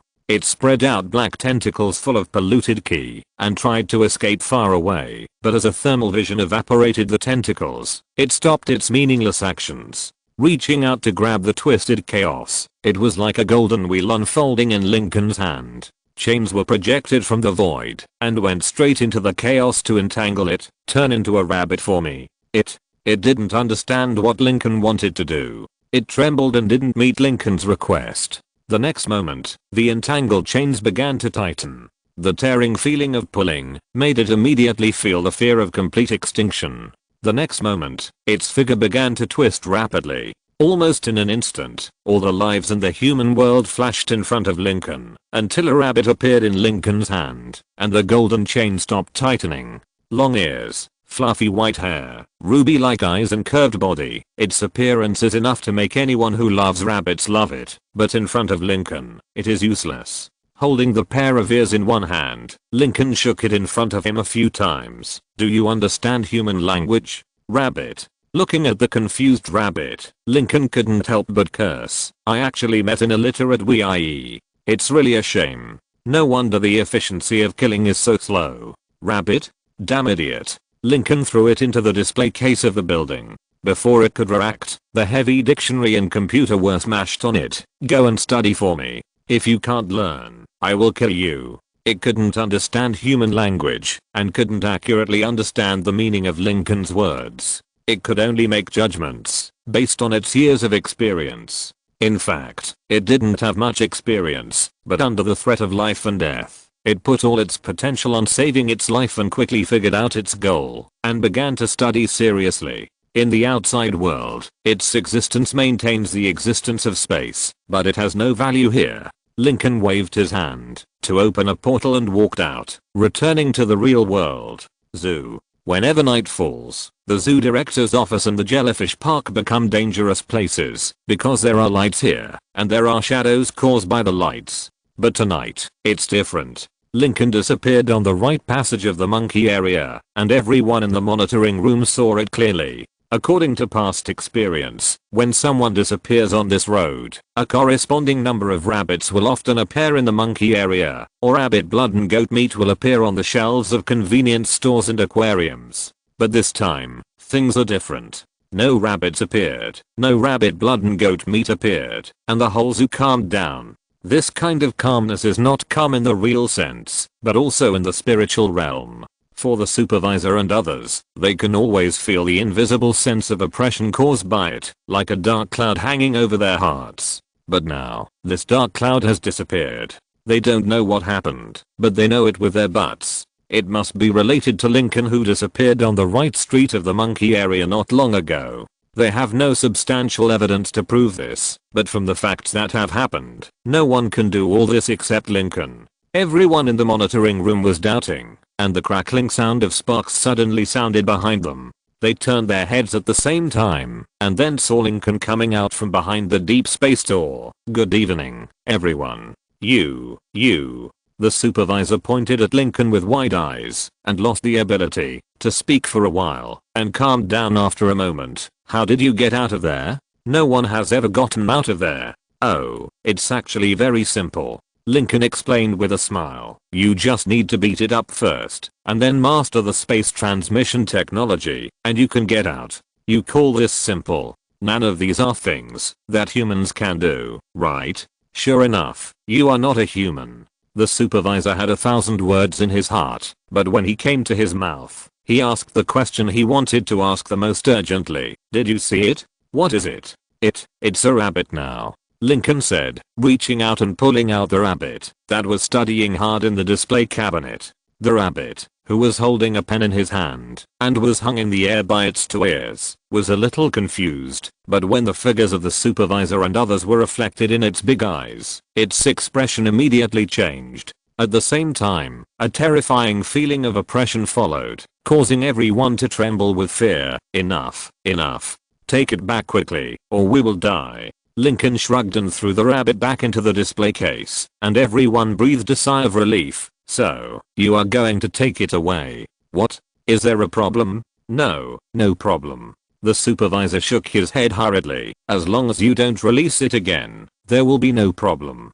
Don't worry, it won't be this world when it is released. Lincoln waved his hand indifferently, causing the supervisor to open his eyes again. You goodbye. Lincoln didn't give him a chance to speak, waved his hand slightly, and plucked the golden string without hesitation. Chapter 118, The Loser. In the internet cafe, Looming Free typed GG, and ended the game. He lost the 5th game of the day, with 0 wins and 5 losses. In the chat channel, the opponent who won 5 games was proudly teaching him the skills of StarCraft, but Looming Free was absent-mindedly looking at the avatar of the girl in the grey baseball cap on questions. Wait a little longer, maybe she will be online soon.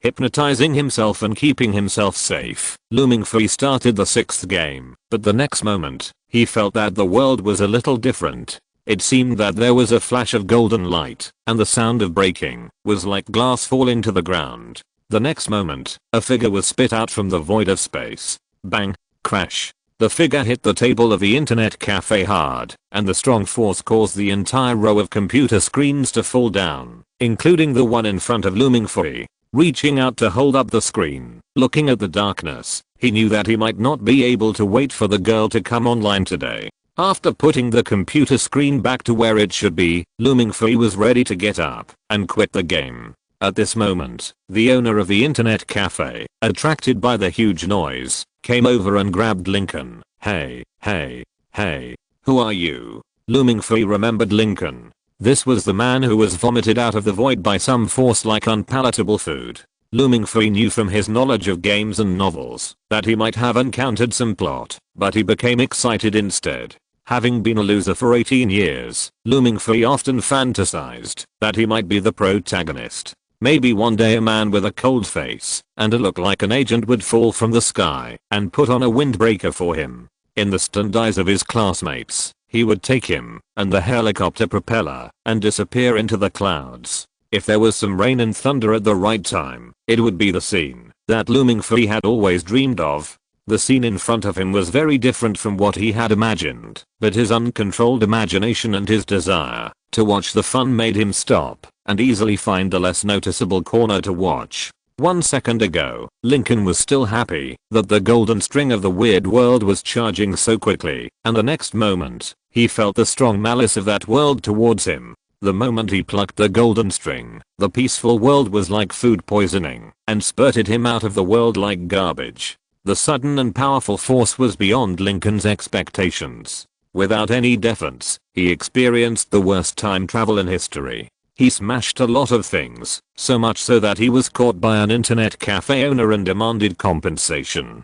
Hey, I'm talking to you, don't play dumb. The internet cafe owner looked at Lincoln with dissatisfaction. Either pay the money, or don't leave this door today. Lincoln glanced at the crowd around him, and immediately knew where he was. After a moment of silence, he said, "Tell me, how much do you want?" The boss glanced at the screen on the computer desk. A set of computers is 5,000, a total of 6. 30,000, not a penny less. 30,000? Yes, 30,000. The boss looked at Lincoln with a fierce face and waved his hand, and the young people who were originally sitting in various places in the internet cafe stood behind him one after another. TSK. 30,000. It's not a small amount. Lincoln showed a trace of distress on his face, stretched out his hand, and broke off a section of hollow steel pipe from the computer desk, which made the internet cafe owner's eyebrows jump. What are you going to do? You want to fight, right? Brothers, give him a hand. The scattered social personnel behind him shouted and rushed towards Lincoln, but the next moment, they all froze in place. Crunch creak, the sour sound echoed in the silent internet cafe. Seeing the hollow steel pipe being twisted and bent into a ball by Lincoln casually like a piece of crisp paper, the scattered staff who were originally full of enthusiasm felt as if they were poured with ice water. Looking at the iron ball in Lincoln's hand, both the boss who was ready to extort money and the internet cafe customers who were just watching the fun were dumbfounded. He casually threw the iron ball in front of the boss, and the clanking sound rang out, making the boss's eyes twitch. At this moment, a little brother behind him looked at it and said, "Brother, what should we do?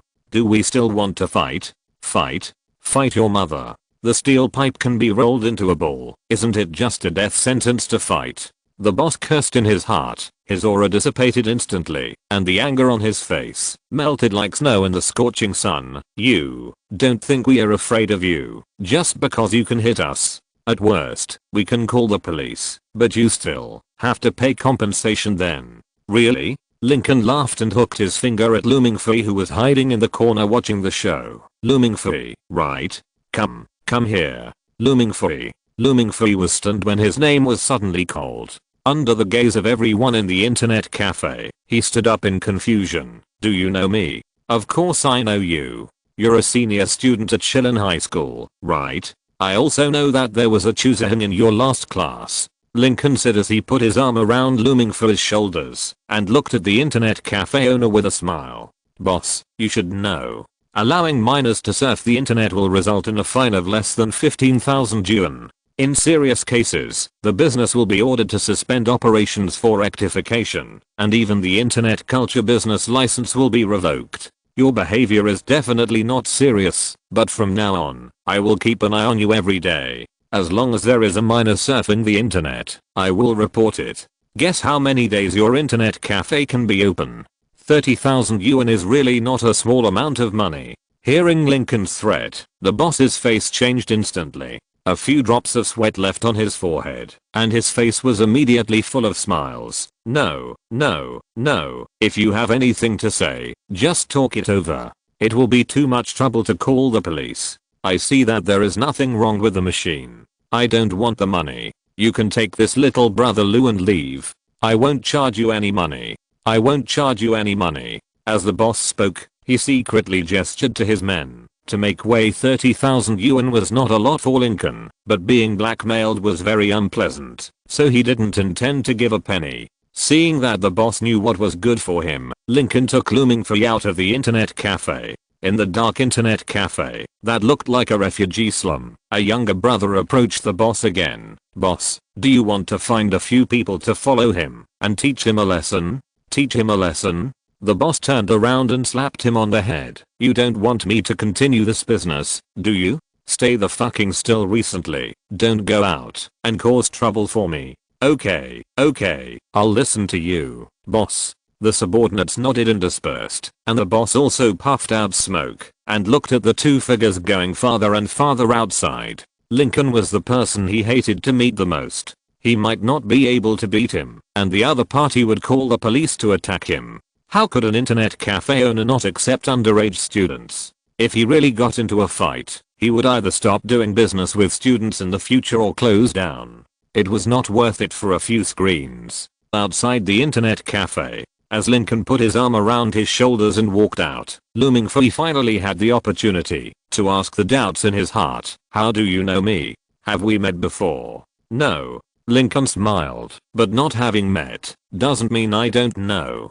The name of the bad boy Looming Fee is very famous. Lincoln's words made Looming Fee even more confused. Famous? Many people know me. Much more than you think. Lincoln patted Looming Fee on the shoulder. You should know in the future. Looming Fee keenly heard the meaning of leaving in Lincoln's tone, and his mood became a little urgent. Can I ask you? Just now, how did you manage to make that steel pipe like that? Lincoln fell silent, and when Looming Fee wondered if he should ask the question, he spoke. Do you want to learn? Of course Looming Fee almost couldn't wait to give an answer, but just when he was about to blurt it out, he hesitated again. Lincoln smiled at him, took out a business card made of vibranium, and put it in his hand. Don't worry about giving me an answer. If you have made up your mind, you can use this to find me. Looming Fee was stunned, holding the business card with unique texture in his hand. When he came to his senses, Lincoln's figure had disappeared silently. He was a little disappointed, because he knew that his hesitation might make him miss something, but when he put the business card in his pocket, he became that loser again. After hesitating for a moment on the side of the road, Looming Fee realized that he had not yet received the internet fee he paid in the internet cafe. Thinking of the appearance of those people in the internet cafe, he hesitated for a moment, gave up the idea of going back to ask for the internet fee, and walked towards home with his head down. The dragon blood rated as S level did not show any unique manifestation in Looming Fee. His grades were not outstanding, his physical fitness was not strong, and even his heart was not firm and confident enough. He was a person who exiled himself from the masses and denied himself. If it were before, Lincoln might not have paid more attention to such a loser, but now, he has a unique idea. Castle College. Looming Free, who is suspected to have S-level bloodline, has long been noticed by the people in the college. Without Looming Free knowing it himself, the dean of Castle College has firmly believed that Looming Free will become a member of the college. In this case, all people who have close contact with Looming Free will be directly noticed by the people of Castle. The existence of Norma gives Castle a unique advantage in network monitoring, and can observe the situation around Looming Free from various different places. The situation in the internet cafe is obviously beyond expectations. Even Norma, who is a supercomputer, cannot complete any calculations for Lincoln.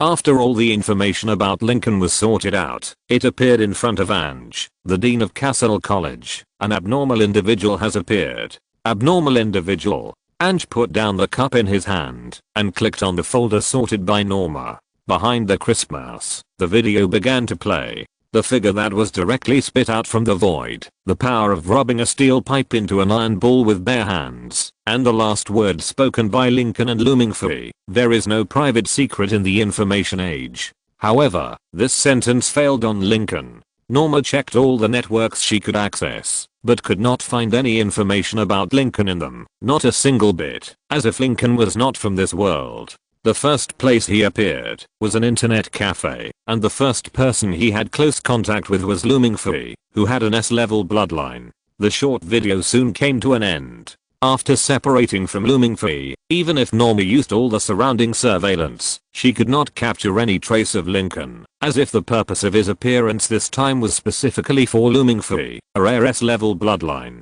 Angus was silent, tapping his fingers lightly on the wooden tabletop. Can you analyze what his abilities are? It's not certain yet. Norma said calmly. Ignore the process of his appearance. Just consider the strength of his bare hands to deform the steel pipe and the strength of his skin. His words may be a bronze throne or immortal. If we analyze his sudden appearance and disappearance, the conclusion is that he may have a higher level words or be related to dragons. There was very little information about Lincoln, and Norma's imagination was not divergent enough. So much so that they didn't think that Lincoln was not actually a person from this world, but a traveler who suddenly appeared, and the traveler's power certainly could not be perfectly classified in the system of words. Although there were many errors in the conclusion, the final result was actually the same. Angus decided to go to Shillen City in person. Looming for his S-level bloodline was already enough. If Lincoln, who was suspected to be a dragon, was added, Angus would not mind taking a private plane to travel thousands of miles to kill a dragon. However, Professor Goderian might not be in such a good mood. He had already booked a flight to Shillen City to meet the rare S-class bloodline Looming Free, but before he could be happy for 2 or 3 seconds, Norma told him that the flight was cancelled.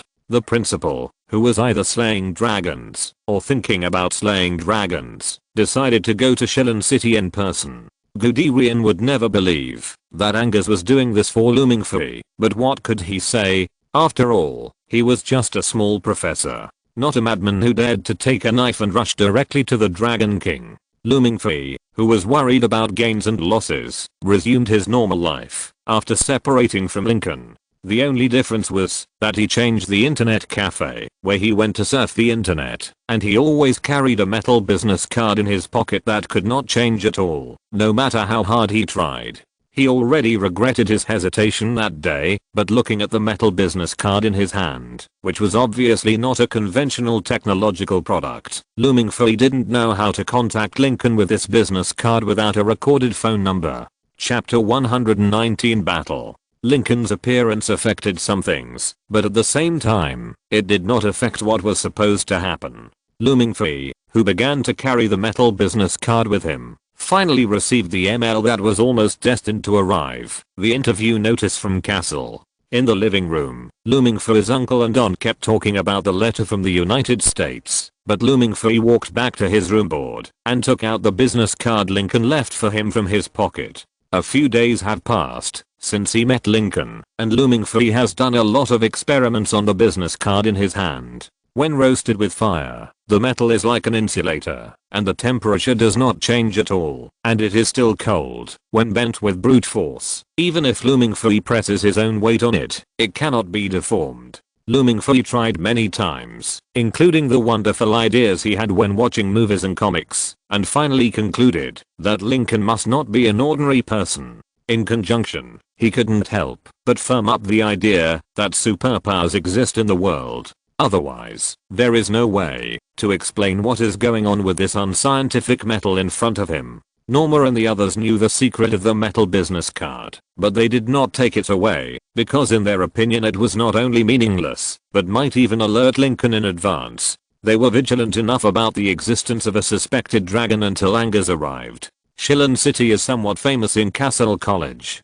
Chushayan Jiao, Lulincheng, Kaiowini, Chuzaheng, Looming Fui. This city has produced many famous hybrids. Angus came this time for Lincoln, who had contact with Looming Fui, and also for the Kimon plan. The Kimon plan is very simple. According to the information, Norma found the location of the Bronze City submerged below the river surface, where there is a high probability that the eggs of the Bronze and Fire Kings exist. If a Dragon King can be killed in the egg state, it means that humans will completely wipe out a Dragon King from the world. This is related to the whole world, and is also what Angus is most concerned about. Compared with this, the matter about Looming Fui is really not a big deal. Even in Angie's heart, Lincoln's priority is a little higher than Looming Fui. After all, from the data and analysis results, Lincoln, who has great power, is beyond the limit of the hybrid. This is the sign of a living dragon in Angie's eyes. Nothing can stimulate Angie's spirit more than a dragon. If there is, it is the Dragon King. The Regent Hotel, the best and most luxurious hotel in the city, as one of the only 5-star hotels, is the place where Ange will stay. Anyway, it is the board of directors' money, and Ange will never treat himself badly in this regard. People's joys and sorrows are not the same. Looming Fui intuitively quarreled with his uncle and aunt, until he walked into the interview meeting room on the executive floor of the Regent Hotel. Looming Fui couldn't figure out how to reconnect with Lincoln with the metal piece in his hand. The confused Looming Fui was the last one to enter the meeting room. His absent-minded state made Yi Sheng and Gyodaki, who were in charge of the interview, mutter in their hearts. No matter from which aspect, Looming Fui's performance was not like that of a hybrid. Looming Fui, who was ignorant of everything about Castle, silently recited the standard answers he had discussed with Leo Tang in his heart, preparing to answer questions from foreign schools. While waiting for Looming Fui to sit down, Yi Sheng and the other person looked at each other, and then Gyodaki spoke softly. "Do you believe in aliens?" Looming Fui, who was about to blurt out "My name is Ming Fi Lu," was stunned. His eyes were as big as copper bells, and he couldn't believe that this was actually an interview question for Castle College. He was about to wilt immediately, but suddenly, he blinked and thought of something. "I believe it." Looming Fui's voice was so firm that Gyodaki and the other two who were interviewing were stunned for a moment. Why do you believe it?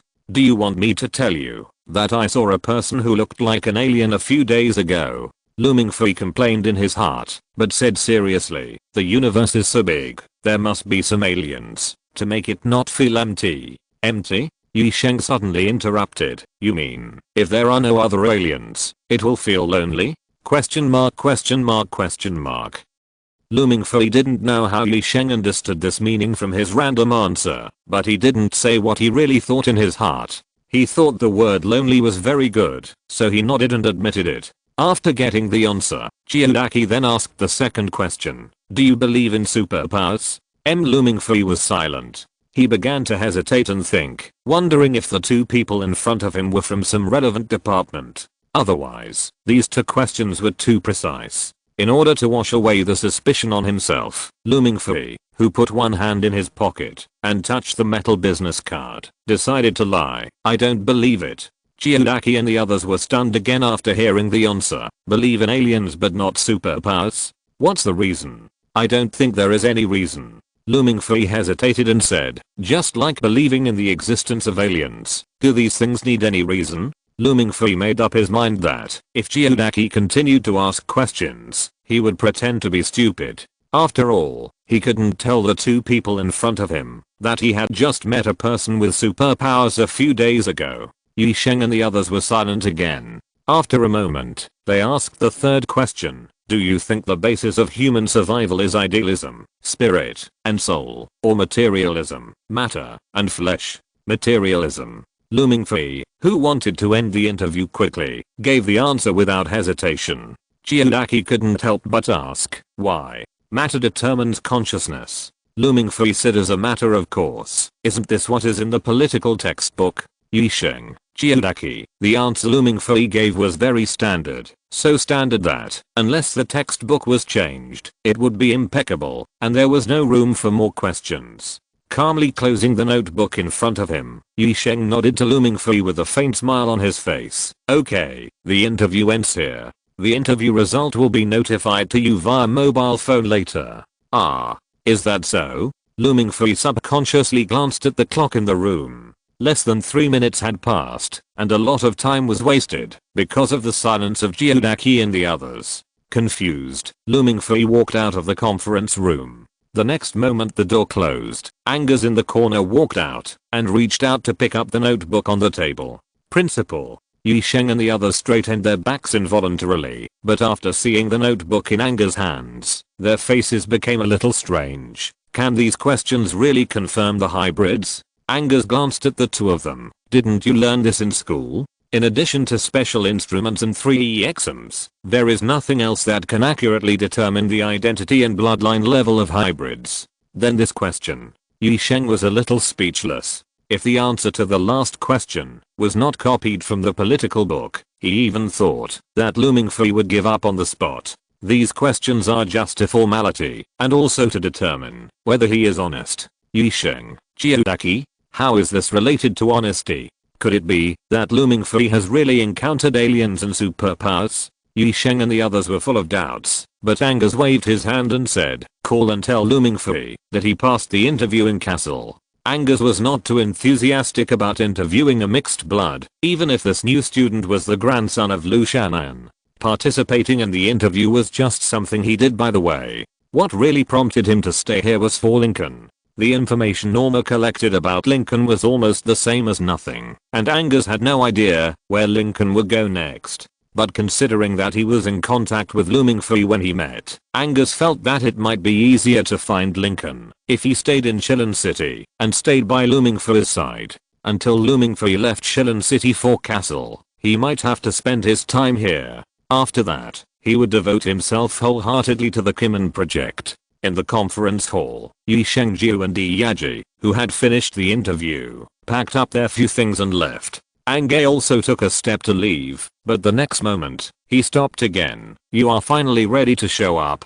It seems you have been looking for me so hard. If I don't show up, it will be too boring. I usually don't spoil people's fun. Lincoln leaned against the golden pillar in the conference hall and looked at Ange with a chuckle. The dean of Castle College came to greet me specially. This kind of scene is not common. The moment he heard Lincoln's voice, Ange's pupils flashed with the fiery gold of dragon blood. He slowly turned around and looked at Lincoln. The alchemical folding knife made with the fragments of the blade of the Atkan longsword also slipped into his palm. Who are you? I'm just a traveler. Lincoln, who clearly saw Ange's actions, didn't care. He left the pillar he was leaning on and walked step by step to Ange. What?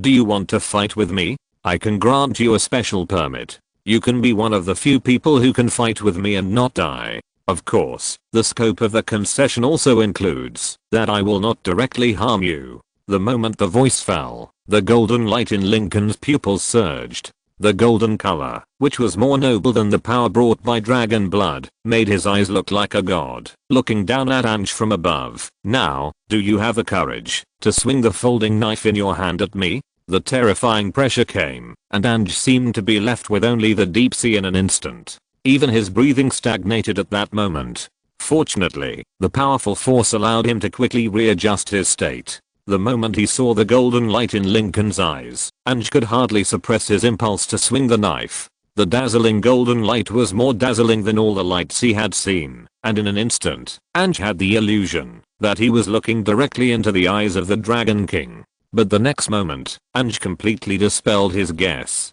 The terrifying pressure was fundamentally different from the pressure brought by dragon blood.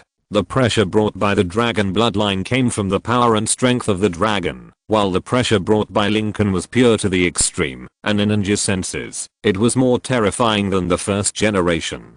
Feeling this endless pressure, Ange had no idea of retreating. In fact, the blood surging in his body began to boil. He was born for revenge, and all his goals were to kill the Dragon King. Facing a powerful existence that might be comparable to the Dragon King, Ange wanted to try and see how close he was to his goal. The moment he made up his mind, Ange released the power hidden in his tense muscles, and at the same time, released his own words, Time Zero. Time Zero comes from the King of the Sky and the Wind. Ange built a domain with himself as the center. The flow of time and the domain slowed down, at least in his own feeling. Time slowed down, but he could still move at a normal speed, so his speed increased several times or even dozens of times in the eyes of outsiders. The domain centered on itself means that there is no substantial boundary. His words can even play a role when facing the Dragon King. With this word spirit, Ange can burst out at a speed that ordinary people can hardly understand in an instant, becoming a terrifying assassin.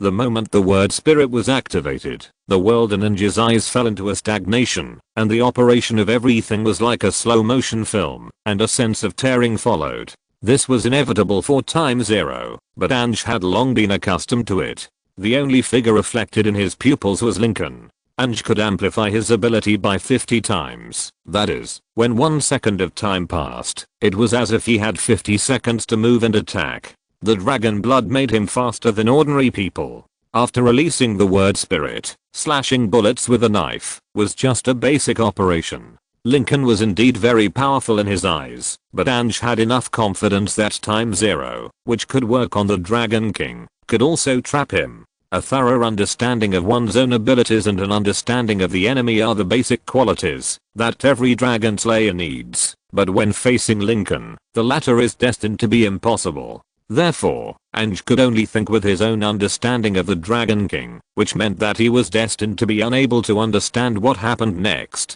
Mirror space. A plain voice entered his ears. The next moment, in the space and time that was slowed down 50 times, Lincoln raised his feet and walked down suddenly in front of Ange's wide pupils. Crash. The space shattered like a fragile mirror. Ange rushed into the mirror dimension without time to avoid the space fragments in front of him that were folded and pushed towards him like fragments. This was a space that Ange could not understand with his knowledge of dragon studies. The world seemed to be cut and closed by pieces of transparent fragments. He could see everything in reality, but he could also clearly know that this was not everything he was familiar with. The folding knife that was enough to cut the skin of the dragon race passed through the air without causing any abnormality. This was an ability that did not exist on the periodic table of words and spirits, and it was also an ability that Ange had never heard of. Chapter 120 Plan.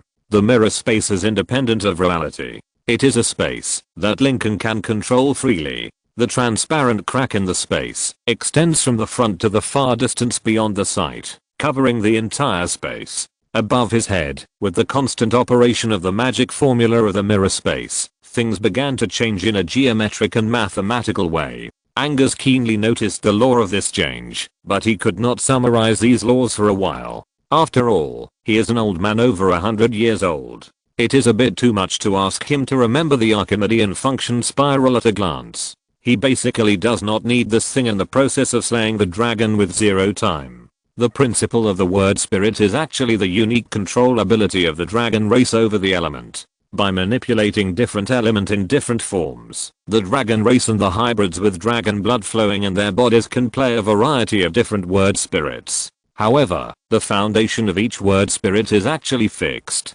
The only thing that can change is the form or the size of the power exerted. Even creatures at the level of the Dragon King will not associate the word spirit with the Archimedean function spiral. Therefore, without spider silk, it is almost impossible for Ange to defeat Lincoln in this mirror space. But fortunately, Lincoln did not intend to use the mirror space to bully him. With a gentle push, the space began to change. The empty conference hall disappeared like a building block toy, and the entire Shilin city was forcibly flattened under incredible power. Ange's eyes kept twitching, and in just a few seconds, a flat world without any atomic protrusions appeared in front of the two. Okay, the ring has been built. Lincoln looked at Ange calmly and said, in the mirror space, everything that happens here will not have any impact on reality, in order to prevent the compensation costs of the battle. If you think this absolutely empty place is not suitable for you to play, I can also make it more complicated.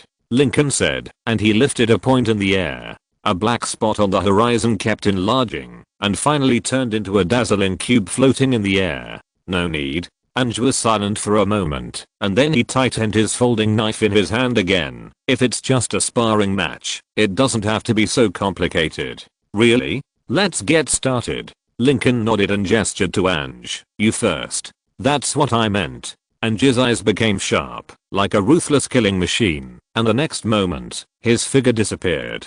The relative increase of dozens or hundreds of times made Ange's speed so fast that it would not leave any after images in the eyes of ordinary humans. With a shocking amount of power in his hand, Ange's figure appeared behind Lincoln. The next moment he disappeared. The blade that was enough to tear the skin of the Dragon King showed no mercy and fell to Lincoln's back without hesitation. His fiery eyes seemed to draw a golden stream of light in the air, and the airflow even passed through the tip of the knife and was thrown into the air like a white lace. Whoosh! Just like cutting through the air, the folding knife in Ange's hand did not receive any resistance, as if he was not piercing a person, but a non-existent phantom. Thinking of this terrifying possibility, Ange's pupils couldn't help but shrink. The next moment, the afterimage that was stabbed by the blade and actually didn't exist disappeared in his retina. Before he could step back, a palm had already pressed on his shoulder, and a calm voice came from behind. Time 0. Good ability. You are basically the fastest person I have ever seen.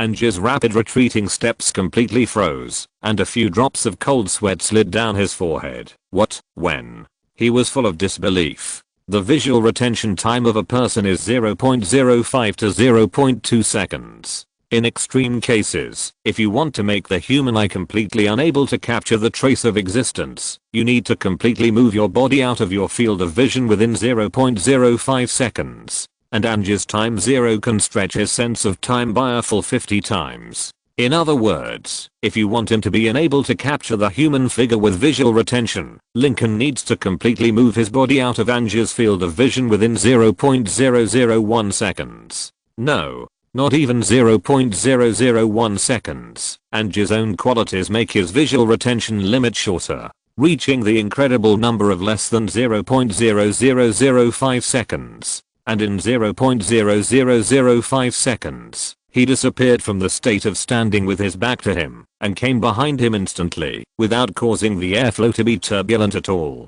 This terrifying speed has completely exceeded Ange's cognition of creatures. He doubted whether even the so-called Dragon King could reach this level of speed. Relying on super high speed to continuously and fatally hit the target in a very short time is the best use of Ange's words. And when he was completely crushed in speed, there was no need to continue the so-called sparring. His folding knife might cause a little damage to Lincoln, but these were meaningless things when he could not touch the enemy. If he had not seen it with his own eyes and actually fought, Angus could not imagine that there would be such a terrifying person in this world. The mirror space that is enough to play people to death. The absolute speed that is beyond reach. Lincoln's existence is completely beyond the standard in his opinion. In Anger's view, if he cannot be solved before Lincoln reacts, it actually means that Lincoln can never be defeated.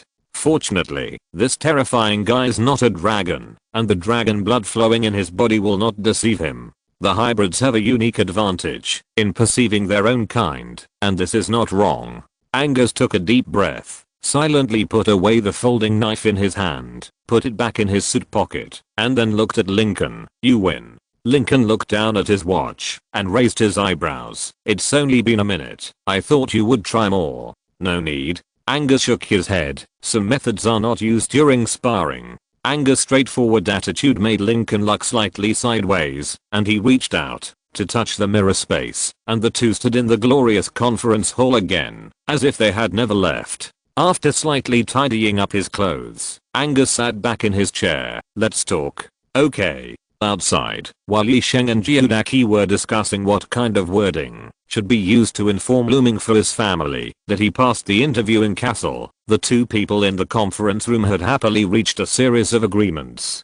Lincoln joined Castle Academy as an honorary consultant.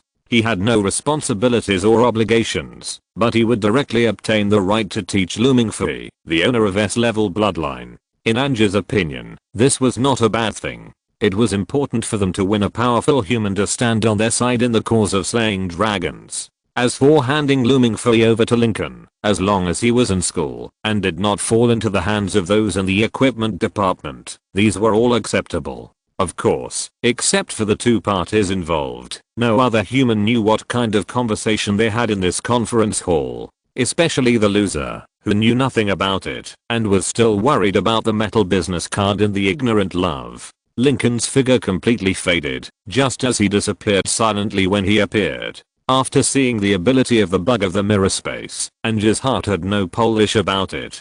He knew that Lincoln should have gone to observe Looming Fee with some kind of bad taste that he could not fully understand. With such a powerful ability, he went to spy on a freshman. For this boring and explosive behavior, Ange did not express any opinion. A person waited silently in the empty conference hall for a moment until he was completely sure that Lincoln was no longer here. Then Angus opened the door and walked out. The next moment, he bumped into Chen Moteng, who was dressed casually and full of youth. Without any sense of almost bumping into the principal, Chen Moteng smiled apologetically. "I'm sorry, principal, I'm late. It's all my fault that I went to bed too late last night and didn't make it to the interview." "Okay, the interview is over." Angus' face was calm. "I have already decided on the number of admissions, so this time, you didn't delay things. Then, can I still continue to be responsible for the next docking work?"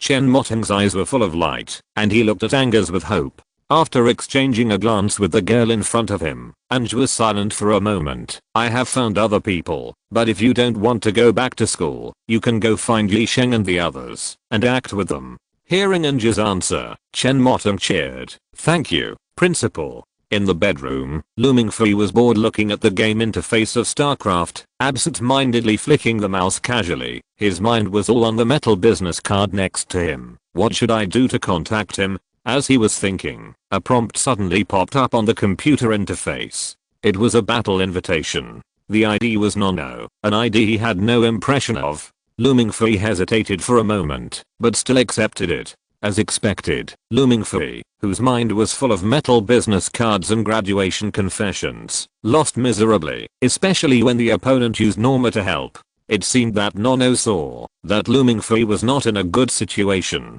Feeling bored, he gave up the idea of continuing a few games. In the eyes of Yi Sheng and the two who were laughing and crying, he said, "I want to go to the meeting tomorrow too." "What are you going to do?" Yi Sheng, who knew Chen Moteng's character, was helpless. "I'm the examiner of the students in this interview."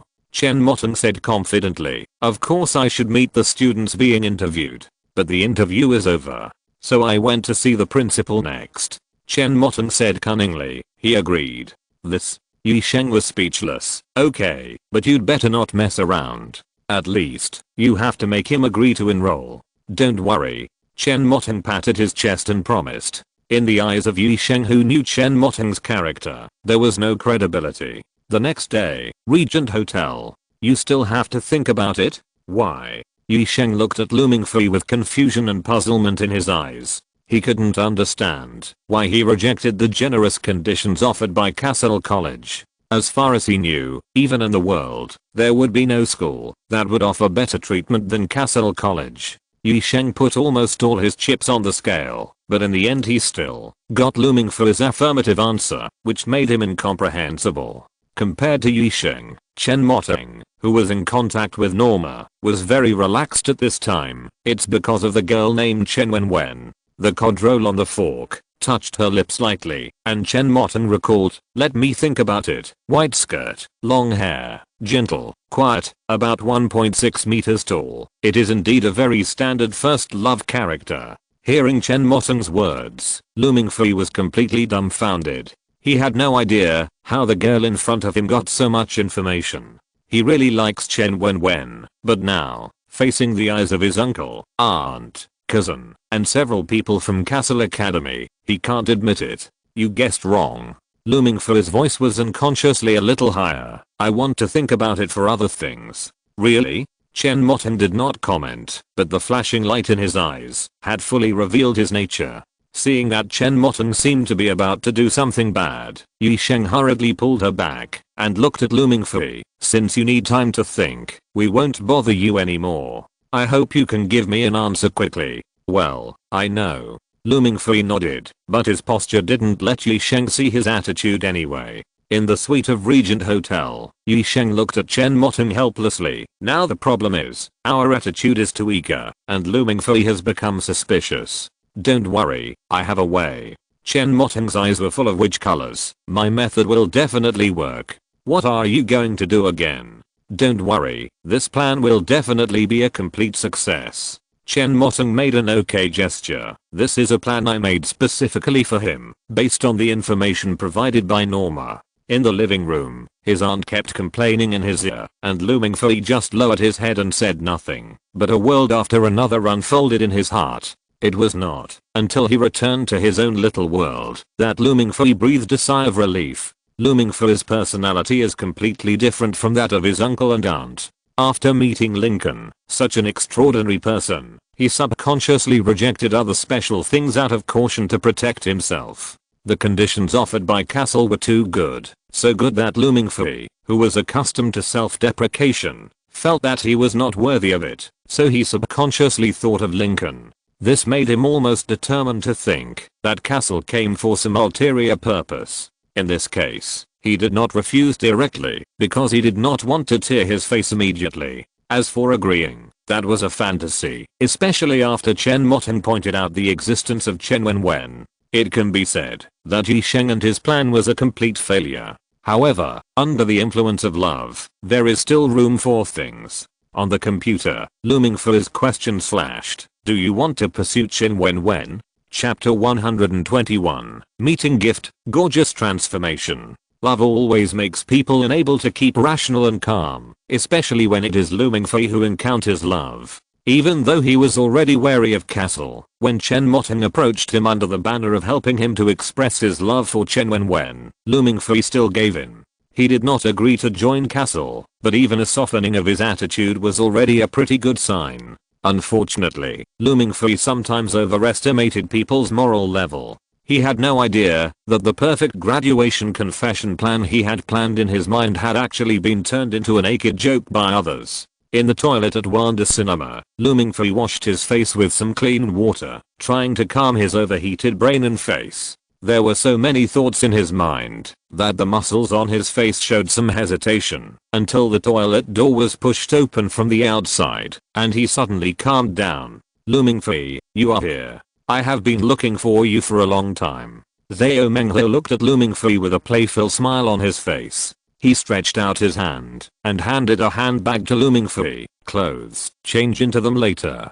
Chen Wenwen said that it will look more formal when giving a speech. After leaving an unclear smile, Zhao Menghe left, and Lu Mingfei lowered his head and opened the handbag in his hand. In the handbag was a 2-button Korean black suit and a white shirt, plus a black narrow tie. The size fit him very well. This was a set of clothes that Lu Mingfei wanted before, but he never got it. If Chen Wenwen gave him such a set of clothes, as if she saw through his mind, the sudden happiness almost occupied all his thoughts, making him become erratic. His heart was beating wildly, and the guess that the confession was about to succeed lingered in his heart, greatly stimulating his soul. Even Suzuo Qiang's ironic words monkey in a suit no longer sounded so powerful to him. But soon, as the laughter of his classmates rang out in the screening room, Lu Mingfei, stimulated by the pleasure, turned back into the awkward loser who couldn't get along with himself. He silently wanted to walk to the corner, but the two twin brothers who came in from the door sandwiched him in the middle.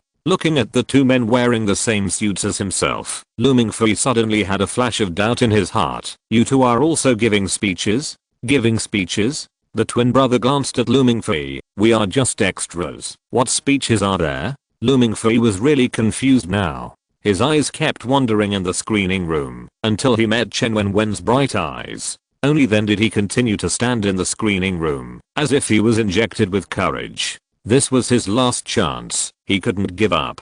Unaware of what was going on, Lu Mingfei was arranged by Zhao Menghe to stand in front of the screen like a clown. It was not until the strong light of the projector came on and projected his shadow into an eye on the big screen that he realized what was going on. He stared at Chen Wenwen silently, like a ruthlessly abandoned dog, but Chen Wenwen only looked at Zhao Menghe with tender eyes. Lu Mingfei felt that his body had turned cold from head to toe. At this moment, he seemed to be abandoned by the world. The bustle in the screening room and the confession on the stage were like a black and white silent film, and he was just an irrelevant outsider. Loneliness and self-pity increased rapidly in his heart until a familiar voice appeared. How pitiful. Lu Mingfei, it's you. Lu Mingfei looked up at the person who appeared beside him at some point. Subconsciously, the first sentence he said was extremely absurd. You will block the light. Block it. What's the problem? Lincoln, who was in the mirror space and only opened the communication rights to Lu Mingfei,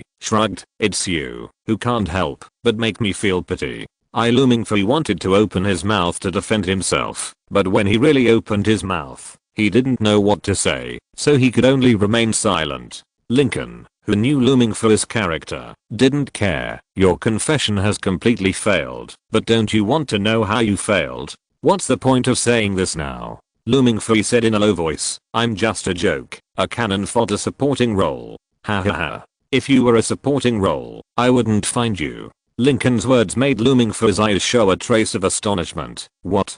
Continue with the last question. Lincoln said with a smile. Do you want to learn the skill of bending steel pipes? Can I still learn? Of course. Lincoln nodded. After all, you have never directly refused, so this is your last chance. Taking a deep breath, Lu Mingfei did not hesitate this time. He nodded decisively. I want to learn.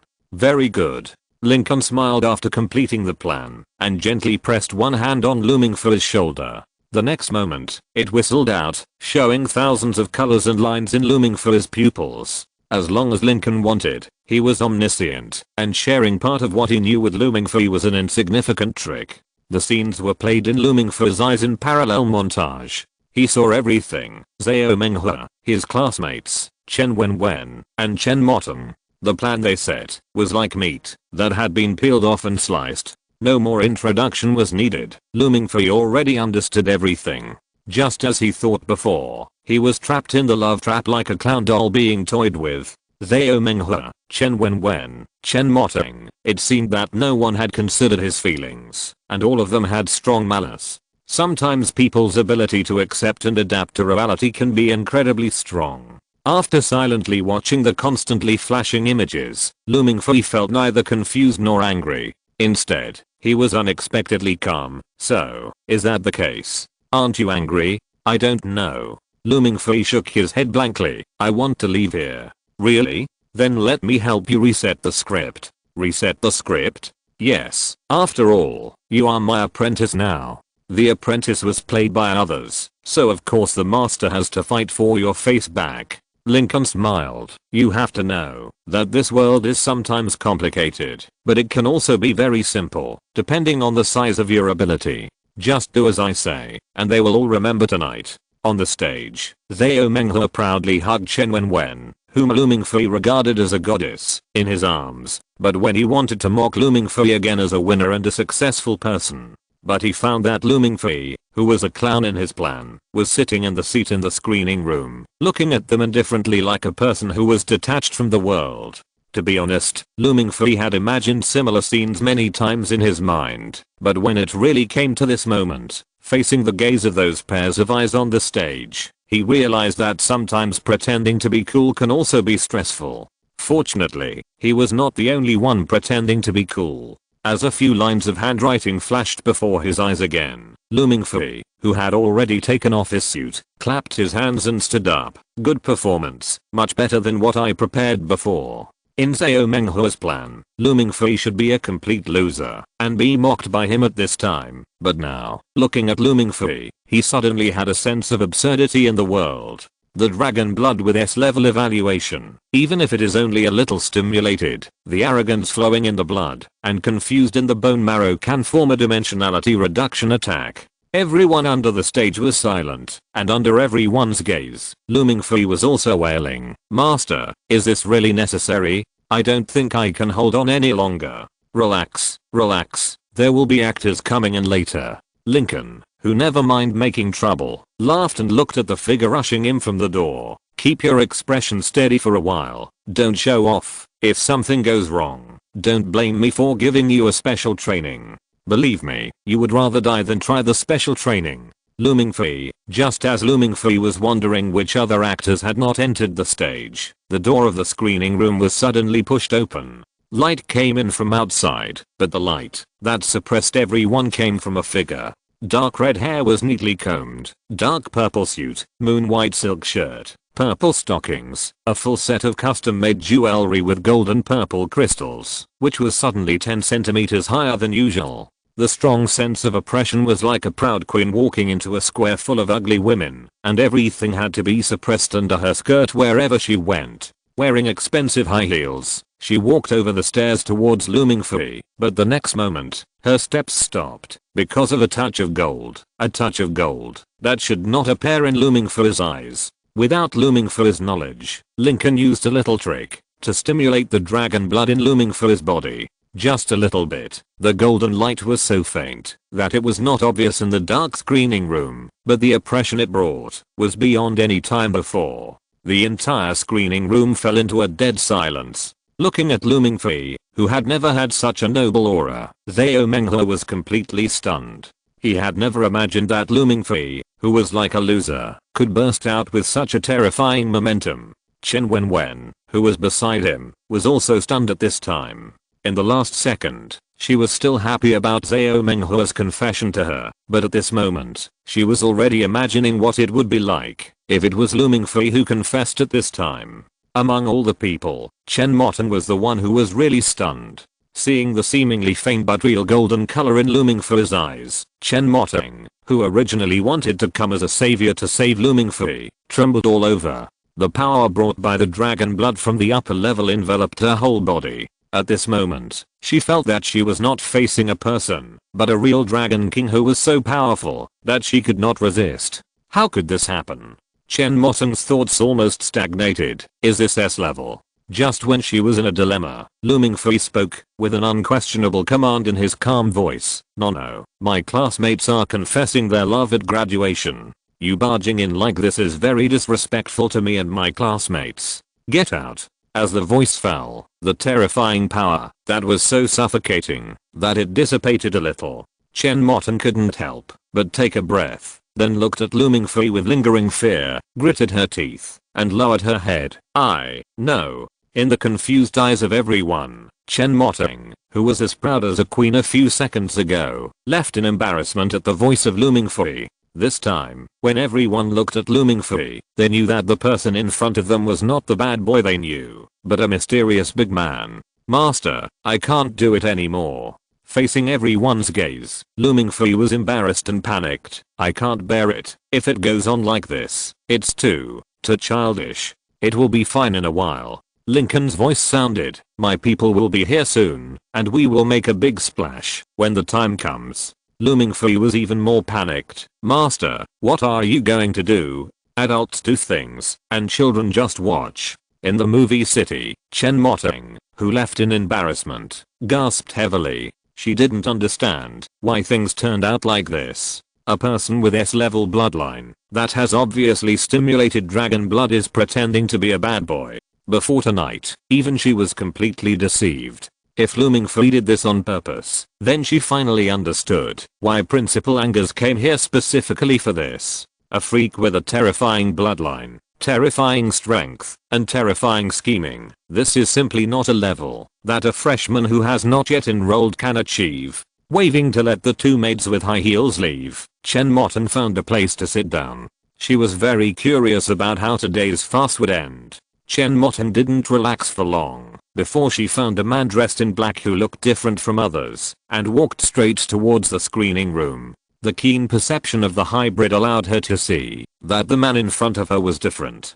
Her eyes narrowed immediately. Is he a hybrid? Or Deadpool? But why doesn't he have any special senses? Chen Moten was still thinking when the man in black walked into the screening room. With a calm and emotionless look, he ignored everyone present. He walked straight to Looming Fee and showed him the clothes in his hand. Mr. Lu, please don't wear such low quality clothes in the future. We have perfect custom channels. If you have such special needs, you can tell us in advance. Looming for his heart was trembling as a poor boy, but on the surface he took the clothes from the man in black and put them on with a cold and arrogant look. It's okay. It's also fun to experience the clothes of ordinary people occasionally. Excuse me, wearing such ordinary woven industrial and ordinary materials clothes will only lower your status. The man in black silently helped Looming Fui put on his clothes. As the cuff buttons were clicked, the visible golden light pattern spread from the cuffs and then disappeared.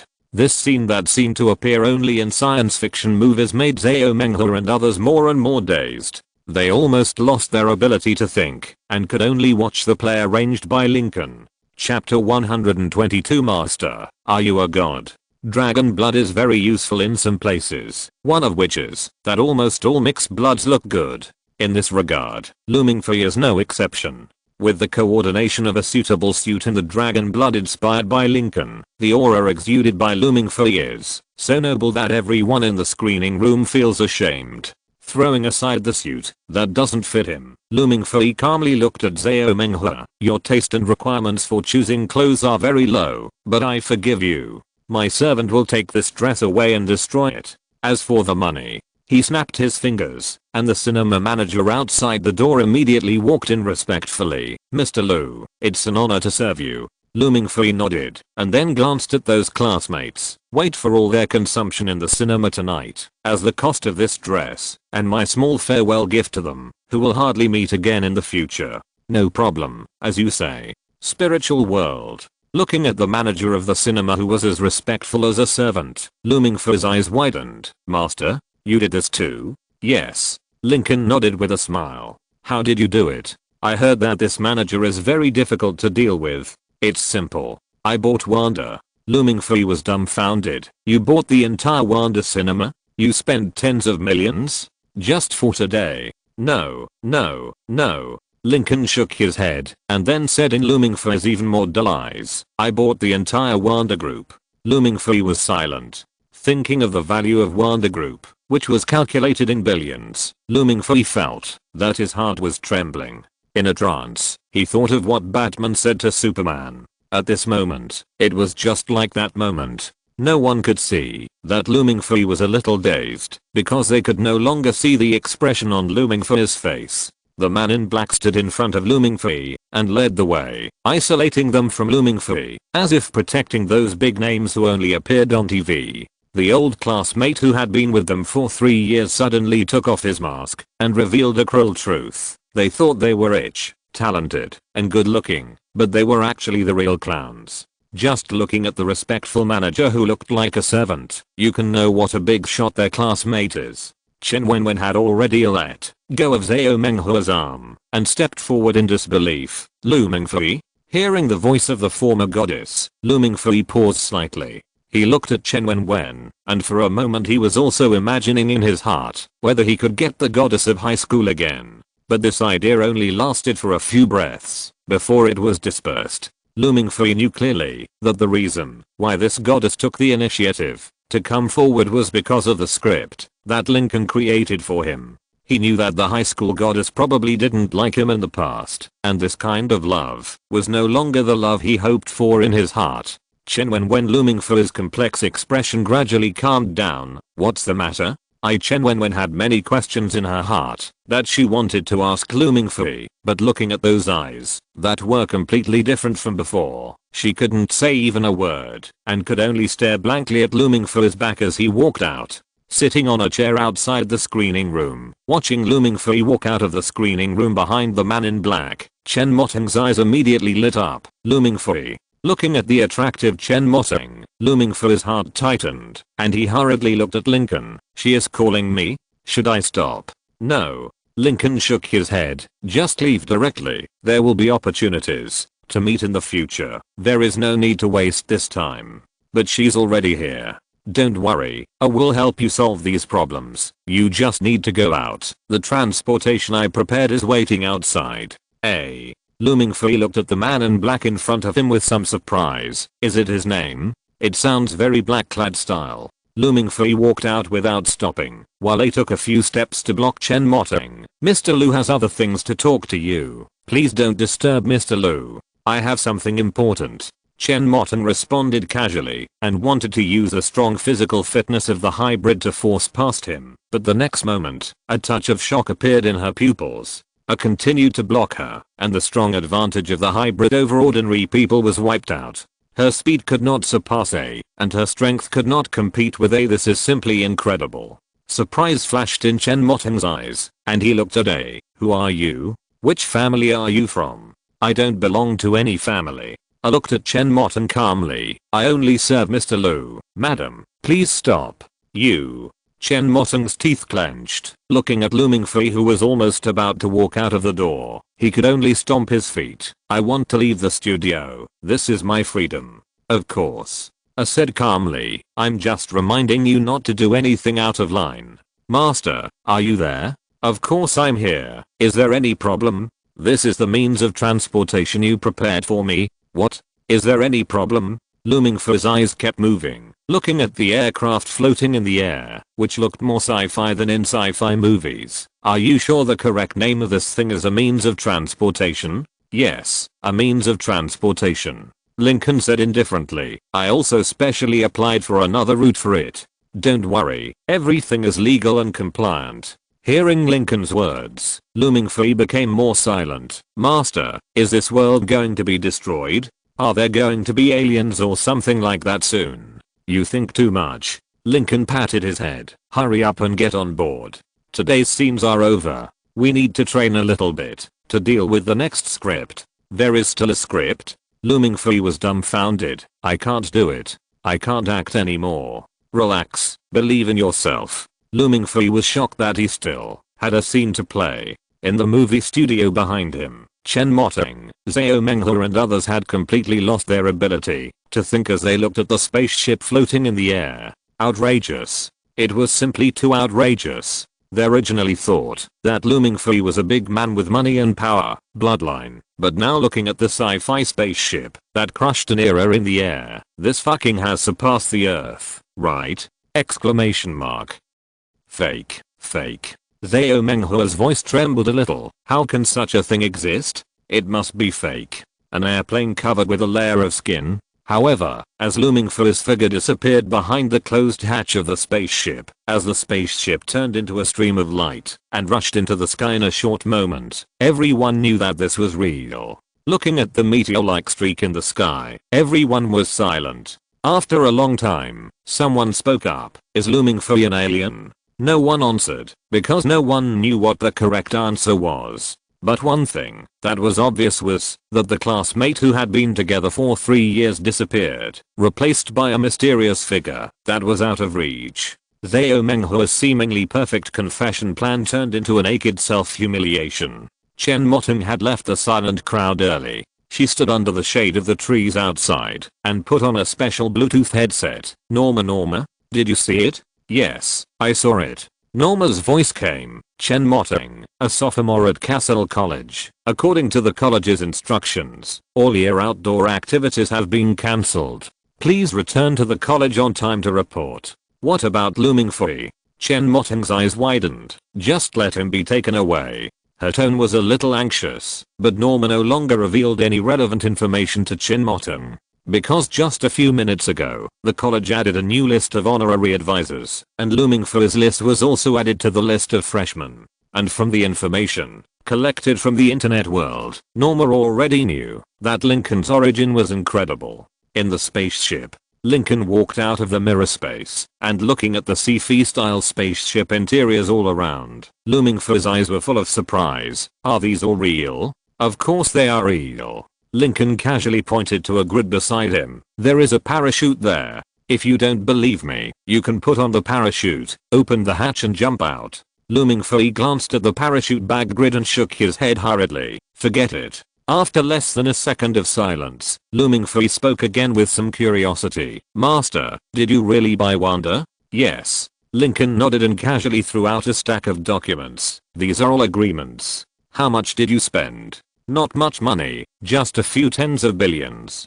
Tens of billions. Just. Lu Mingfei's eyes were about to pop out, and he almost knelt down to Lincoln. Master, can I know how rich you are? You can buy Wanda and own this kind of transportation. How rich? Lincoln smiled and pointed to looming for his pocket. Remember the metal business card I gave you last time? Remember, I always have it with me. Looming Fee took out the business card that he could not damage in any way from his pocket. If you are short of money, you can sell it. How much can it be sold for? I don't know. Lincoln spread his hands. The only thing I know is that, apart from me, you have only a little bit of the mutant alloy in your hand, which is the only one in the entire galaxy. You have a few grams of metal that can only be found in the entire galaxy. How much do you think it is worth?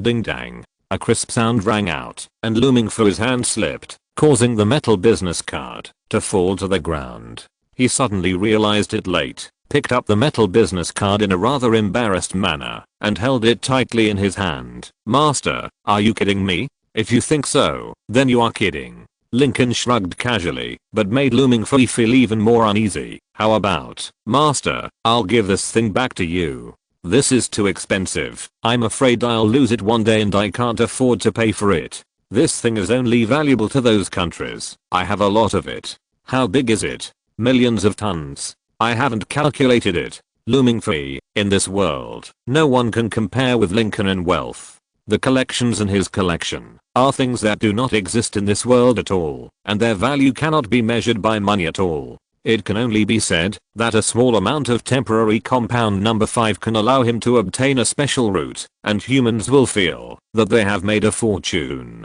It took some time to digest it, and looming Fee accepted the fact that Lincoln was richer than humans, and then he began to care about other things. Master, where are we going?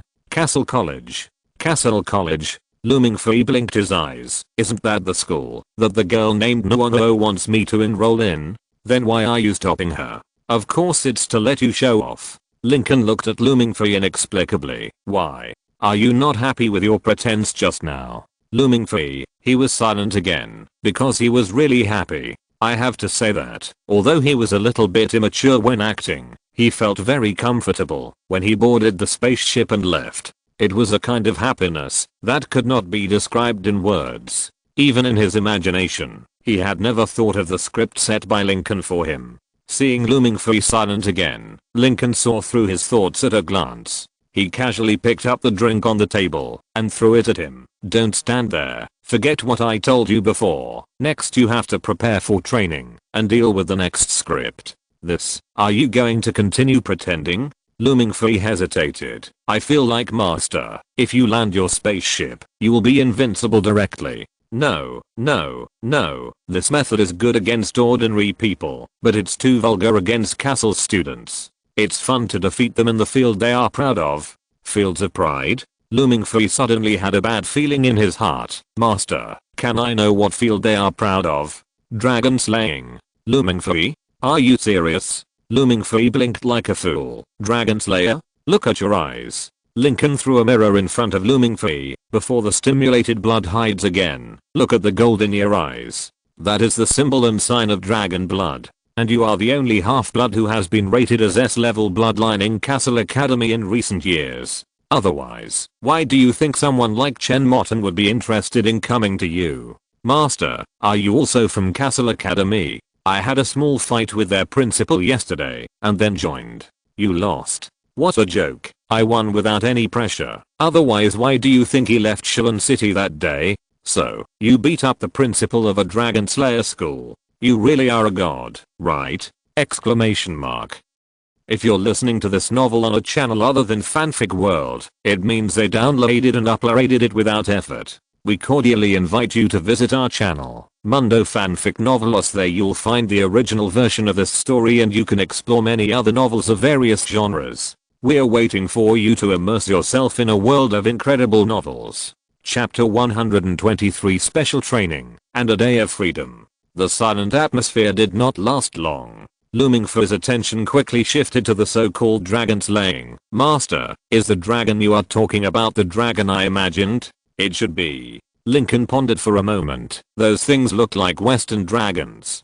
Don't worry, they are easy to kill. As long as you go through a little training, killing them is a piece of cake. Lincoln's confidence made Looming Fee more and more uneasy. He didn't know how long the Castle Academy had existed, but he knew how generous the benefits Castle Academy would prepare for its students. Looming Fui asked himself, if he were the principal of the dragon slaying school, if slaying a dragon was really a simple thing, he would definitely not give students any generous benefits. It's too expensive. Looming Fui wanted to continue asking something, but Lincoln interrupted him directly. Okay, about the dragon. You can slowly ask about it after you find a teacher at the academy. Now, it's time for training. Training? Looming Fui raised his head and looked at the surrounding environment. Here? Of course not. Lincoln smiled and stretched out his palm and hooked it slightly. Wow. Fine cracking sounds came from behind, and before Looming Fui could see what was happening, he began to spin and tumble, as if he was thrown into a washing machine. The world was as blurry as a kaleidoscope, and gravity seemed to have lost its effect. Looming Fui screamed in fear until his body gradually stopped in midair a few minutes later. Looming Fui was terrified, and before he could catch his breath, he looked at the void under his feet and screamed again, "Help! Help! Stop shouting, you can't fall." Lincoln's voice came from the front, and a huge stone slab broke through the air from the horizon and placed under Looming Fui's feet. Will this make you feel more stable? Looming Fui's legs and feet were a little weak due to his ups and downs in emotions. He looked at the large empty space around him and everything that was constantly combining and changing in the air, his eyes full of surprise.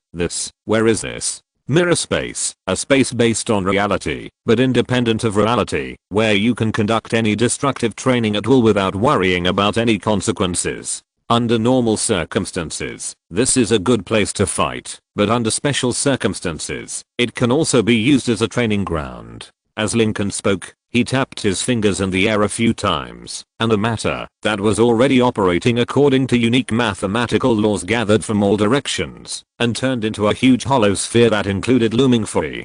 Fine debris was peeled off, and thousands and tens of thousands of round balls appeared in the air. Looming Fui's face changed drastically. "Master, what are you going to do? Didn't I tell you? Special training." Lincoln smiled slightly and broke the stone slab under Looming Fui's feet into pieces of stone and scattered them among the thousands of round balls. "I have cancelled the gravity here. Those balls will be launched with increasing difficulty. What you have to do is to use the rocks that can give you leverage to avoid those balls. One thing I need to remind you is that, although I can guarantee that you will not die, it will still hurt if you are hit directly by those balls." "No, is this the so-called special training?" Looming Fui looked at Lincoln in amazement. "I think this kind of special training method is very unscientific. Mixed bloods are not scientific at all." Lincoln smiled and waved his hand with him, and his figure flashed outside the ball. "Try hard, apprentice, unless you want to be hit to death." "Wait. Looming Fui tried to struggle, but before he could swear, a stone ball came with a swift sound of breaking through the air. "Fuck." Looming Fui's pupils widened, and he controlled his body to pounce to the side almost instinctively. The sharp sound of the wind faded away from him. He dodged the attack. Sitting in the air and watching the stone ball merge into the outer shell, Looming Fui couldn't help but breathe a sigh of relief. But the next moment, two stone balls whizzed out. Whoosh! The speed of the stone balls was not fast, and ordinary people could dodge them. Even if the number increased, the difficulty did not change qualitatively. This was the level set by Lincoln. He needed to slowly stimulate Looming Fui's potential. 2, 3, 4. More and more stone balls whizzed through the air. At first, Looming Fui could still deal with it with difficulty, but until the number reached a certain limit, he could no longer deal with it. Looming Fui dodged the attack of the first few stone balls with a donkey rolling posture.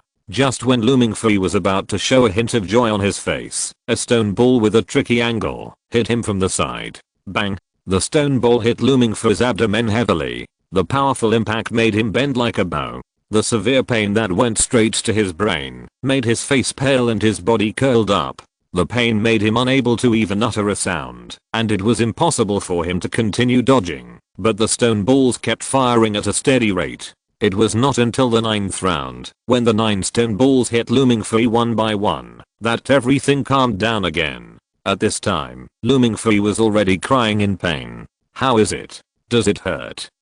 Lincoln's light voice made Looming Fui look up. "Master, can you be gentler? I almost died." "Don't worry, I know what I'm doing." Lincoln kindly rejected Looming Fur's suggestion and threw a can of drink in front of Looming Fur. Drink it, replenish your energy, and start special training again in 5 minutes. 5 minutes? Looming Fur's face was full of disbelief. No, I will die. I will be killed by the pain. It won't hurt after drinking it. Lincoln pointed to the drink in his hand. It is specially formulated to eliminate pain, provide nutrition, and replenish energy, allowing you to sublimate in special training for 24 hours. The price of this can outside is at least 100,000. What do you think? Am I very generous? 24 hours special training! Exclamation mark, exclamation mark, exclamation mark.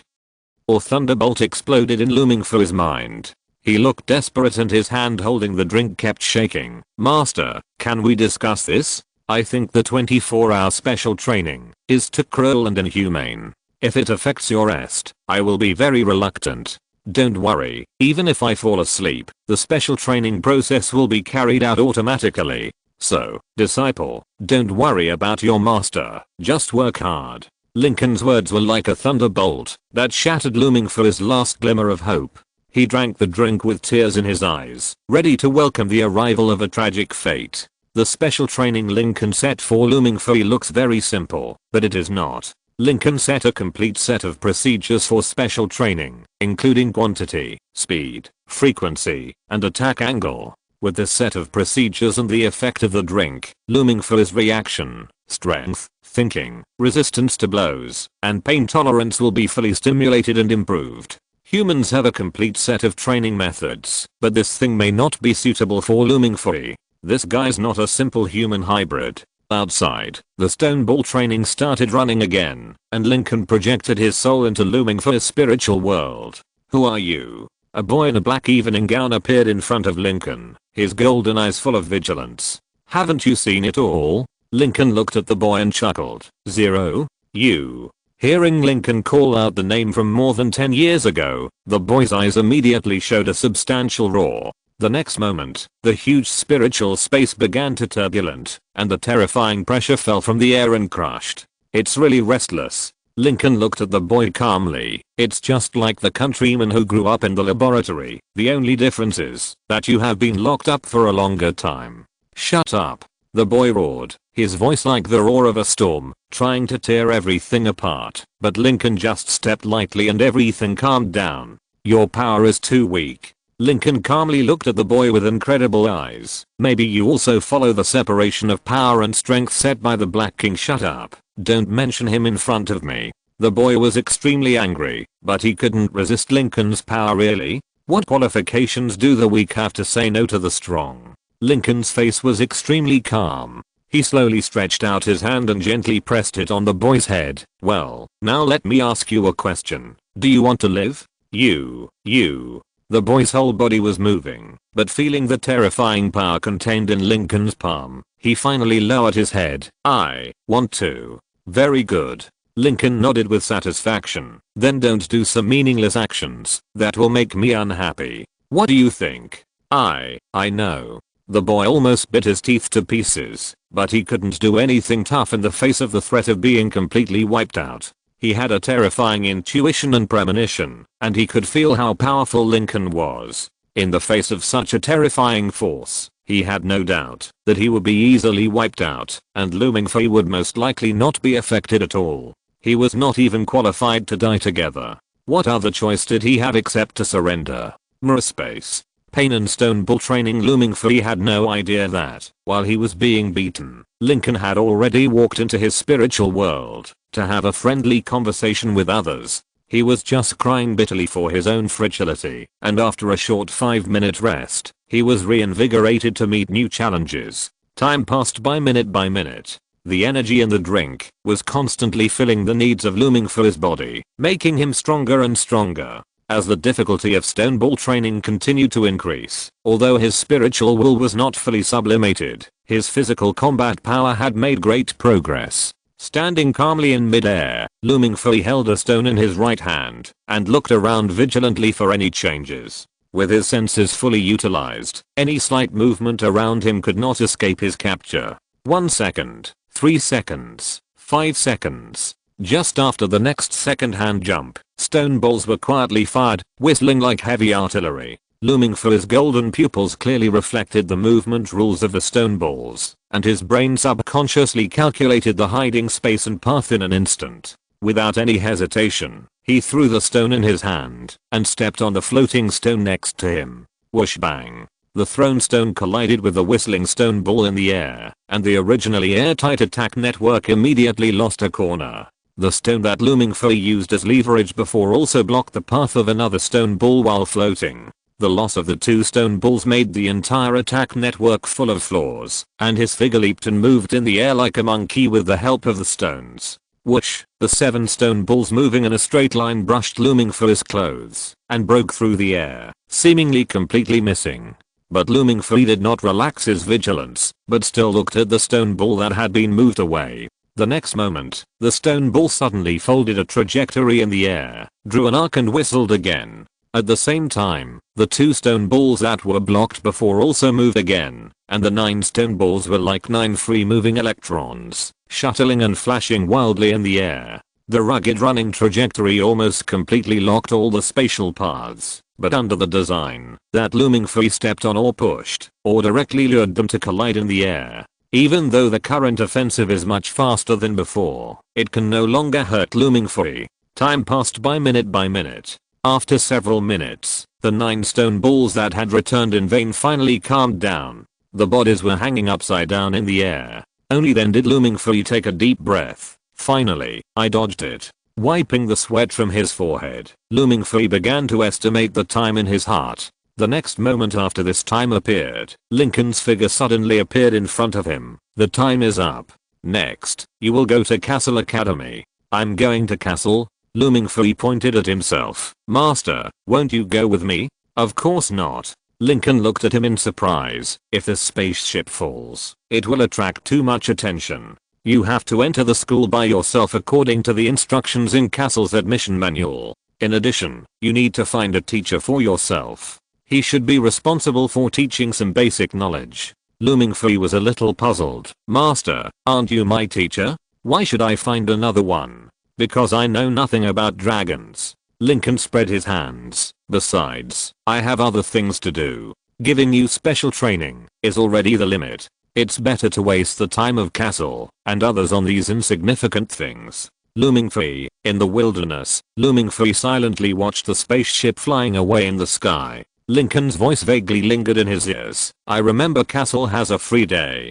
Go and win a championship, otherwise the difficulty of special training will double. Chapter 124. Looming Furry didn't want to explore what the doubled difficulty of the special training meant. He only knew that he would be tortured to death again. Therefore, even though he knew nothing about the free day at Castle College, he was still determined to win the championship. People's motivation often comes from desire, and not wanting to suffer is of course a desire, except for a very small number of people. Looming Furry, who had no time to bring anything except a set of clothes, sat on a chair and silently looked up at the church-like dome of the Chicago train station. He was thinking about why he was in such an embarrassing situation. He obviously had a super metal that was valuable enough to buy the entire Wanda group, but now he couldn't afford a cup of Coke with unlimited refills. Like a salted fish that had lost hope, he stared blankly at the dome above his head, counting the number of glass blocks on it, until a voice rang in his ears. $1. Just $1, just like the Chinese, please. Do me a favor. This $1 is also a classic begging phrase in the United States. Looming Furry turned his head and glanced at the tall and burly young man behind him. His face buried in the beard was handsome. His eyes were as bright as candlelight and full of desire. His dark green checkered shirt and dragging trousers had not been washed for a long time. It was not easy to meet such a beggar in the United States. Other beggars were dressed better than him. As if he noticed Looming Furry's gaze, the beggar also looked at Looming Furry. After a short moment of silence, he skillfully switched to Chinese. Uncle, please be kind. I haven't been here for 3 days. I'm a student. Because I lost my wallet, I have no money to buy things. Please give me some money to buy food to fill my stomach. What you just wanted to say was that you haven't eaten for 3 days. Absolutely right! Exclamation mark. Such a skilled begging technique, and you even said that you are a student? Looming Fei looked at the man in front of him, and after a moment of silence, he said, what on earth gave you the illusion that I'm richer than you? After hearing Looming Fei's words, Finger, who had just taken out the student ID card with the name Finger von Frings printed on it, was stunned. He blinked his eyes and looked at Looming Fei, who was lying on the chair like a salted fish who saw through everything. You don't have money either? Yes, not a penny. Looming Fei was holding the admission introduction of Castle in his hand and said in a deep tone, do you mind having another colleague who is competing with you for business? Finger, damn, it's amazing. I have been a waste for several years, and this is the first time I have encountered someone who wants to compete with me for business. Speechless, Finger silently put his student ID card back into his pocket, ready to turn around and look for the next target, but the next moment, the familiar paper and font in Looming Fei's hand attracted his attention. Finkel stopped and looked at him carefully. After a few seconds, his eyes lit up slightly. You are a freshman from Castle? Huh, you know me. Hearing Finkel's words, Looming Fei's eyes suddenly showed a gleam of light. He turned over and sat up straight from the chair and looked at Finkel. Could it be that you are also from Castle? Yes, me too. Finkel looked melancholy, as if he was sighing that it was a miracle to meet a new junior who was as poor as him. Are you a freshman? No, I'm a senior. So you're my senior. Looming Fei was in awe. Senior, can I ask you something? Do you know when the CC 1000 Express will arrive? I don't know. Finger spread his hands. No one knows the train schedule, but it will always come. Just wait. Just wait. Hearing these 4 words, Looming Fei couldn't help but fall silent. Senior, can I know how long you have waited the longest? Maybe a week. I don't remember. Finger recalled with his eyes squinting, giving an answer that made Looming Fei lose motivation. Forget it, I'll just lie down. Looming Fei, who had just walked out of the special training, gave up struggling. He touched his stomach, thinking that the remaining drinks in it should be enough to sustain him for a while. Looking at Looming Fei, Finger was enlightened. It was the first time he met a freshman as unique as Looming Fei, who was even more badass than he was now. With the lead of imitation, Finkel no longer had the enthusiasm to continue begging, and simply sat down. Junior brother, you are too decadent. You are a freshman who just enrolled. Oh, yes, I almost forgot. Looming Fei blinked, and suddenly remembered something important. Senior brother, do you know about Free Day? Free Day, I know. Why are you asking this? I want to win the championship on Free Day. Looming Fei said, isn't this difficult? Finkel was silent. He looked at Looming Fei carefully, then pointed to the Subway fast food restaurant in the distance. Junior brother, do you see that restaurant? I see it. Looming Fei nodded. Very good. Finger continued. Stand up, walk inside, ask the waiter to give you a free meal, and then walk back with them to share with me. This is how difficult it is for you to win the Freedom Day Championship. So it's difficult, right? Looming Fei touched his chin, and Finger vowed, believe me, based on my years of understanding of the waiter, he will not serve you, even if you are 1 cent short. The next day, how about we go and try it? Finger, who had not eaten for a whole day, began to rub his stomach and think about the possibility of begging in a fast food restaurant. Looming Fei beside him survived by surviving in his stomach and living a low consumption life like a corpse, but Finger's idea was indeed very constructive. So, can you give us 2 sandwiches and 2 cups of Coke for free? Finger dragged Looming Fei into the fast food restaurant and said to the waiter, we lost our wallets and we are so hungry. The waiter stopped what he was doing and stared at Finger silently with a look that meant no, but when he saw Looming Fei behind Finger trying to cover his face, his expression changed. In Finger's incomprehensible eyes, the waiter smiled and took out a portion of all the meals in the store and piled them in front of Looming Fei with an attitude of offering sacrifices to ancestors. I wish you a pleasant meal. Finger, Looming Fei, reaching out to pick up a cup of cold Coke and a warm sandwich. Finger suddenly opened his mouth and bit it hard, then gave Looming Fei a thumbs up. I now believe that you can win the Freedom Day Championship. I'm very optimistic about you. As he spoke, he took a deep sip of Coke, his face full of satisfaction. Finkel didn't understand why the subway waiter was so friendly, but Looming Free had a bold idea in his mind. He waved to the waiter hesitantly and then asked, "Subway, was it also bought?" "Yes." The waiter nodded. "Dear Mr. Lin has purchased the entire Subway group for more than $10 billion and opened all permissions to you." "What are they?" Looming Free was a little curious. "All requirements." The waiter's face was full of smiles. "All legal requirements. Subway will do its best to meet you." Looming Free pondered for a moment and tentatively said, "If I say I want to eat KFC, of course no problem." The waiter said loudly, "Do you need me to buy meals for you, or let the head office directly acquire KFC?" The waiter's attitude made Looming Free feel complicated. "Forget it, I just said it casually." At the table opposite Looming Free, Finkel was completely dumbfounded. He blinked, and suddenly the sandwich and Coke in his mouth tasted dull.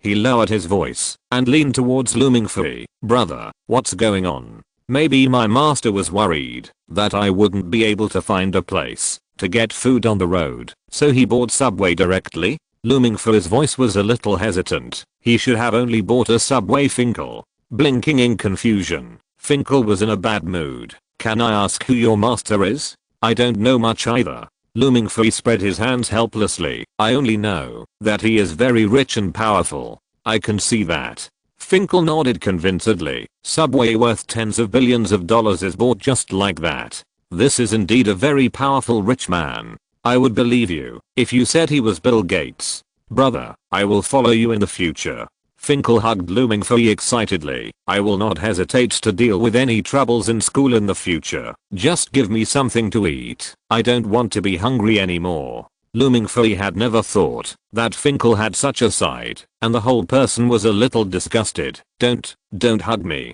Give you something to eat. Give you something to eat." "Good brother." Finkel was shocked. He knew that with Looming Free's words, he would no longer have to worry about his 3 meals and midnight snacks in the future. It was a good deal. After knowing that Subway was Lincoln's asset, Looming Free and his poor life at the train station was gone forever. Unless this billion-dollar group goes bankrupt on the spot, they don't have to worry about their 3 meals before the express train to Castle School arrives. Another day has passed. The Chicago train station in the early morning is no longer as cold and ruthless as the day before. As a train that is not shown on the train schedule enters the station, Finkel immediately pulls Looming Free to stand up. "Junior brother, wake up. The train is here. It's here." Looming Free looked towards the ticket gate with sleepy eyes. People in dark green conductor uniforms stood by the ticket gate, shaking small golden bells in their hands, with golden conductor badges on their hats, and their voices echoed in the train station. "CC 1000 Express. Passengers please prepare to board the train. Passengers please prepare to board the train." Finally here. Looming Free's eyes widened, and he followed Finkel's footsteps without hesitation. After a brief conversation, Looming Free finally boarded the train that made him wait for 2 days. At this time, Professor Guderian had already been waiting for Looming Free in the carriage. Looming Free didn't know Guderian. The only thing he cared about was whether he could make it to the school's free day. According to Finkel, the train was scheduled according to rank and could not be changed, but Looming Free didn't even know what rank he was. So the embarrassing thing was that Looming Free, who was rated S, and Finkel, who was rated F, waited together at the train station for 2 full days, which prompted Guderian to come and pick them up in person. Guderian seemed a little surprised when faced with Looming Free's question. He had never met a freshman who was thinking about the free day before entering school, which made him wonder if Looming Free was also a violent person. But as an admissions counselor, he still answered Looming Free's question. From the perspective of time, it may be too late, but there can be some exceptions. As he spoke, he turned back to look at the conductor. "Speed up. Let our S-level freshmen experience the atmosphere of a free day." After that, he looked at Looming Free again and said, "Now you can catch up." However, because the journey time is shorter, the speed of admissions counseling must also be accelerated. Coaching on what? Looming Free was a little curious. This thing was not written in the introduction. This requires you to sign a confidentiality agreement first. Guderian did not answer, but took out a document and placed it in front of Looming Free. Without hesitation, Looming Fui signed his name, and then Guderian said, "Before admission, I need to introduce you to the knowledge taught in our school. I know this. It's dragon slaying." Without waiting for Guderian to speak, Looming Fui gave the answer first, and this answer made Professor Guderian stunned. Everyone in the carriage stared at Looming Fui blankly. "Aren't you a freshman? How did you know?" "My master told me." Looming Fui blinked. "What's wrong?" Everyone was silent. All the plans Guderian had prepared before were disrupted. He silently turned his hand on the black cloth. "Since you already know, then the preliminary admission guidance can be ended. Next, I want to talk to you about the 3E exam."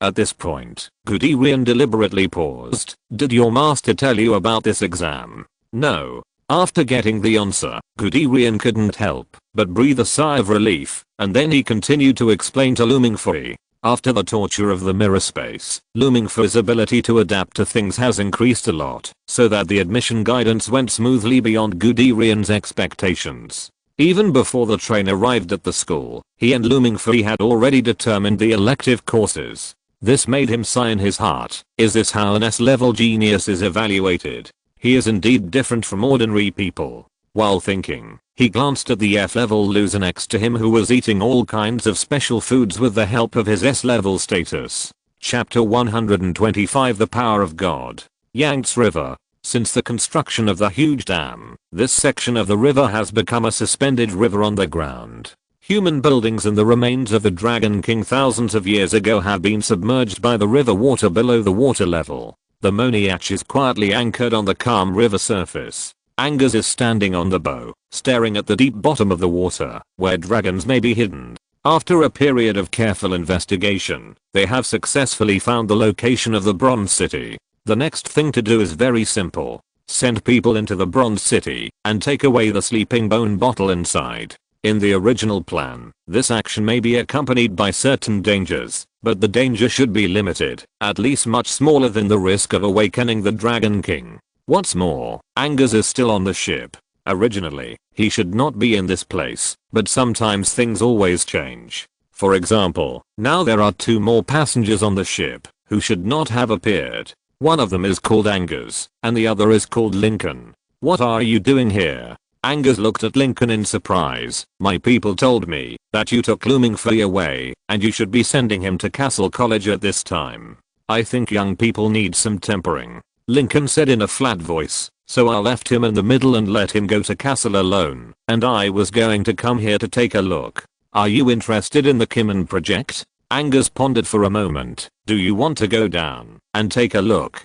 Kimen project? No, I'm not interested in this project now. Lincoln shook his head, looking away from the huge bone bottle in the Bronze City, looking at the towering and compact metal city. I'm interested in something else. Angus didn't know what Lincoln cared about, but as long as it wasn't the bone bottle, he felt that he could accept it. In addition to the bone bottle, there would be no other valuable things in the Bronze City that had existed for thousands of years. The power of time is enough to make many things decay. The Moniach was under a tight schedule and had a heavy task. Rounds of people continued to carry diving equipment into the water to carry out detailed equipment for the final stage. Lincoln did not intervene too much because there was no need for it. Ange was still standing beside him, and there were other professors on the ship. With this configuration, unless the Dragon King was resurrected on the spot, any problems encountered could basically be properly solved. Lincoln's arrival directly led to many changes, and the performance in this area of water was that there would be no more tragic sacrifices.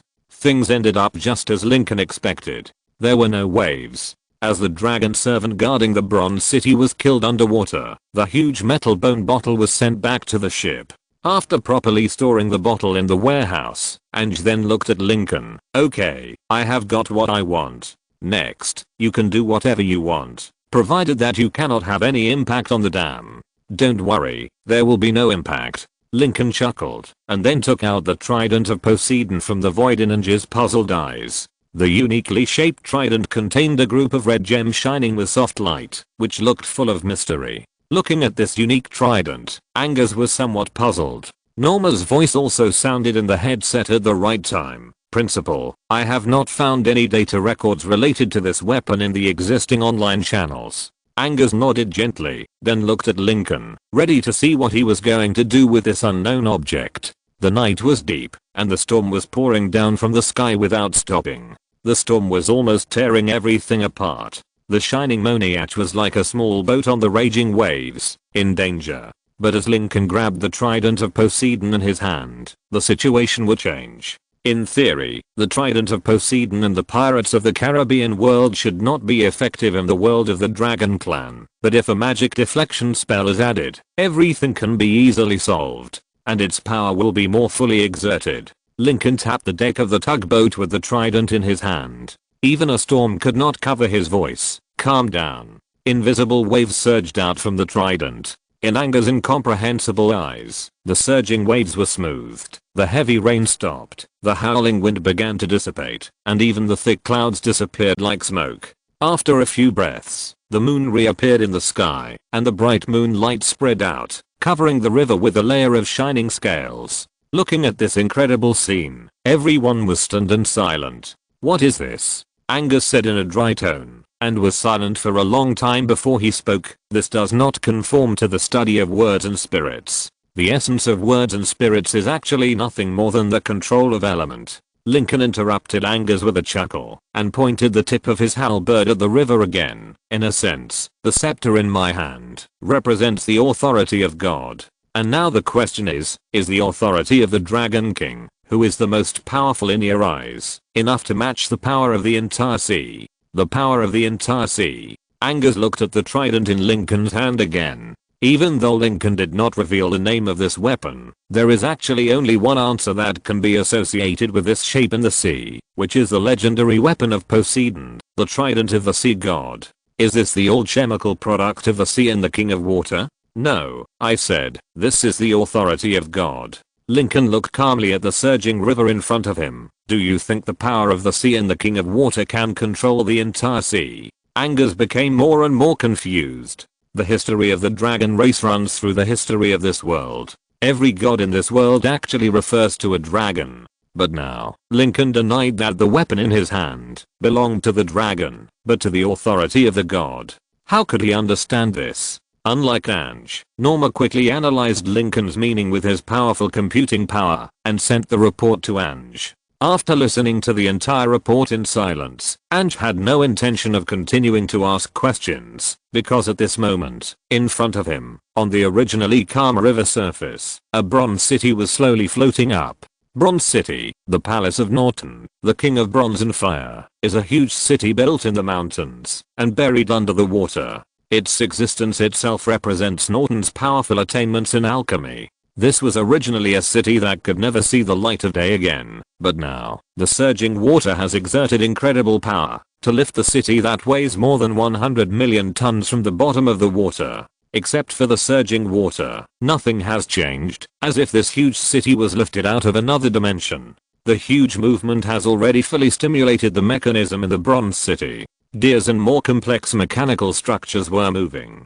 In everyone's incredible eyes, the towering miracle city was dragged into the air by the river. The heavy metal roar continued to ring, showing the terrifying level of alchemy attainments of the Dragon King Norton thousands of years ago. Looking at this incredible scene, everyone lost the ability to speak, only Lincoln. He calmly stretched out his hand. A series of golden runes connected on his arm and wrist, and the golden array gathered and condensed in his palm. The bright golden streamer enveloped the Bronze City from all directions, and the city weighing hundreds of millions of tons began to shrink rapidly. In the end, it fell into Lincoln's hands like a small Rubik's Cube. Everyone was stunned, including Angus and even Norma, who had been monitoring the scene with a monitor. No one could understand the means Lincoln showed. Shrinking a city into a Rubik's Cube, and holding a heavy object weighing hundreds of millions of tons lightly in his hands. They doubted that even the so-called Dragon King could do such an incredible thing. The abilities of the 121 word spirits in the word spirit periodic table, they simply could not find any that could correspond to the means Lincoln was showing at this time. Even if they combined several different word spirits into everything, they could not compare with the means Lincoln was showing now. Angus thought that Lincoln's mastery of the mirror space was enough to exceed cognition, but now he really understood what kind of creature was standing in front of him. For the first time, he began to suspect that perhaps before the birth of dragons, there really was another group called God that humans did not know about. Otherwise, they could not explain why Lincoln could have such a terrifying power that even the Dragon King might not have. It's really exquisite. Looking down at the bronze city in his hand that was still undergoing complex changes, Lincoln couldn't help but smile, as expected of a dragon that has ruled the world for 1,000 years. It can actually create such an object. Very good. As he spoke, he smiled and put the bronze city into his shopkeeper. Another beam of light came on, and the bronze city was suspended in the air and kept changing. No one knew where Lincoln had put the bronze city. Even Angus, who was closest to Lincoln, could not see it clearly. The bronze city also disappeared with a trident that was said to be the power of the sea god. This directly shattered the idea of some people to borrow it for research. Angus did not have any research ideas at this time. He just wanted to find out whether the so-called god really existed. He had been busy slaying dragons for most of his life, and he was even a little tired of wanting to kill the 4 dragon kings completely. What he absolutely did not want to see was that after sending the Dragon King away, a more terrifying god would come to the world. After hesitating for a moment, he finally decided to ask directly, "Are you the so-called god?" "Of course I'm not," Lincoln said without hesitation. "How could I be a god? After all, they are so." "What?" Angus was curious about what Lincoln left behind, but Lincoln swallowed the word weak back into his stomach. "What are you worried about?" "I'm worried that just like the dragon will eventually return after cocooning, the so-called gods, do they really exist? Is it possible to return in the future?"